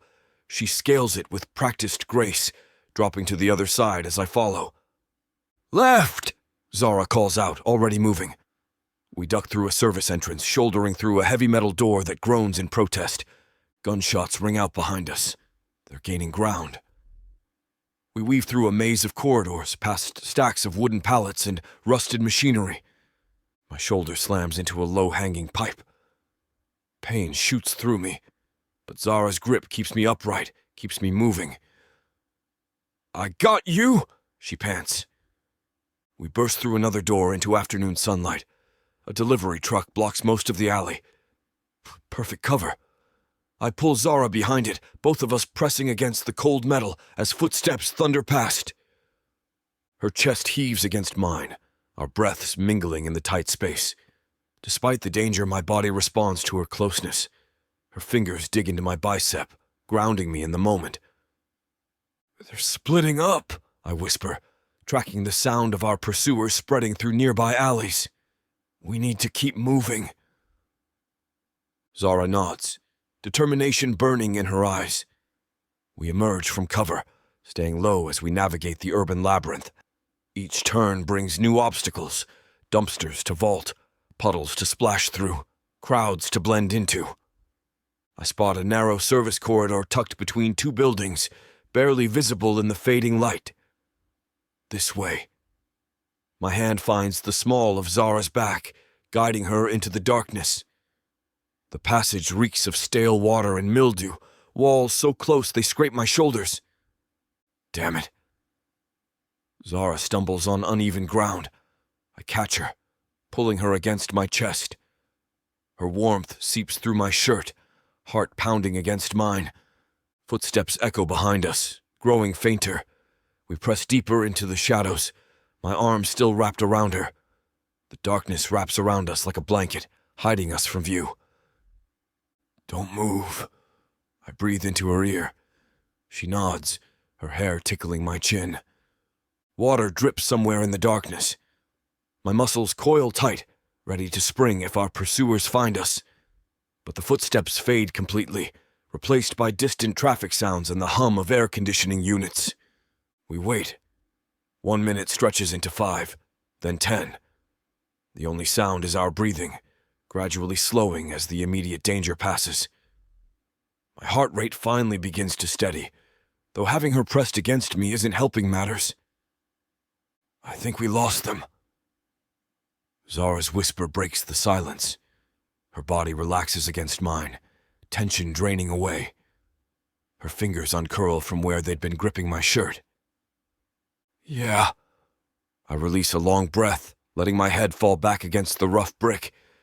The adrenaline starts to ebb, leaving me drained but alert.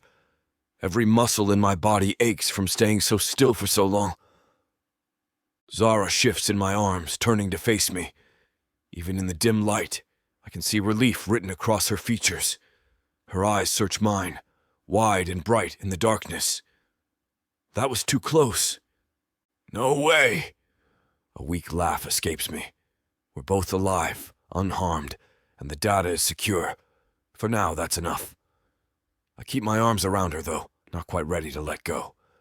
These close calls are happening more frequently, and each time I'm reminded just how much I have to lose. My fingers work quickly to remove the wig she's wearing, revealing Zara's natural curls underneath.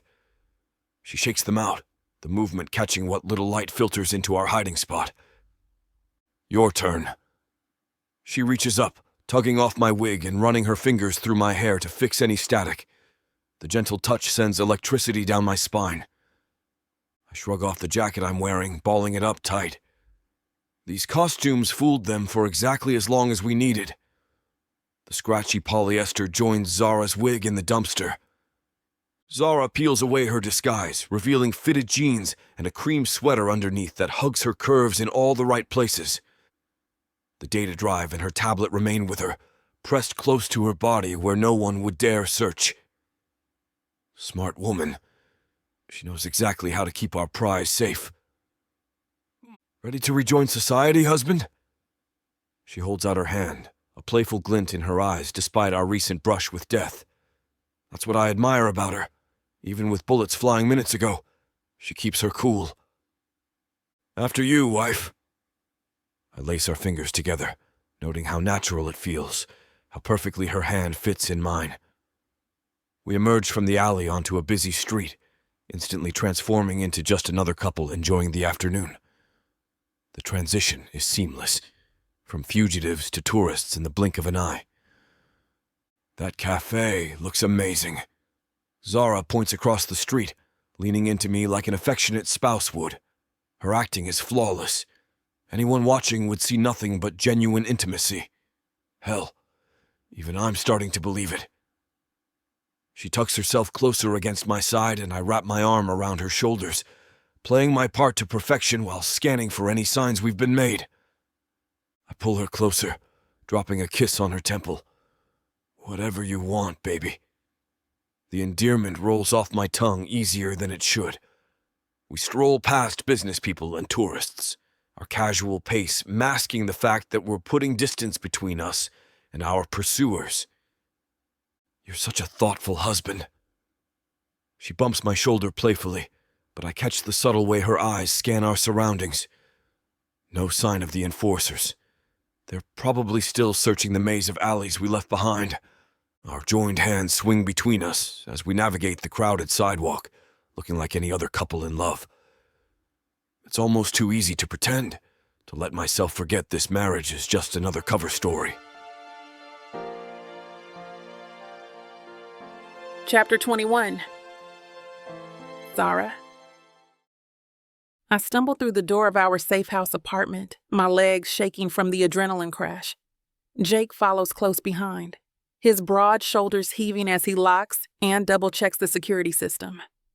We slide down the wall in unison, our shoulders touching. The portfolio in my hand feels like it weighs 1,000 pounds, the weight of everything we just discovered about the architect pressing down on me. My heart still racing from our narrow escape, and Jake's warmth against my side is the only thing keeping me grounded right now. Holy crap! Jake runs his hands through his hair, messing up the dark strands even more. That was I know. My fingers tremble as I pull out my laptop, the keys cool against my sweaty palms. Let's see what we actually got. The familiar hum of my computer starting up fills the tense silence between us. The files populate my screen and my breath catches. Bank records, shell companies, a whole network of corrupt officials and dirty cops. Each document reveals another layer of darkness, another piece of this twisted puzzle. Jake, look at this. The architect's been building this syndicate for over a decade. Started with small-time cybercrime and worked up to... My voice trails off as I scroll through the damning evidence, my stomach turning with each new revelation. The scope of it all is staggering, like staring into an abyss that keeps getting deeper. International weapons trafficking, human trafficking. Jake leans in, his jaw tight, radiating tension. His muscled forearm brushes mine as he points at the screen. Damn. And these dates, they line up perfectly with when my family's company was targeted.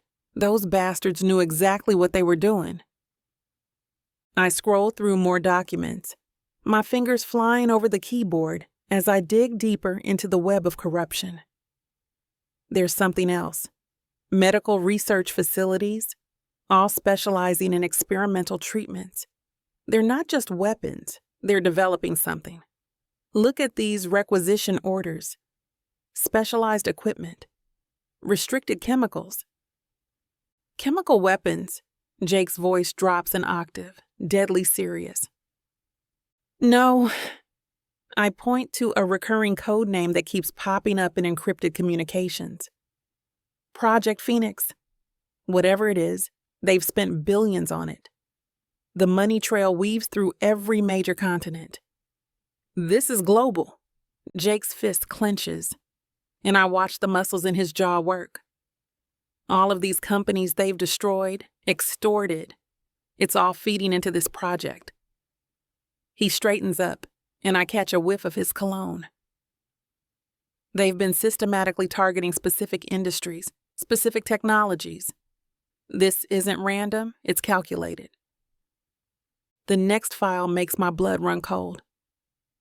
Jake, there's a list of test subjects.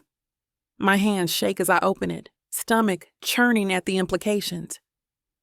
These people, they're all listed as missing or deceased in official records. Hundreds of names, Jake. Hundreds of lives just erased. Son of a gun. Jake's voice is raw, rage simmering beneath the surface. His hand lands on my shoulder, warm and steady. They're using human guinea pigs. Is that why they're kidnapping people? My heart skips a beat. My sister. The words come out barely above a whisper, and I feel Jake's grip tighten protectively. I keep digging. Each revelation worse than the last. The architect's network stretches across continents, infiltrating governments, corporations, even humanitarian organizations. They've created the perfect cover for their experiments. The numbers are staggering. Billions in dark money, countless shell companies, and a web of corrupt officials looking the other way. But still, that one crucial piece eludes us. The architect's true identity remains hidden behind layers of encryption and false trails. Every time I think I'm getting close, the trail goes cold, like chasing a ghost through the digital underworld. Whoever they are, they're damn good at covering their tracks. My fingers hover over the keyboard as the weight of it all sinks in. Somewhere in these files could be the key to finding my sister. 14 years. 14 years of searching, and this is where it leads me. To know that my sister was most likely put in one of these inhumane experiments, never to be heard from again. Maya could be in one of these facilities. My voice cracks. All this time, she might have been... I can't finish the sentence. The thought of my vibrant, kind-hearted sister being subjected to their experiments makes me physically ill. Jake shifts closer, his thigh pressing against mine. We're going to find her, Zara, and we're going to make these jerks pay for every single person they've hurt. Jake's eyes narrow as he studies the screen. Their server infrastructure. Look at these IP addresses. Multiple redundant systems, but there's a pattern. He points to a recurring sequence in the data. Their main processing hub has to be back at their headquarters. If we can get in, we could cripple their entire operation. The possibilities start racing through my mind. Corrupt their data, destroy their work.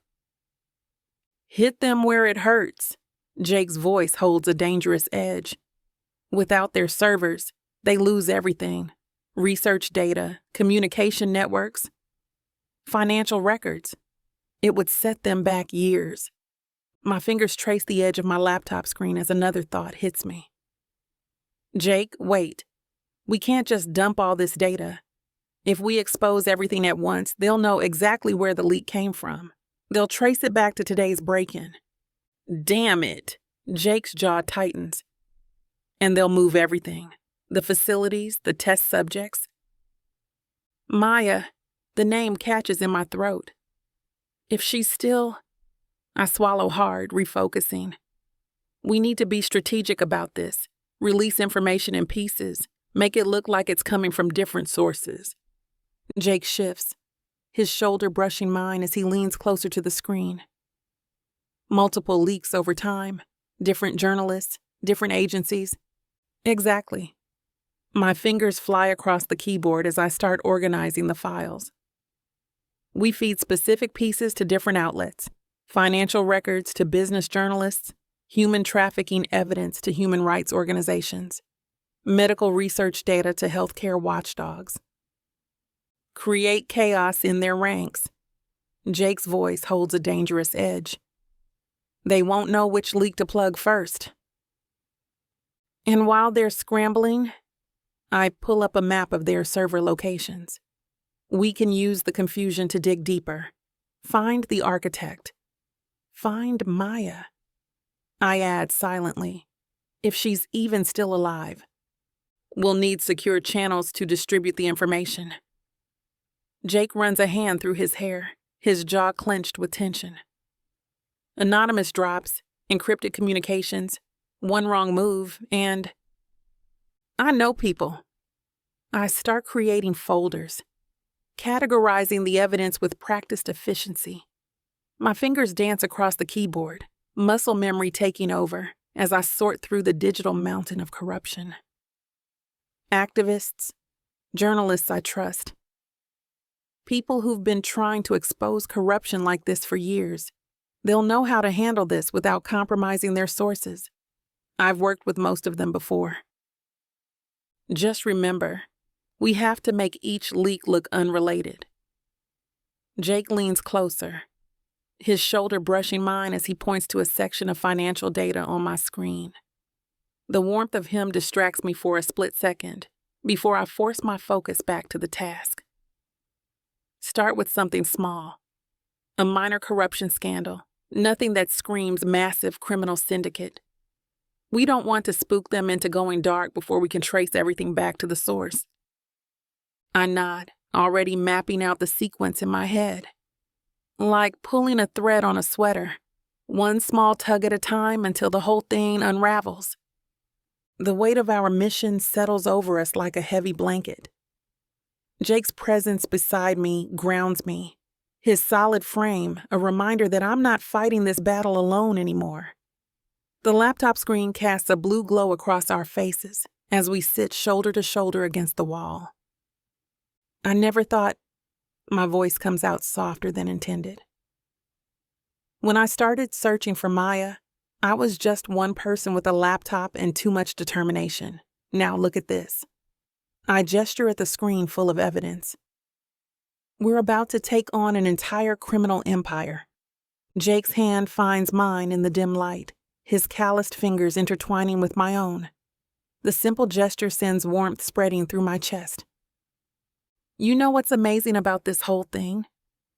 I turn to face him, taking in the sharp line of his jaw, the intensity in his blue eyes. Years ago, I would have laughed if someone told me I'd be sitting here with you, planning to dismantle an international crime syndicate. let alone that we'd be fake married. Having second thoughts? His thumb traces circles on my palm. The opposite, actually. I squeeze his hand. I couldn't do this alone. Wouldn't want to. All these years I've been so focused on being independent, on not needing anyone. But having you here, the words catch in my throat. I'm glad we're in this together. Jake's eyes lock with mine, and something electric passes between us. The air feels charged with possibility, with shared purpose and understanding. We're no longer just two people thrown together by circumstance. We're partners in every sense of the word. Chapter 22. Zara. Jake angles toward me, the worn leather of the couch creaking beneath us. The whiskey in his glass sloshes gently as he sets it down, his gaze intent on mine. You know, there's something I've been meaning to tell you. His voice is low, a rough edge to it that sends a shiver down my spine. I raise an eyebrow, taking a sip of my drink. Oh yeah? What's that? You're probably the most beautiful woman I've ever met, Zara. His eyes don't waver, pinning me in place with their intensity. There's no smirk, no hint of jest, just raw honesty. My breath hitches, the heat of his words spreading through me like wildfire. I try to maintain my composure, but my pulse betrays me, quickening under his scrutiny. You're not so bad yourself, Jake. I keep my tone light, teasing, but the tension between us is anything but. He leans in, the scent of whiskey and his cologne filling the space between us. Not so bad, huh? His voice drops lower, almost a growl. It does things to me, things I can't ignore. All right, you're hot. I concede, my eyes flicking from his to the shape of his lips. Happy now? A slow smile spreads across his face, dangerous and alluring. Very. The air thickens, charged with anticipation. My heart pounds in my chest, each beat echoing in the silence between us. I can see every detail of his face, from the faint stubble on his jaw to the dark lashes framing his blue eyes. His gaze dips to my lips, lingering there, and I know he's thinking the same thing I am. I set my glass down, barely hearing the clink as it meets the table. Jake's hand finds its way to my waist, his fingers pressing gently against the fabric of my jeans. I lean into him, my hand sliding up his chest, feeling the hard planes of muscle beneath his shirt. Our lips meet, and it's like a match to kindling. Heat explodes between us immediately, making our kiss morph from tentative to passionate. His lips are firm, demanding, and I melt into him, my fingers tangling in his hair. He pulls me closer, his hands roaming my back, tracing the curve of my spine. I part my lips, deepening the kiss, and he groans against my mouth. The sound sends a surge of desire through me, and I shift, straddling his lap. His hands grip my hips, holding me in place as we lose ourselves in the heat of the moment. Our breaths mingle, ragged and desperate. His tongue tangles with mine, each stroke sending waves of pleasure coursing through me. I can feel his heart racing beneath my palm, matching the frantic rhythm of my own. Jake's hands slide under the hem of my sweater, his fingers tracing patterns on my sides. Each touch sets my skin on fire, each caress stoking the inferno within me. I lean into him, my body pressing against his, feeling the hard length of him through his pants. His lips trail down my neck, his stubble scratching deliciously against my skin. I gasp, my head falling back as he trails kisses along the sensitive flesh. My hips grind against his, the friction sending sparks of pleasure through me. Zara, he murmurs against my throat, his voice hoarse with desire. It's the only word he says, but it speaks volumes. I can hear the need in it, the raw want that matches my own. I pull back, just enough to look into his eyes. His blue eyes are intense, pupils blown wide with desire. The sight sends a thrill through me, knowing I'm the one who put that look there. I lean in, capturing his lips in another searing kiss. Our bodies press closer, every touch, every caress, fueling the fire that rages between us. I hate to put a stop to a good time, but it looks like we've hit this platform's limit for spiciness. This platform's got some rules we have to play by if we want to keep giving you these stories for free. And trust me, this scene isn't something you want to miss. While we can't get into all the details here, you can still dive into the full, uncut version at tylawalker.com. Miss Tyla has an entire collection of unabridged audiobooks and ebooks waiting for you. And the best part? You can treat yourself with 40% off when you use the code SAVE40. That's right. You'll save on any digital product, even bundles that are already discounted. Miss Tyla would never let anyone feel the kind of disappointment you must be feeling right now. So why wait? Treat yourself with Miss Tyla. We stay like that for a moment. Our bodies press together, our breaths slowly returning to normal. Jake's hands stroke my back, his touch gentle now, soothing. I lean into him, my head resting on his shoulder, feeling the steady beat of his heart against mine. Jake's lips brush against mine, a tender contrast to the fierce passion we just shared. I cling to him, my body still trembling with the aftershocks of pleasure. "Jake," I whisper, my voice barely audible. "I need you, more than I've ever needed anyone." His arms tighten around me, a low growl of satisfaction rumbling in his chest. "You've got me, Zara, all of me." His voice is gruff, filled with a raw possessiveness that sends a thrill through me. I press my forehead against his, our breaths mingling. But what happens after? When the Black Web Collective is destroyed? The question slips out, a whisper of uncertainty amidst the storm of emotion swirling within me. Jake's hands cup my face, his thumbs tracing the line of my jaw. His eyes, intense and blue, bore into mine. "That's a worry for another day, sweetheart." His voice is firm, leaving no room for argument. He leans in, capturing my lips in a fierce, claiming kiss. I melt into him, my body responding instinctively to his touch. His tongue tangles with mine, each stroke stoking the fire that burns between us. I can feel his heartbeat, strong and steady, matching the rhythm of my own.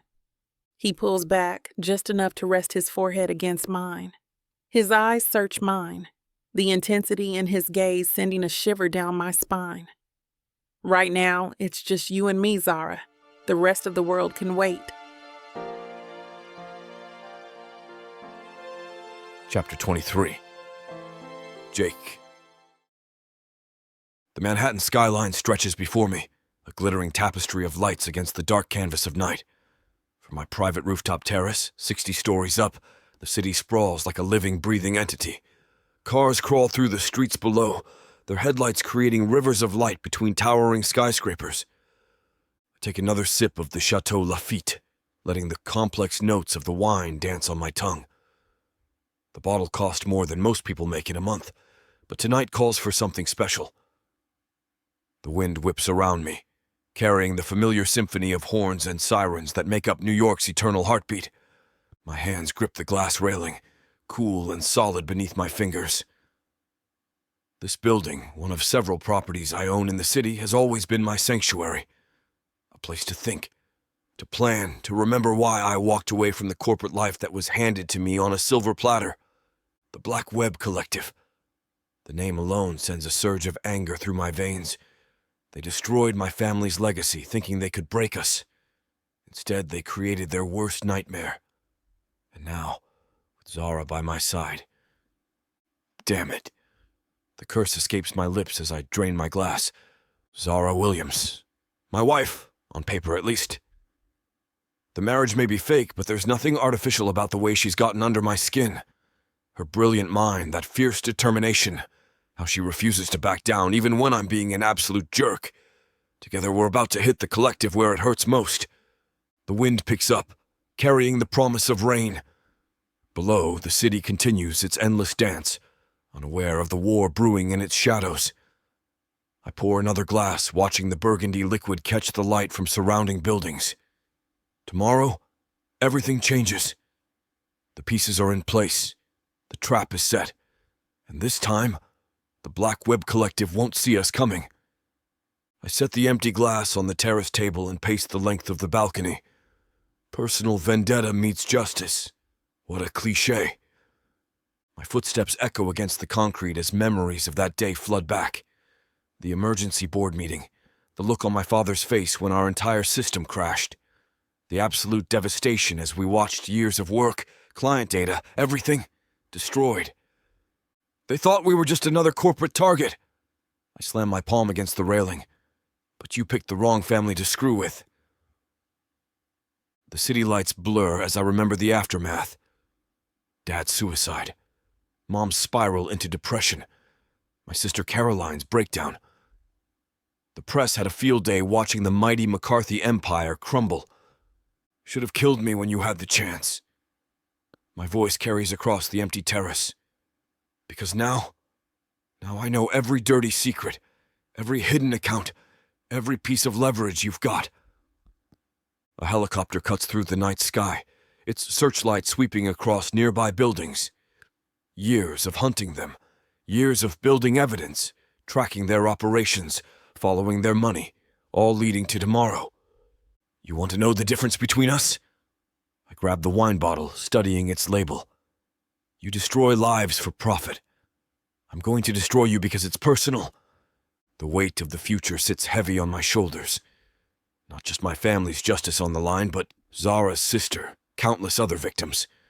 The collective's reach goes deeper than anyone realizes. One shot. I set the bottle down with measured control. One chance to cut off the head of the snake. And this time, my jaw clenches. This time I'm not just taking your system down, I'm taking everything. My mind drifts to Zara, and a different kind of heat courses through my veins. I rake my fingers through my hair, remembering the first time I saw past her tactical brilliance to the woman beneath. The way she curls up with her laptop late at night, lost in lines of code. How her face lights up when she cracks through another layer of security. The quiet moments when she thinks no one's watching, and the weight of her sister's loss shows in her eyes. Didn't sign up for this crap. But I did. And now I notice everything. The scent of her shampoo lingering in the bathroom back in the safe house. The way she steals my coffee in the morning, claiming hers never tastes the same. How she calls me out on my crap without flinching. The sound of her laugh. Real laughs, not the polite ones she uses in public. Something shifts in my chest. An unfamiliar ache I'm not ready to name. This wasn't part of the plan. Caring makes you vulnerable, and vulnerable gets you killed in our line of work.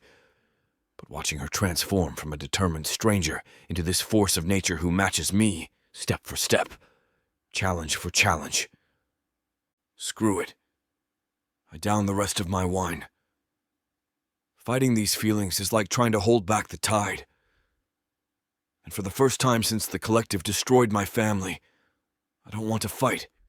I want to embrace this complicated, messy reality where my fake wife has become the realest thing in my life. The city lights blur as my thoughts circle back to Zara. Every time, like a compass finding true north, she's become my constant. Not just for this mission, not just for taking down the collective. Christ. I grip the railing tighter.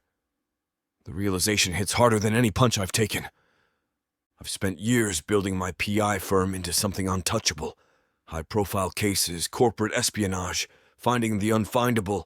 That's what I do. That's where my passion lies. And Zara, she'd fit right in. Her skills with tech combined with my network and resources. We'd be unstoppable. But that's not why I want her to stay. Not really. I want her morning coffee raids, her sharp comebacks when I'm being a jerk, The way she stretches like a cat after hours hunched over her laptop. How she knows exactly when to push me and when to let me brood. Damn. The word comes out rough. I love her. The admission hangs in the night air. No taking it back now. My chest tightens as memories flash through my mind. Zara's fierce protectiveness over her sister's case. Her brilliant mind dismantling security systems like they're children's puzzles. The vulnerability in her eyes when she talks about her family. The strength it takes to keep fighting when the world's dealt you nothing but crappy hands. This wasn't supposed to happen. A fake marriage, a joint mission. Take down the bastards who hurt us both. Clean, simple, professional. That was the plan. And I'm usually damn good at sticking to plans. Instead, I've fallen for the one woman who matches me blow for blow. Who sees past my walls and calls me on my crap. Who makes me want to be better. Do better. Fight harder. She's gotten under my skin in ways I never saw coming. And damn if I can do anything about it now. The burn of the wine simmers in my throat, letting the truth settle in my bones. The heat does nothing to dull the intensity of this revelation. When this is over, when we've burned the collective to the ground, I don't want our partnership to end. I want cases and coffee runs and late-night strategy sessions. I want her brilliant mind working alongside mine, taking on whatever challenges come next. I want lazy mornings tangled in bed together and heated debates over mission tactics. I want to see that fierce spark in her eyes when she cracks an impossible security system. I want her, all of her, for real this time.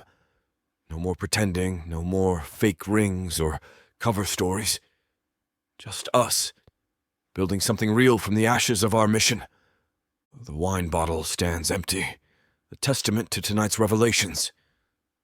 I set it aside, my thoughts crystallizing with renewed clarity. The city stretches before me, but I'm no longer seeing the lights or hearing the constant pulse of traffic below. I see Zara, her determination, her brilliance, her unwavering courage in the face of loss. This isn't just about taking down a criminal empire anymore. It's about protecting the woman who's become my whole world. They won't touch you. My words carry across the empty terrace. Not while I'm breathing. The Black Web Collective thinks they're untouchable, hiding behind their screens and proxies. But they've never faced anyone like us before. Zara's technical expertise combined with my resources and connections, we're not just going to expose them, we're going to obliterate them. I straighten, squaring my shoulders against the night air. Every instinct, every skill I've honed over years of hunting down criminals, every resource at my disposal, it's all focused on one goal now. Protecting Zara and making these bastards pay. My jaw clenches as I push away from the railing.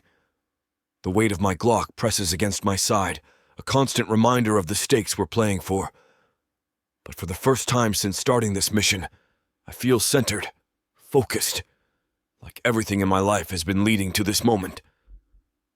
I collect the wine glass and bottle, taking one last look at the city sprawled before me. Soon we'll start dismantling their empire piece by piece. And I'll be damned if I let anything happen to Zara in the process. The terrace door closes behind me with a solid click. Each step carries the weight of my silent vow to protect her, to support her fight, to stand beside her, not just for this mission, but for whatever comes after. Chapter 24. Zara. The night air wraps around us like a cold blanket as Jake and I approach the Black Web Collective's headquarters yet again. Only this time, we're not donning disguises and fake identities, only weapons. My heart pounds against my ribs. Each beat a reminder of what's at stake. The concrete building looms ahead, its windows dark except for the occasional security light. Jake's hand brushes against mine, a silent reassurance. He motions toward the side entrance we identified during our last visit here. His movements are fluid, precise, which comforts me in my jittery nerves. Remember the layout? Jake's whisper barely carries to my ears. I nod, gripping my gun tighter. The weight feels foreign in my palm, despite the hours of training Jake put me through. The security keypad yields to my hacking device in seconds, but each beep sounds thunderous in the quiet. We slip inside. The corridor stretches before us, a maze of shadows and dim emergency lighting. Jake takes point. His broad shoulders tensed as he scans our surroundings. I follow close behind, focusing on his hand signals, the ones we practiced until they became second nature. A guard's footsteps echo from around the corner. Jake's fist shoots up, our signal to freeze. We press against the wall, barely breathing. My pulse roars in my ears as the heavy boot steps grow closer, then fade away down another hallway. Jake's fingers flutter in the dim light. 2 guards ahead. Alternative route needed. I tap his shoulder twice, pointing to the maintenance shaft we'd mapped out as our backup. He nods, and we change course. Every step feels like walking on glass, even though I know my boots are silent on the polished floor. The click of a door opening somewhere ahead sends ice through my veins. Jake's hand finds mine in the darkness, squeezing once. Stay calm, stay focused. But my fingers tremble against the grip of my weapon, and sweat slicks my palms, despite the building's cool air. We pause at an intersection. Backs against the wall, Jake peers around the corner, then signals again. Clear. Move fast. A pattern emerges between us. Jake stays on high alert, assessing our surroundings before guiding us along the hallways. We make our way up several flights of stairs, my mind racing to remember the layout through the hazy fog in my mind. The nerves are going to drive me insane. Finally, Jake manages to find the server room. My fingers tremble as I start taking out my devices, facilitating our way in. Jake's solid presence at my back keeps watch, his breath steady and controlled. The security here is tighter than expected, probably as a result of our past infiltration, multiple encryption layers that would make most systems impenetrable. But they haven't met me yet. These jerks have no idea who they're dealing with. How long? Jake's voice is barely a whisper. His breath warm against my ear as he hovers protectively behind me. 3 minutes, maybe 4. I connect a secondary bypass module, watching strings of code flash across my screen in dizzying patterns of green and white. They've got quantum encryption on this thing. Bastards really stepped up their game since last time. A distant sound makes Jake shift his stance, his muscles tensing against my back. His hand brushes my hip, our silent signal that someone is approaching. The touch sends an involuntary shiver down my spine. But I can't stop now, not when I'm this close to cracking their system. Every second counts. The code fragments start aligning like pieces of a complex digital puzzle. 2 more firewalls to go, each one more sophisticated than the last. Sweat beads on my forehead as I race against time, against discovery. My fingers fly across the keyboard with practiced precision. One wrong move, and the whole system locks down, leaving us screwed 6 ways to Sunday. Jake's fingers tap twice on my shoulder. Hurry! The urgency in that simple gesture speaks volumes about our situation. The first firewall crumbles under my attack. My heart thunders in my chest as I launch the final sequence. The footsteps grow closer, echoing off the sterile walls. Green text flashes across my screen. Access granted. The door slides open with a soft hiss. Jake ushers me inside first, following close behind. The server room stretches before us, rows of blinking machines humming with deadly secrets. Cool air hits my skin as the climate control system works overtime to keep the equipment from overheating. Jake secures the door while I move toward the main terminal. The Black Web Collective's entire operation could be stored in these servers, and destroying it would mean the end of this parasitic organization. My hand shakes slightly as I plug in my device, but years of training take over. The familiar weight of the encryption key in my palm steadies my nerves. Focus, Zara, Jake mutters, positioning himself by the door, his broad shoulders tense as he scans for threats. Make it quick. The terminal springs to life under my fingers. Thousands of files flash before my eyes as I start my search, each keystroke bringing us closer to our mission. Delete everything. Destroy everything. Leave the Black Web Collective as a shell of itself, unable to hurt anyone ever again. My heart picks up speed as I dive deeper into their system, recognizing patterns in their data structure that could only mean one thing. We'd hit the mother lode. Every dirty secret, every criminal operation, right here at my fingertips, and it won't be long until it's all gone. Suddenly a laugh echoes through the server room. Low, calculated, cruel. My fingers freeze over the keyboard as the sound slithers down my spine. The click of heels against the floor makes my stomach drop. What do you think you're doing? The voice cuts through the mechanical hum of servers. My blood turns to ice. That voice, the same voice that guided me through complex algorithms, that encouraged my passion for cybersecurity, that shaped my early career. Elena? My voice cracks as I turn around. She steps into view between the rows of servers, dressed in a sharp black suit that seems to absorb the dim blue light of the room. Her silver-streaked hair is pulled back in a severe bun, and her red lips curve into a predatory smile. Jake shifts beside me, his weapon trained on her with unwavering precision, but Elena doesn't even glance his way. Her dark eyes lock onto mine, filled with an emotion I can't quite read. My star pupil. Elena's words drip with false warmth. I always knew you were talented, but breaking through my security systems, I'm almost proud. The betrayal hits me like a physical blow. My mentor, my role model, the woman who helped shape my career, stands before me as part of the organization that's destroyed so many lives. You're the architect. The words taste bitter on my tongue. Elena spreads her hands in a theatrical gesture. Of course. What's a more fitting name for the person who built this all from the ground up? While you were learning basic encryption in my class, I was creating something magnificent. My fists clench at my sides, rage burning through my veins. You took my sister. Elena's smile widens. Ah, yes, sweet Maya, such potential. She fought so hard in the beginning. She walks closer, each click of her heels against the floor like a dagger to my heart. But they all break eventually.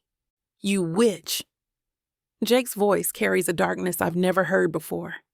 Something raw and lethal that sends a chill down my spine. His weapon doesn't waver, but I see the tremor in his jaw, the way his muscles bunch beneath his shirt as he fights for control. And Jacob McCarthy. Elena's attention shifts to him, her eyes gleaming with cruel satisfaction. Your father was unfortunate collateral damage, though I must say, watching him spiral after we destroyed everything he built, that was rather entertaining. The way he couldn't face his own failure. Jake lunges forward with a snarl, but I grab his arm, feeling the coiled strength beneath my fingers. We can't let her provoke us. Not when we're so close to finding Maya, to ending this nightmare once and for all. Did you enjoy watching him put that gun to his head? Elena's words sliced through the air like poison-tipped daggers. I have the security footage, if you'd like to see it. Such high-quality resolution. Shut up. Jake's voice echoes off the servers, bouncing between the towering metal racks.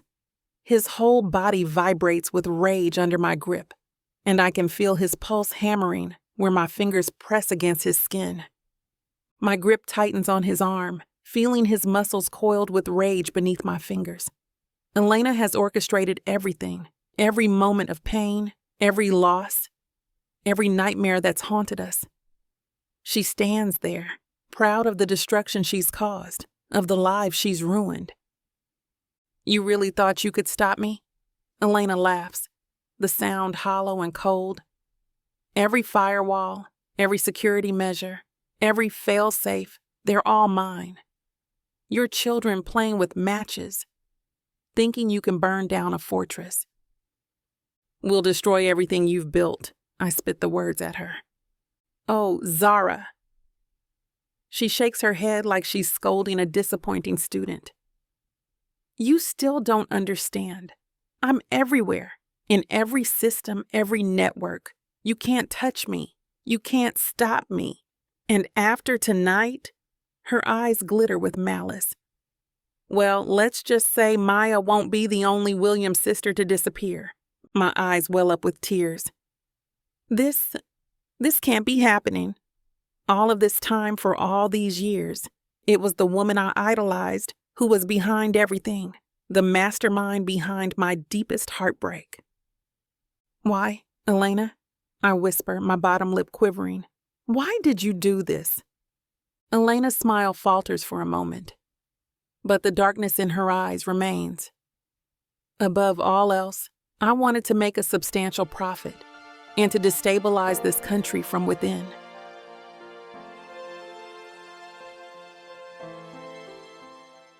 I thought I was getting a fake marriage, but I didn't know my story was being told by Miss Tyla. This isn't just any fake marriage, now is it? No, you introduced me to the devil. Come on, girl, Jacob isn't that bad. Oh, I love Jacob. His family, on the other hand. Beggars can't be choosers, Nyla. You should be grateful I even let Jacob Stone look your way. I just wanted to save my granddaddy. Is that so bad? Why couldn't you let this be a normal fake marriage? Instead, you put me in a twisty story filled with money, betrayal, power, and lies. Let's not forget love. That's what keeps me going. But not gonna lie, Miss Tyla. This story you got me in ain't the simple fake marriage, happy ending I thought it would be. It's not. Because where would be the fun in that? Treat yourself to Say Less I Love You. Tuesdays and Thursdays. New seasons premiere every month. Or skip the wait and grab the full series bundle from TylaWalker.com. Treat yourself with Miss Tyla.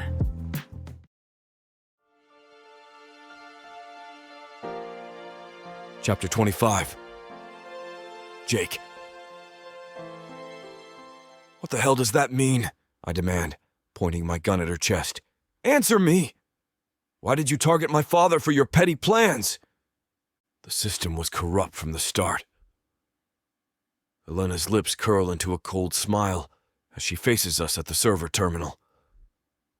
Her silver-streaked hair catches the dim light.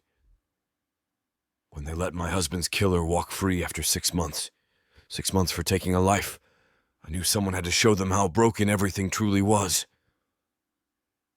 My finger tightens on the trigger, rage building with every passing second. So you decided to become a monster? Blood pounds in my ears like a war drum, and I can barely contain the urge to end this right now.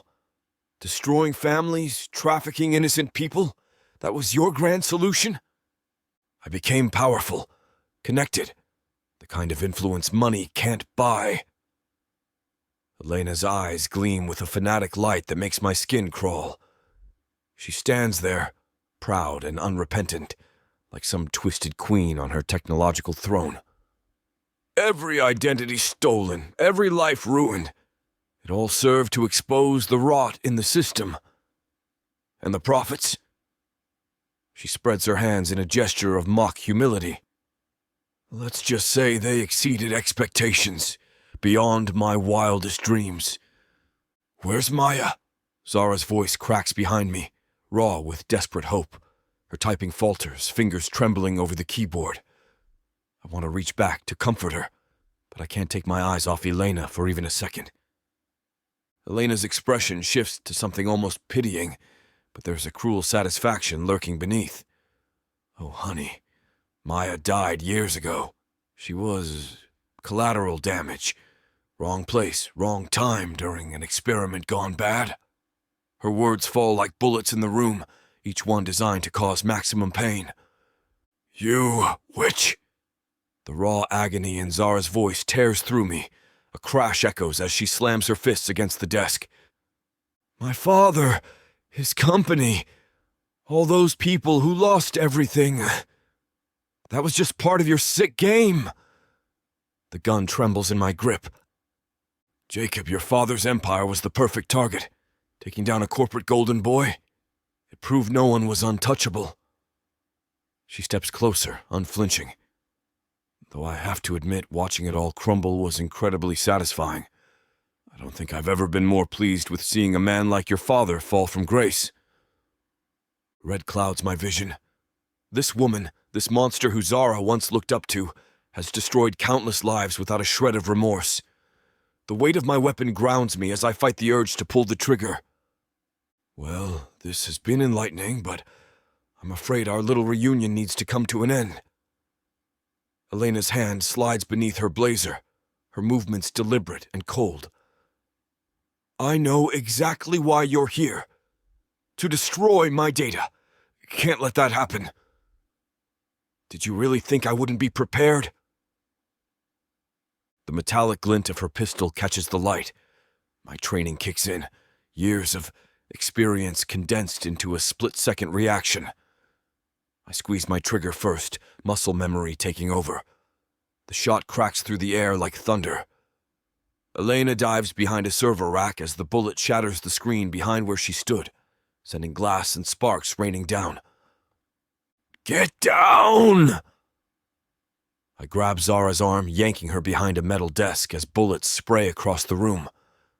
The ping of rounds hitting steel fills my ears, each impact sending vibrations through our makeshift cover.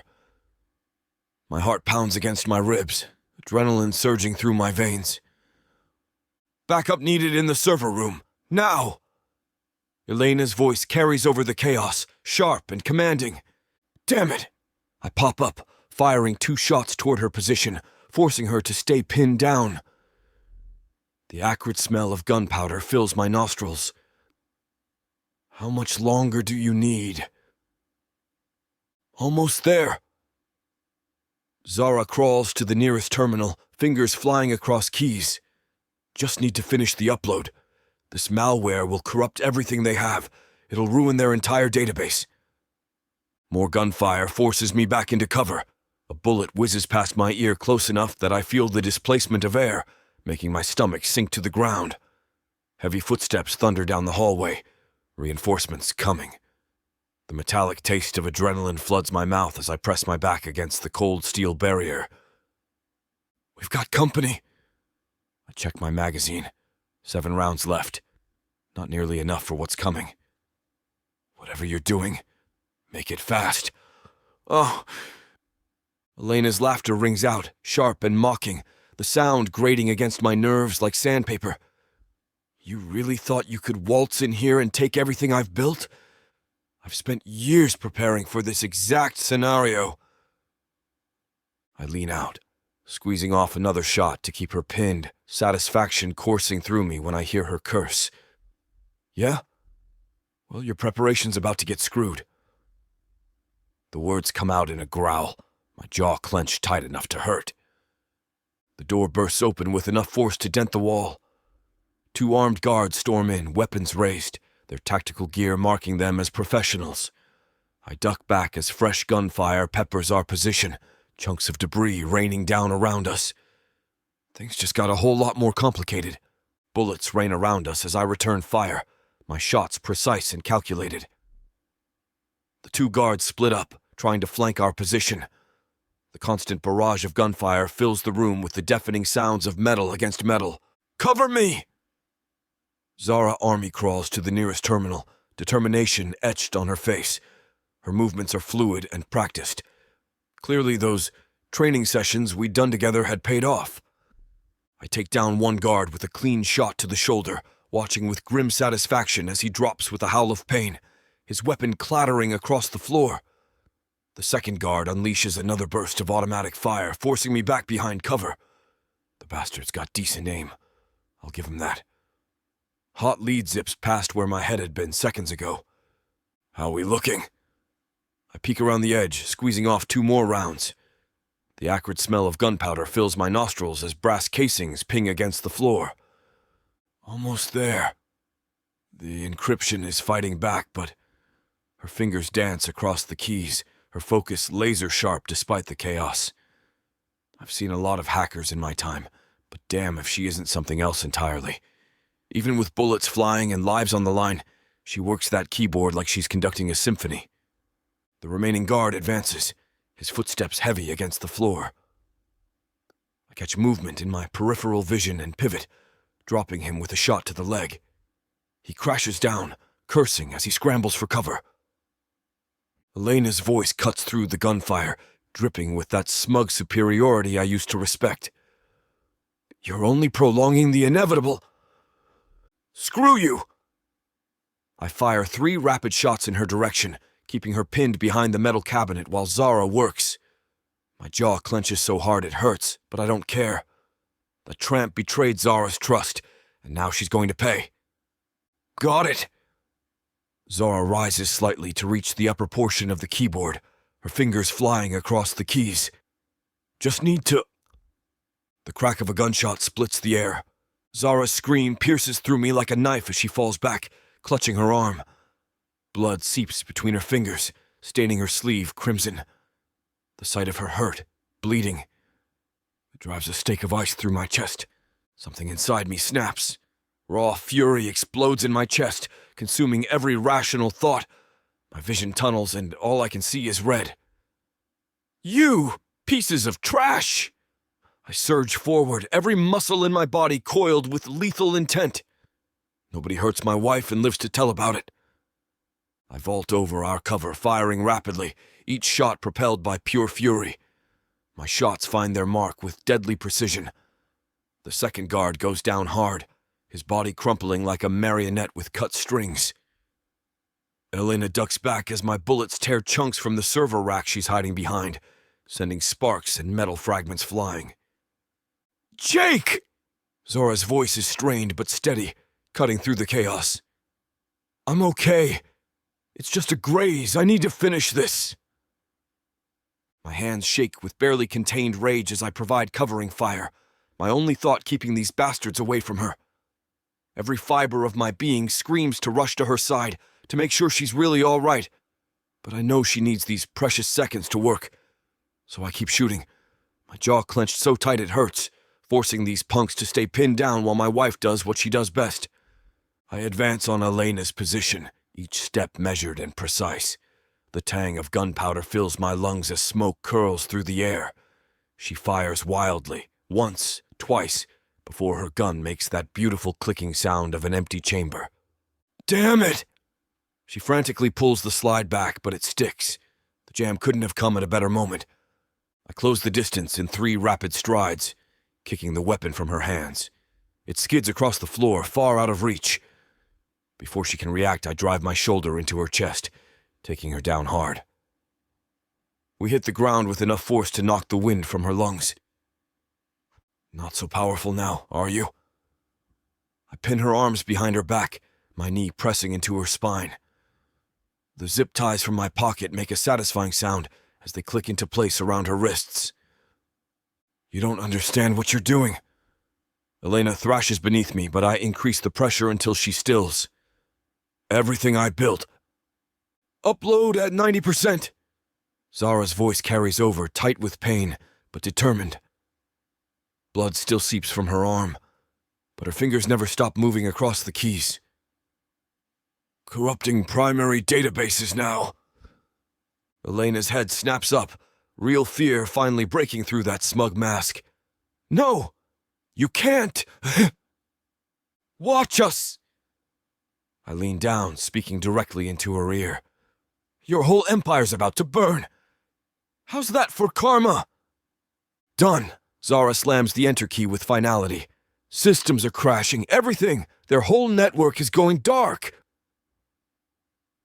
The screens around us flicker and die one by one, years of carefully collected data dissolving into nothing. Elena goes limp beneath me, defeat written in every line of her body. "This is for Maya," Zara's voice cracks, "and for everyone else you destroyed." Chapter 26. Zara. I keep a tight grip on Elena's arm as Jake and I march her through the dim corridors, the flickering overhead lights casting ominous shadows on the concrete walls. The entire building must be shutting down now that I've corrupted their servers. The zip ties bite into her wrists, but after what she told us in the server room, after learning how she'd betrayed everything I once thought she stood for, I have zero sympathy left for my former mentor. "You're making a huge mistake," Elena mutters, trying to drag her feet against the smooth floor. Her designer heels scrape uselessly against the marble. Jake's hand clamps down harder on her other arm, his jaw clenched with barely contained rage. "The only mistake here is allowing you to remain a free woman. That stops now." His voice carries that dangerous edge I'm starting to recognize, the one that means he's done playing games. We round another corner in this maze-like facility when a blood-curdling scream pierces the air, echoing off the walls like something from a nightmare. I freeze, my heart hammering against my ribs so hard, I swear Elena must feel it through my grip on her arm. The sound came from behind a heavy metal door to our right, its surface scarred with rust and age. Whatever's happening behind that door, I have a sickening feeling it's connected to Elena's operation. "That's nothing. Just keep moving." Elena tries to pull us forward, but Jake holds firm, his grip on her arm like an iron vise. His jaw clenches so tight, I can see the muscle twitch. Another scream pierces the silence, this one more desperate, more primal. My skin crawls, and every instinct screams at me to run in the opposite direction. The sound reminds me of those nature documentaries where prey animals know they're about to die. I said ignore it. This area is restricted. Elena's voice takes on a sharp, panicked edge I've never heard from her before. "Shut the hell up!" Jake's voice cuts like steel, cold and unforgiving. He nods at me, those blue eyes hardening with determination. "Zara?" I'm already pulling out my tablet, fingers flying across the surface as muscle memory takes over.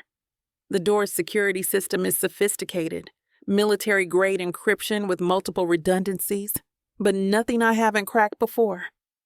On it. "You don't want to go in there," Elena warns, struggling against Jake's grip. Her face has gone ashen. "Some things are better left." "I told you to shut up." Jake gives her a shake that makes her teeth clatter. Gone is any trace of the smooth-talking PI I first met.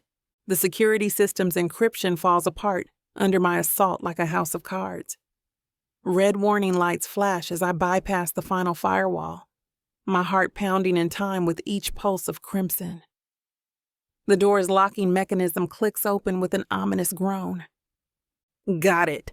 I grab the handle and pull. The metal door groans open, revealing what lies beyond. I step into the room and my stomach lurches. The stench of sweat and fear hits me like a physical blow. A man, maybe mid-30s, stands chained inside a metal cage. His torso is covered in bruises and cuts, dried blood caking his skin.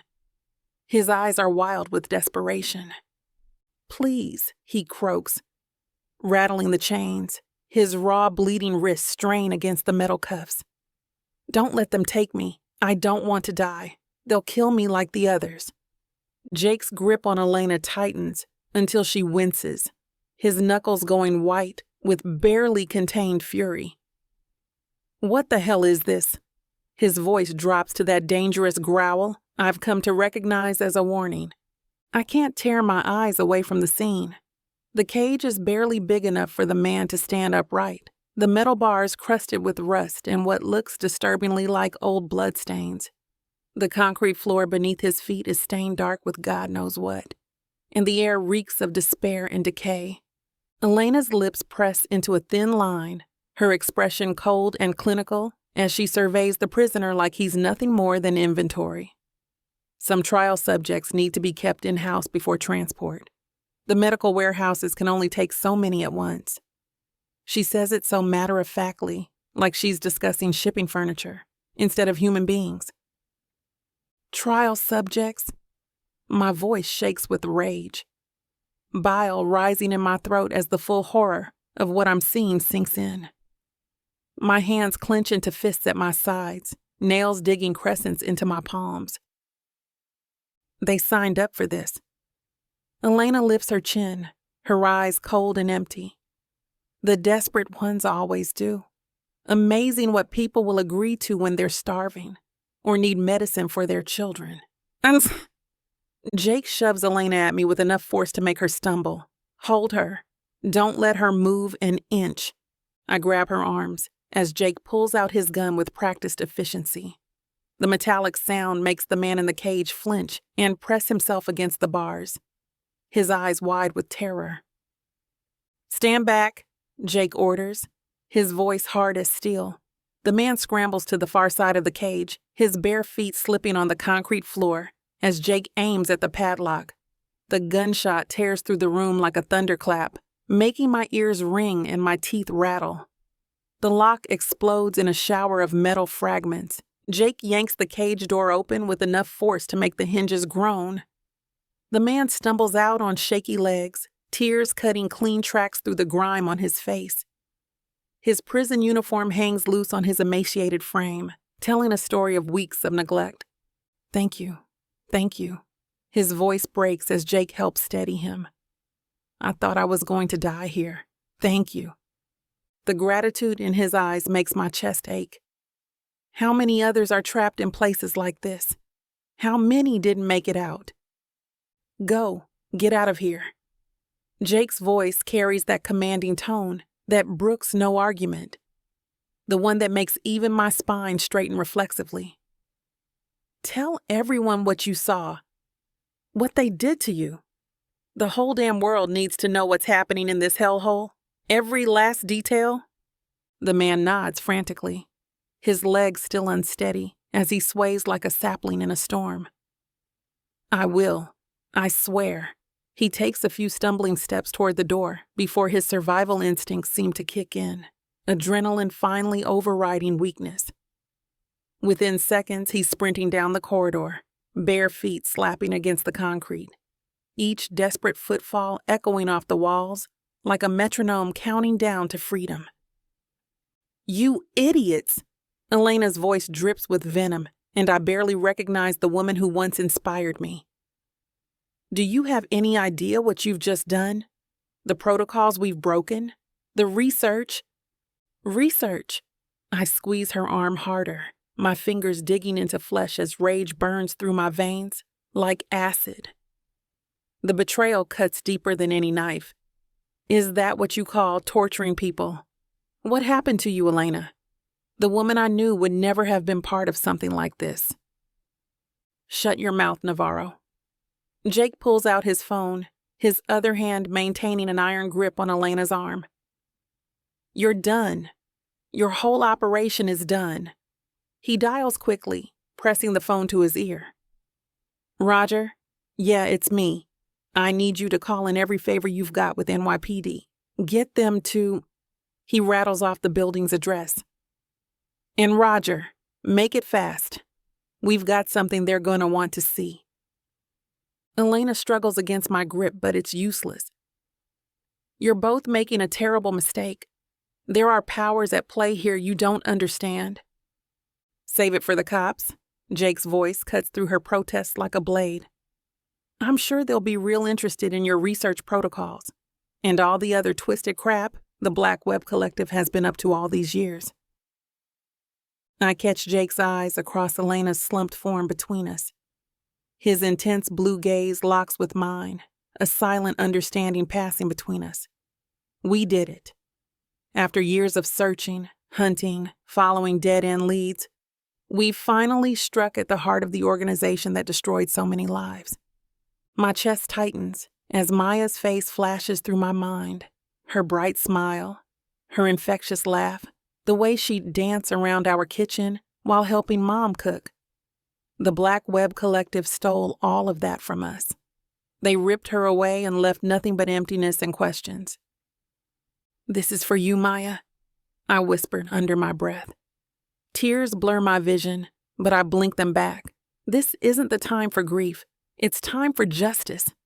Jake's hand finds mine in the dim light, his fingers intertwining with my own. His touch grounds me. anchors me to this moment of triumph even as my heart splinters anew with the weight of Maya's loss. "We got them, Zara." Jake's voice carries that quiet intensity that makes my spine tingle. "The whole operation's coming down, every last piece of it." Elena makes a disgusted sound between us. "You have no idea what you've done. The collective is bigger than—" "Bigger than what?" I snap, savage satisfaction coursing through my veins. "Bigger than the lives you've destroyed, the families you've torn apart. My sister died because of people like you. It won't bring Maya back. Nothing will. But it means a lot to know that the person responsible for so much pain and suffering will finally see her day in court. This is what justice looks like. This is what revenge feels like. And for the first time since Maya disappeared, I can breathe without that crushing weight of helplessness on my chest." Chapter 27. Jake.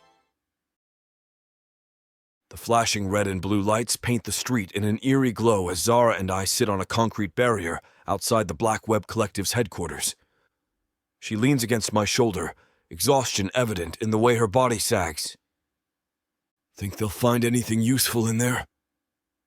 I gesture toward the building where forensics teams move in and out like ants at a picnic. Zara straightens up, her eyes following a group of tech specialists carrying sealed evidence boxes. Elena's too smart to keep everything on those servers. She'll have backups somewhere. Digital footprints of transactions, communications, maybe even client lists. The kind of evidence that could take down their whole operation. I wrap my arm around her waist, pulling her closer as a chilly breeze sweeps past. "Exactly." She rubs her temples. "Even though I wiped the main servers, Elena's paranoid. She'd never keep all her eggs in one basket. There have to be encrypted drives, cloud storage, something." A news van screeches to a halt nearby, and a reporter jumps out with her camera crew. Roger's plan to get the media involved worked perfectly. There's no way the Black Web Collective can sweep this under the rug now. "Your old mentor's going down hard." I watch as another police car arrives on scene. The press coverage alone will make it impossible for them to operate in the shadows anymore. Good. Zara's voice carries lingering pain.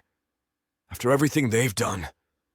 Trafficking people, stealing identities, destroying lives. She trails off, and I know she's thinking about her sister. "Hey." I turn her face toward mine. "We got them. That's what matters." The wail of yet another siren pierces the night as more law enforcement shows up. The investigation's about to kick into high gear, and with the evidence Elena likely has stashed away, the Black Web Collective's days are numbered. Zara shifts against me, her fingers absently tracing patterns on my knee. The touch is familiar now, grounding after all we've been through together. Remember when we first started this? How scared I was that we'd never find answers about my sister. You were never scared. Determined as hell, maybe. I catch her hand in mine, threading our fingers together. Her skin is warm against mine, and I can feel her pulse beating steady and strong. But scared? Nah. You're the toughest person I know. Please, I was terrified. She lets out a soft laugh that holds a hint of remembered pain. But having you there, it made a difference. Made me feel like I could breathe again. Like I wasn't fighting alone anymore. The forensics team wheels out another cart of evidence, their movements careful and methodical under the harsh floodlights. I think about all the people we've helped along the way, all the lives touched by what we've accomplished tonight. We did good, didn't we? All those families were going to reunite, the lives we saved. I squeeze her hand, remembering every late night, every dead end, every breakthrough that led us here. Seeing them all get justice, that's worth everything. Yeah, her voice cracks. We did. Even if it's too late to save my sister, I'm happy to know that our work hasn't been in vain. A moment passes between us, heavy with unspoken words. Then she turns to face me, her expression serious. Jake, about our marriage. My chest tightens. I've been dreading this conversation. Every time I caught her looking at that damn wedding band on her finger, I knew it was coming. The Black Web Collective is finished. We don't need the cover story anymore. She squeezes my hand. No one's coming after us now. I stare at the chaos of flashing lights and uniformed officers, buying time before I have to respond. The thought of ending our marriage, even a fake one, makes my stomach knot. These past months of waking up to her coffee-making routine, sharing takeout on late nights, watching her curl up on our couch with her laptop, they've become more real than any actual relationship I've ever had. Unless... She pauses, studying my face with those piercing hazel eyes that see right through my crap. Unless you want to keep it? What do you want? I deflect, not ready to lay my cards on the table. My heart pounds against my ribs like it's trying to break free. After everything we've been through, after all the nights I've held her close, pretending it wasn't real. Hell, I can't imagine going back. I asked you first. Her eyes lock with mine, challenging me to be honest. She's always been like this, pushing me to face truths I'd rather avoid. The gentle pressure of her hand in mine reminds me of all the quiet moments we've shared. My throat feels dry. Maybe I don't want it to end. The words come out rougher than I intended, raw with an emotion I've been fighting for months. A smile tugs at the corner of Zara's mouth. Maybe I don't either. My heart skips. Yeah? Yeah. She shifts to face me fully, her knee brushing against mine. Somewhere between all those late-night stakeouts and pretending to be the perfect couple in public, it stopped being pretend for me. The tension in my chest uncoils. When? Remember that night we were tracking Elena's shipments online? You brought me soup because I was getting sick, but I refused to stop working. Her fingers trace patterns on my palm. You sat there for hours, just keeping me company. No one's ever cared for me like that. Damn, Zara. I cup her face with my free hand. I've wanted this to be real since that first dinner I hosted, introducing you as my wife to all of my elite contacts. You dressed beautifully that night, and even if that night went to total crap, you were brilliant and fierce, and I draw in a breath. I fell for you right there. So all those times you held me close, kissed my neck when we were in public. Not acting? I brushed my thumb across her cheekbone, memorizing the softness of her skin. Never acting. Every touch, every kiss. It was all real for me, even when I tried to convince myself otherwise. Good. Her eyes shine in the flashing lights, and damn if she isn't the most beautiful thing I've ever seen. Because I love you, Jake McCarthy, and I want this marriage to be real. The words hit me like a shot of pure adrenaline, making my heart pound against my ribs. I love you too. Have for a while now. I press my forehead to hers, breathing her in. Marry me. For real this time. No covers, no pretending. Just us. You and me building something genuine together. We're already married. Her laugh is soft against my lips, sweet and teasing in a way that makes me want to kiss her senseless. Yeah, but I want to do it right. Give you the wedding you deserve. Make honest promises instead of crafting a cover story. Yes. She grabs my jacket, pulling me closer. 1,000 times yes! I capture Zara's lips with mine. Her fingers dig into my jacket, pulling me closer as she melts against me. This isn't like our careful public displays of affection.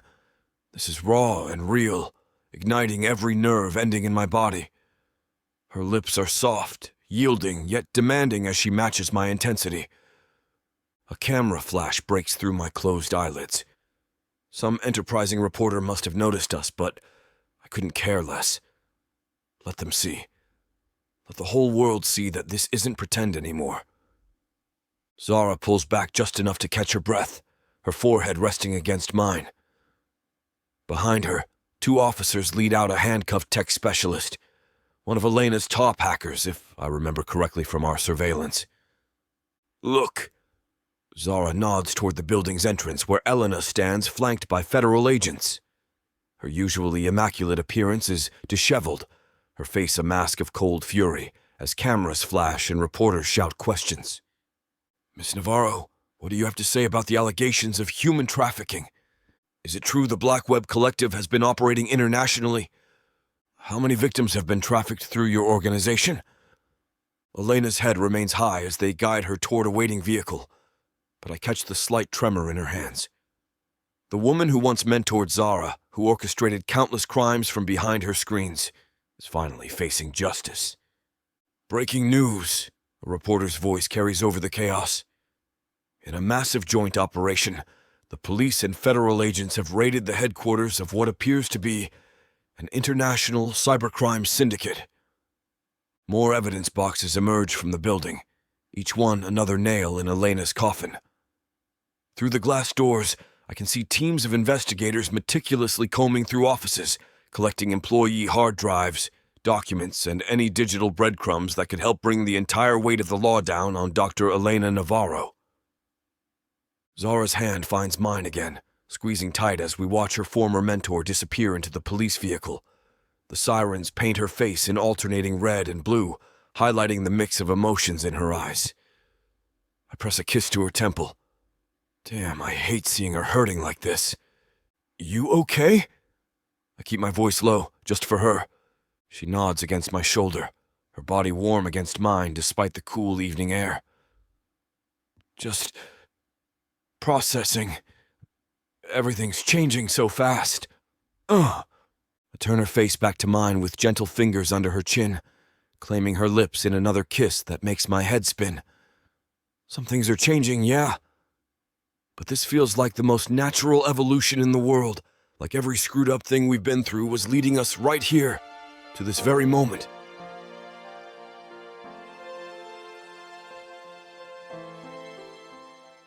You think you can catch me? You think you can tame me? Oh, I know I can.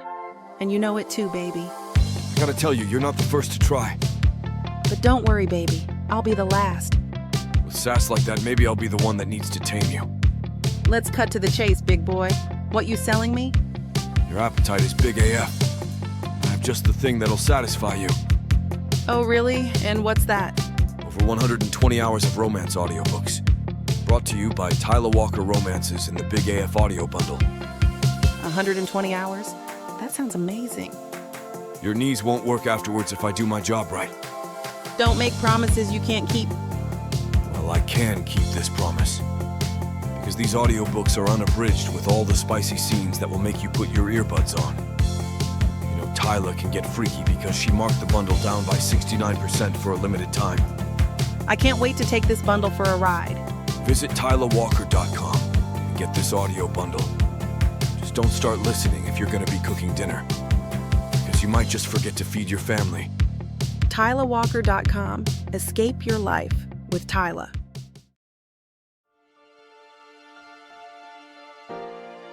Chapter 28.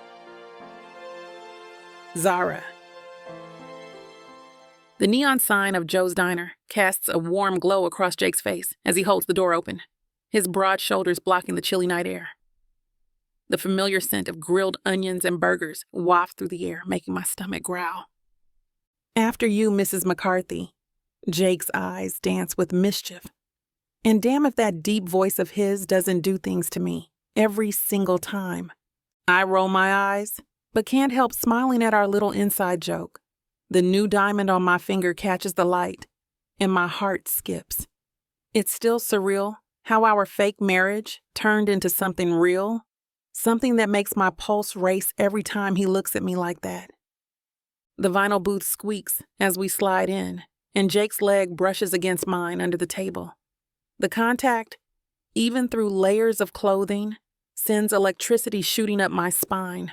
A waitress with a name tag reading Betty approaches, her pen poised over her notepad, her gray hair pulled back in a neat bun, that speaks of decades of diner service. "What can I get you two lovebirds?" Betty's smile is warm and genuine, the kind that makes you feel like a regular, even if you've never been here before. "Double cheeseburger, extra pickles, fries." Jake doesn't even look at the menu, confident as always. "And a chocolate shake." "Make that 2 shakes." I lean back, studying the laminated menu with its slightly sticky corners and faded photos. "I'll take the bacon burger with onion rings." My stomach growls in anticipation. After months of takeout and rushed meals between missions, a proper diner date sounds like heaven. "Coming right up." Betty scribbles our order with practiced efficiency. Jake's arm drapes across the back of our booth, his fingers absently playing with my shoulder. The casual intimacy of his touch still gets to me, even after everything we've been through. First time we've been out without looking for shadows around every corner. His voice is low and rich, carrying a note of relief that makes my heart squeeze. "Feels good." I twist the ring on my finger.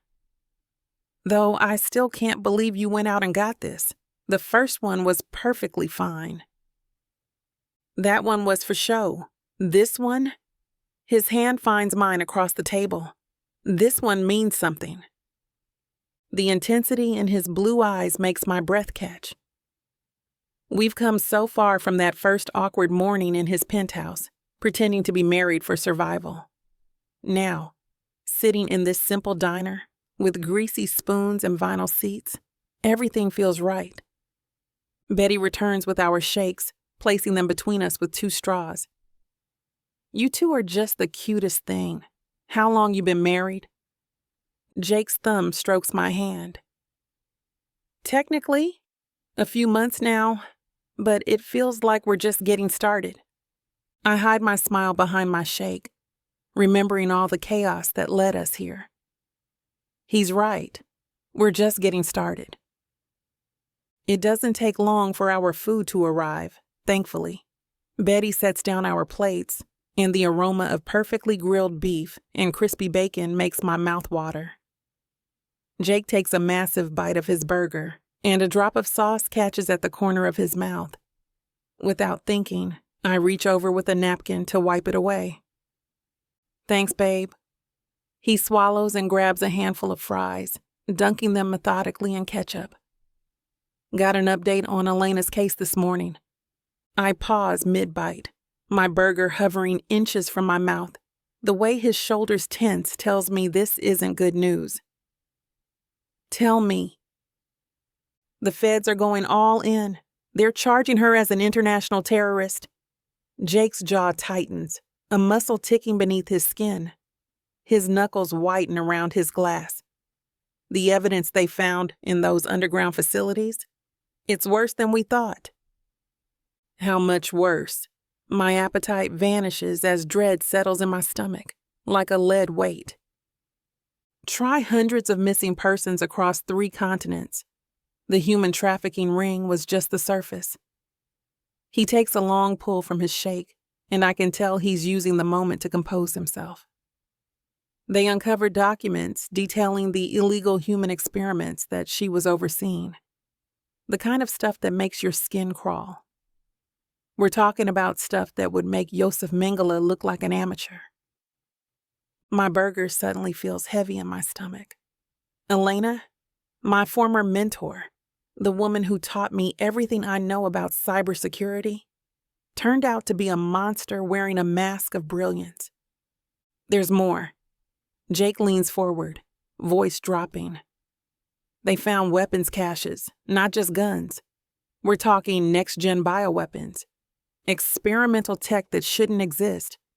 The Black Web Collective had their fingers in everything. God. I push a few onion rings around my plate. I still can't believe I never saw it, all those years working with her. "Hey," Jake's hand finds mine across the table. "You couldn't have known. Elena fooled everyone. Corporations, governments, security agencies. That's what made her so dangerous. I squeeze his hand back, grateful for his unwavering support. What's the likely sentence? Multiple life terms, minimum, no chance of parole. They're treating this as one of the largest organized crime cases in history. I stare at my half-eaten burger, memories flooding back of late nights in Elena's office at the university. The sharp scent of coffee, the gentle hum of computers, and Elena's patient voice explaining complex encryption algorithms. That soft, kind woman is not the same one we saw in that server room, with so much darkness and hate in her eyes. There's just no way. You okay? Jake's thumb traces circles on my hand, just thinking about how different she was back then. I push my plate away. When I first met her, she was this brilliant, compassionate professor who stayed late to help struggling students. And I knew about what happened to her husband and how it affected her after all of these years. Jake stays quiet, giving me space to process. She told me about that night, how 2 guys broke into their house, shot him point blank while he was reading in bed. My throat tightens. The police caught one of them, but the case was mishandled. Evidence contamination, procedural errors. The guy walked after 6 months. I couldn't believe it. That kind of injustice changes people. I used to find her crying in her office sometimes. She tried to hide it, pretend she was fine, but I shake my head. One time she told me the system was broken, that true justice didn't exist in courtrooms. I thought she meant she was going to become an advocate for victims' rights or something. Not build an empire of crime and human experimentation. Right? I let out a bitter laugh that sounds hollow even to my own ears. The Elena I knew volunteered at domestic violence shelters. She helped students who couldn't afford textbooks. She spent weekends teaching coding to underprivileged kids. She was... My voice cracks, and I have to swallow hard against the lump in my throat. She was my hero. Jake's hand tightens around mine, his calloused thumb brushing soothingly across my knuckles. Grief can twist people into something unrecognizable. But this? I gesture at nothing in particular, my free hand cutting through the air in frustration. Running human experiments, trafficking people, being the head of the Black Web Collective. It's like finding out your favorite aunt is actually a serial killer. Someone you trusted completely, looked up to, shared your deepest dreams with, and the whole time they were capable of something this evil. Jake leans back, his jaw set in that determined way I've come to recognize. She won't hurt anyone else, Zara. The feds have her in a supermax facility. No internet access, no outside contact, nothing. I know. I stare at the ice cream slowly melting in my chocolate shake. It's just... what? Part of me understands how she got there. Not the choices she made. Those were pure evil. But that first step, that moment when the system failed her and her husband, I trace a pattern in the condensation on my glass. I get why someone would snap. She lost the love of her life. The world isn't fair, but there's a galaxy of difference between wanting justice and becoming the very thing that destroyed your life. Jake's voice carries the weight of experience, reminding me of his own losses to the Black Web Collective. Elena chose to become a monster. She'll spend the rest of her life paying for those choices. You're right. My eyes meet his, finding strength in that steady blue gaze. The intensity I find there settles something deep in my chest. And even though a tiny part of me feels sorry for what happened to her and David, I can't forget what we uncovered about that whole organization. The trafficking, the blackmail, all those lives destroyed. That's what makes you different from her. You still have compassion, even for someone who doesn't deserve it. But you also understand justice has to be served. Jake's words hit home, carrying that blend of hard truth and understanding that I've come to rely on. I nod, knowing he's right. My fingers trace the rim of my glass as I process everything. Elena made her choices, each one taking her further down that dark path.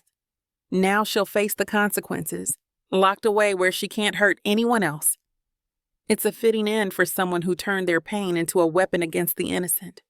Maya wasn't responsible for her husband's killing, and neither were any of the trafficking victims she helped abduct. Elena Navarro wanted a war against the world because of the pain it caused her.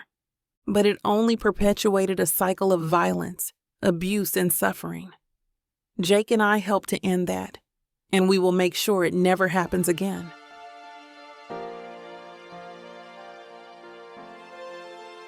Chapter 29. Jake. With the threat of the Black Web Collective gone, we no longer have to live in that one-bedroom safe-house apartment anymore. Zara needs something bigger. Better.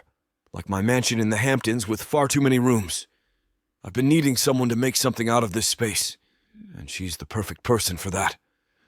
Slowly but surely, we've been moving her belongings out of the safe house and into the mansion. Her dual monitors, her tablets, all of her technology. I've promised to upgrade her stuff, just so that my favorite cybersecurity hacker can have the latest tech all at her fingertips. She'll make good use of it all, I'm sure. Come on, I want you to see your new space, I say, leading her from the foyer of the mansion towards the west wing of the mansion. I have a perfect space to serve as her new home office. I watch Zara's eyes light up as we enter the sunroom. Floor-to-ceiling windows flood the space with natural light, illuminating the pristine white walls and hardwood floors. The view of the manicured garden stretches out beyond the glass. This whole space would be mine? Her fingers trace along the windowsill. All yours. I set down another box of her tech equipment, careful not to jostle the expensive hardware inside. Plenty of room for your setup, and the natural light beats that dim bedroom any day. Plus, the view might help when you need a screen break. Jake, this is... She spins around, taking in every angle, her eyes dancing with excitement. It's perfect.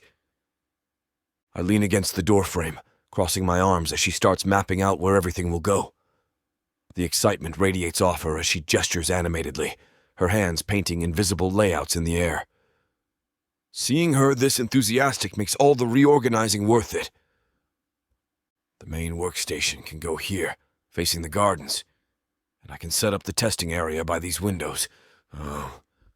She pauses, glancing at a stack of boxes filled with monitors and specialized equipment. Though I should probably wait until we get everything inside before I start planning. Already on it. I grab another box from the hallway, hefting the weight easily. Your tech's more delicate than my workout equipment, so I figured I'd handle the heavy lifting. Don't want anything happening to those fancy computers of yours. Such a gentleman. She unpacks cables from a smaller box, arranging them by length. Though I noticed you didn't complain when I carried in your protein powder earlier. That's different. Can't risk you dropping my precious supplements.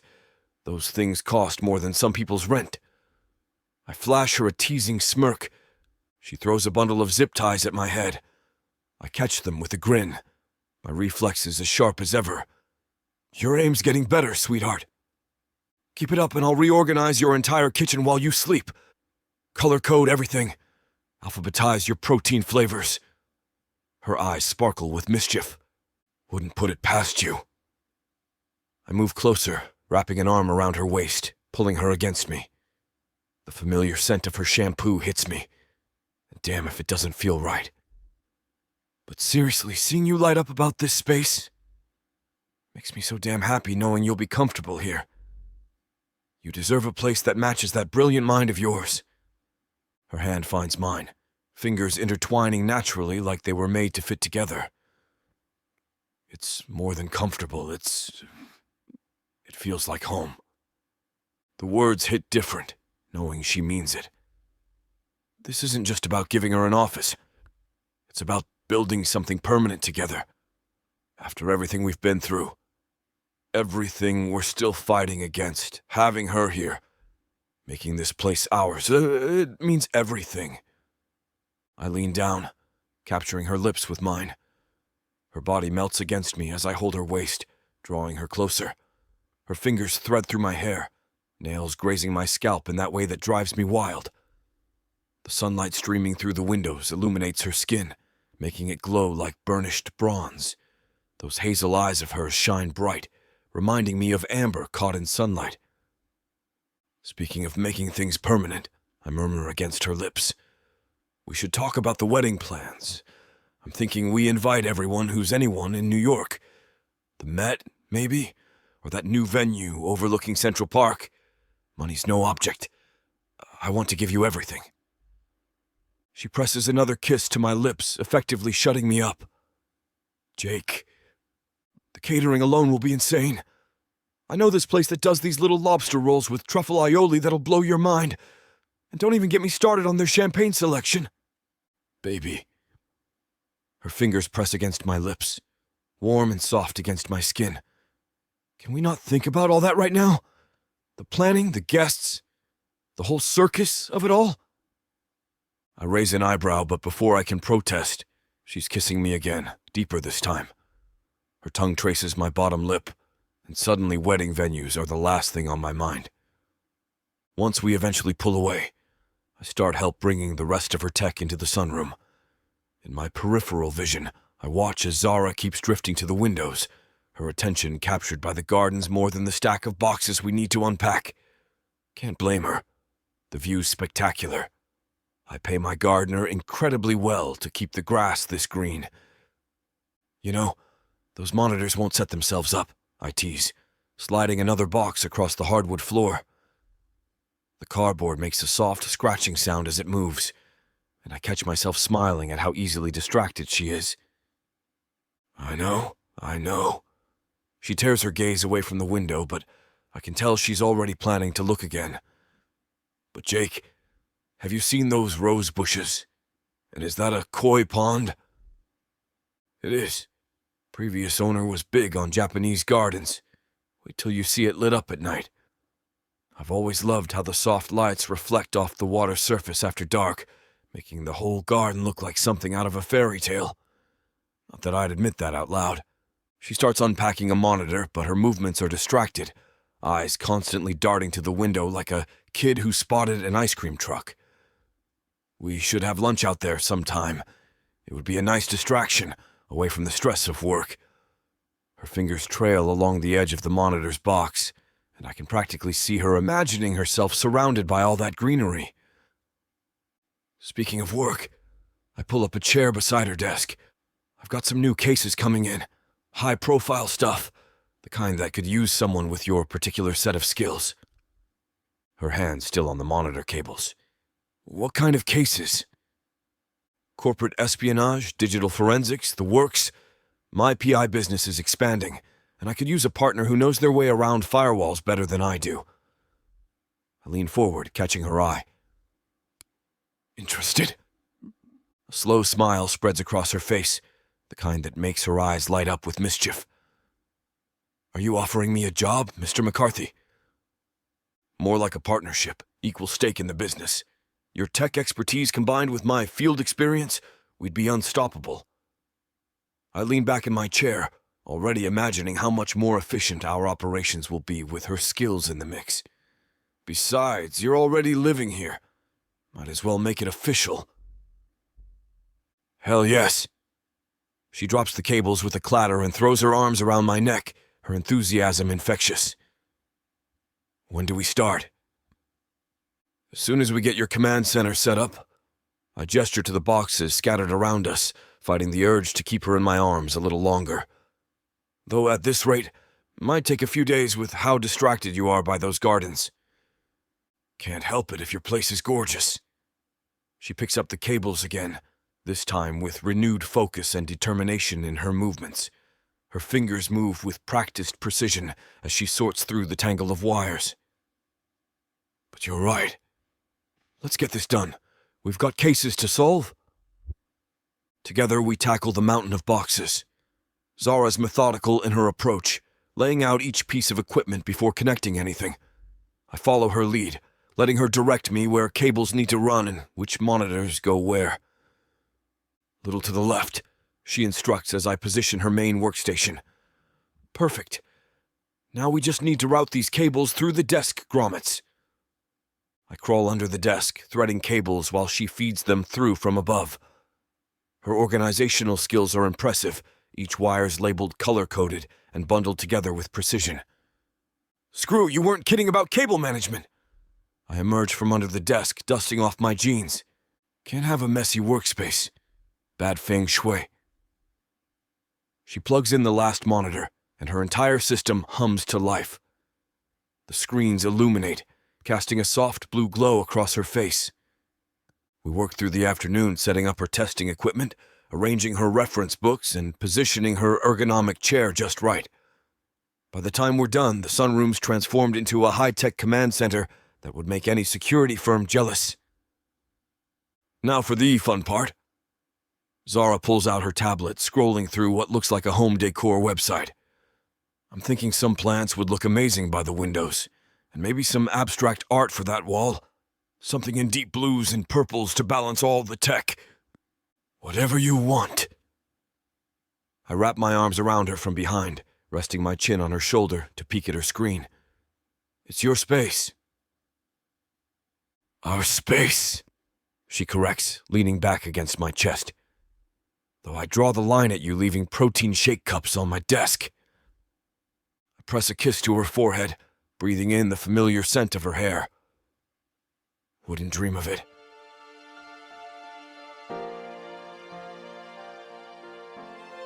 Chapter 30. Zara. After a night of fine dining and extravagance with Jake, we're finally back home. Home, his mansion. I still can't believe that I get to live here with him. I still can't believe that I get to call him my husband.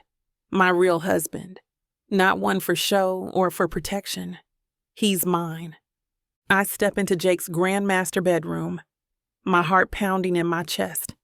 The room is all dark woods and muted colors, a reflection of his masculine elegance. I barely have time to take it in before Jake's hands are on me, his touch igniting a fire beneath my skin. He spins me around, his blue eyes blazing with an intensity that makes my breath hitch. I've been wanting to do this all night, he growls, his voice a low rumble that resonates deep within me. His lips crash against mine, hungry and demanding. I melt into him, my hands reaching up to tangle in his dark hair. He tastes of the expensive wine we shared at dinner, as well as the mint he ate after our exquisite meal. He breaks the kiss, only to trail his lips down my neck, leaving a path of fire in their wake. His hands grip the straps of my dress, slowly peeling them off my shoulders. The cool air hits my skin, contrasting sharply with the heat of his touch. "You're so damn beautiful, Zara," he murmurs against my skin, his voice rough with desire. His lips find the curve of my shoulder, kissing every inch of skin he exposes. I shiver, not from cold, but from the electric current that pulses between us. His hands explore my body, tracing the dip of my waist, the flare of my hips. I can feel the restraint in his touch, the controlled power that makes me feel both safe and exhilarated. I reach up, my fingers tracing the stubble on his jaw. He captures my hand, pressing a kiss to my fingertips. His eyes meet mine, and in their depths, I see a reflection of my own desire. "Jake," I whisper, his name a plea on my lips. His response is immediate, his mouth claiming mine once more. The world around us fades, leaving only the two of us and the electricity that sparks between us. He continues to undress me, his touch reverent, his kisses passionate. I can feel his heart pounding against mine, a rhythm that echoes the depth of our connection. In this moment, there's no room for doubts or fears. There's only Jake and the promise of what's to come. Jake's hands, gently guiding me to the edge of his king-sized bed, send a shiver down my spine. He lays me down, allowing my legs to dangle over the edge while he stands above me, his eyes raking down my body. The room is dimly lit, the city lights outside, casting a soft glow through the expansive windows. And that's where we're going to put a pause on pleasure. It looks like the rest of this chapter is just too naughty to put on the air. As much as we'd love to share every little detail, we've got to stick to this platform's guidelines to keep these free audiobooks coming.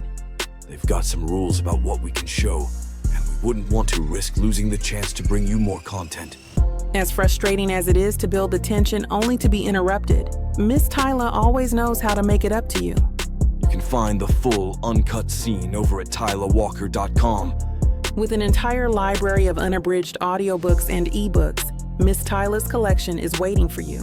And if you use code SAVE40, you'll get 40% off any digital product, even on bundles that are already discounted. So don't let the fun stop here. Head over to tylawalker.com and treat yourself with Miss Tyla. Well, wife, he says, a smirk playing on his lips. That was incredible. A laugh escapes me, a soft, contented sound. It was, husband. I reply, the word rolling off my tongue with surprising ease.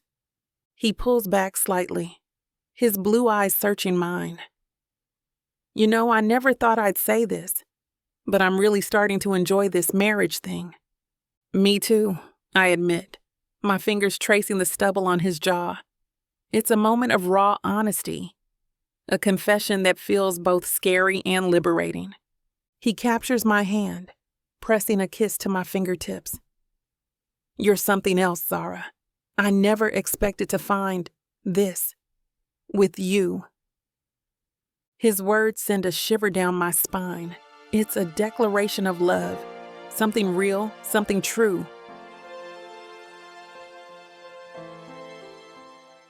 When Nyla Thomas agreed to a fake marriage, she wasn't expecting it to land her in jail.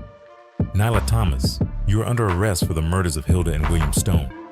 She wasn't expecting to find out the truth about her family. You're adopted. Marcus Swan is my father.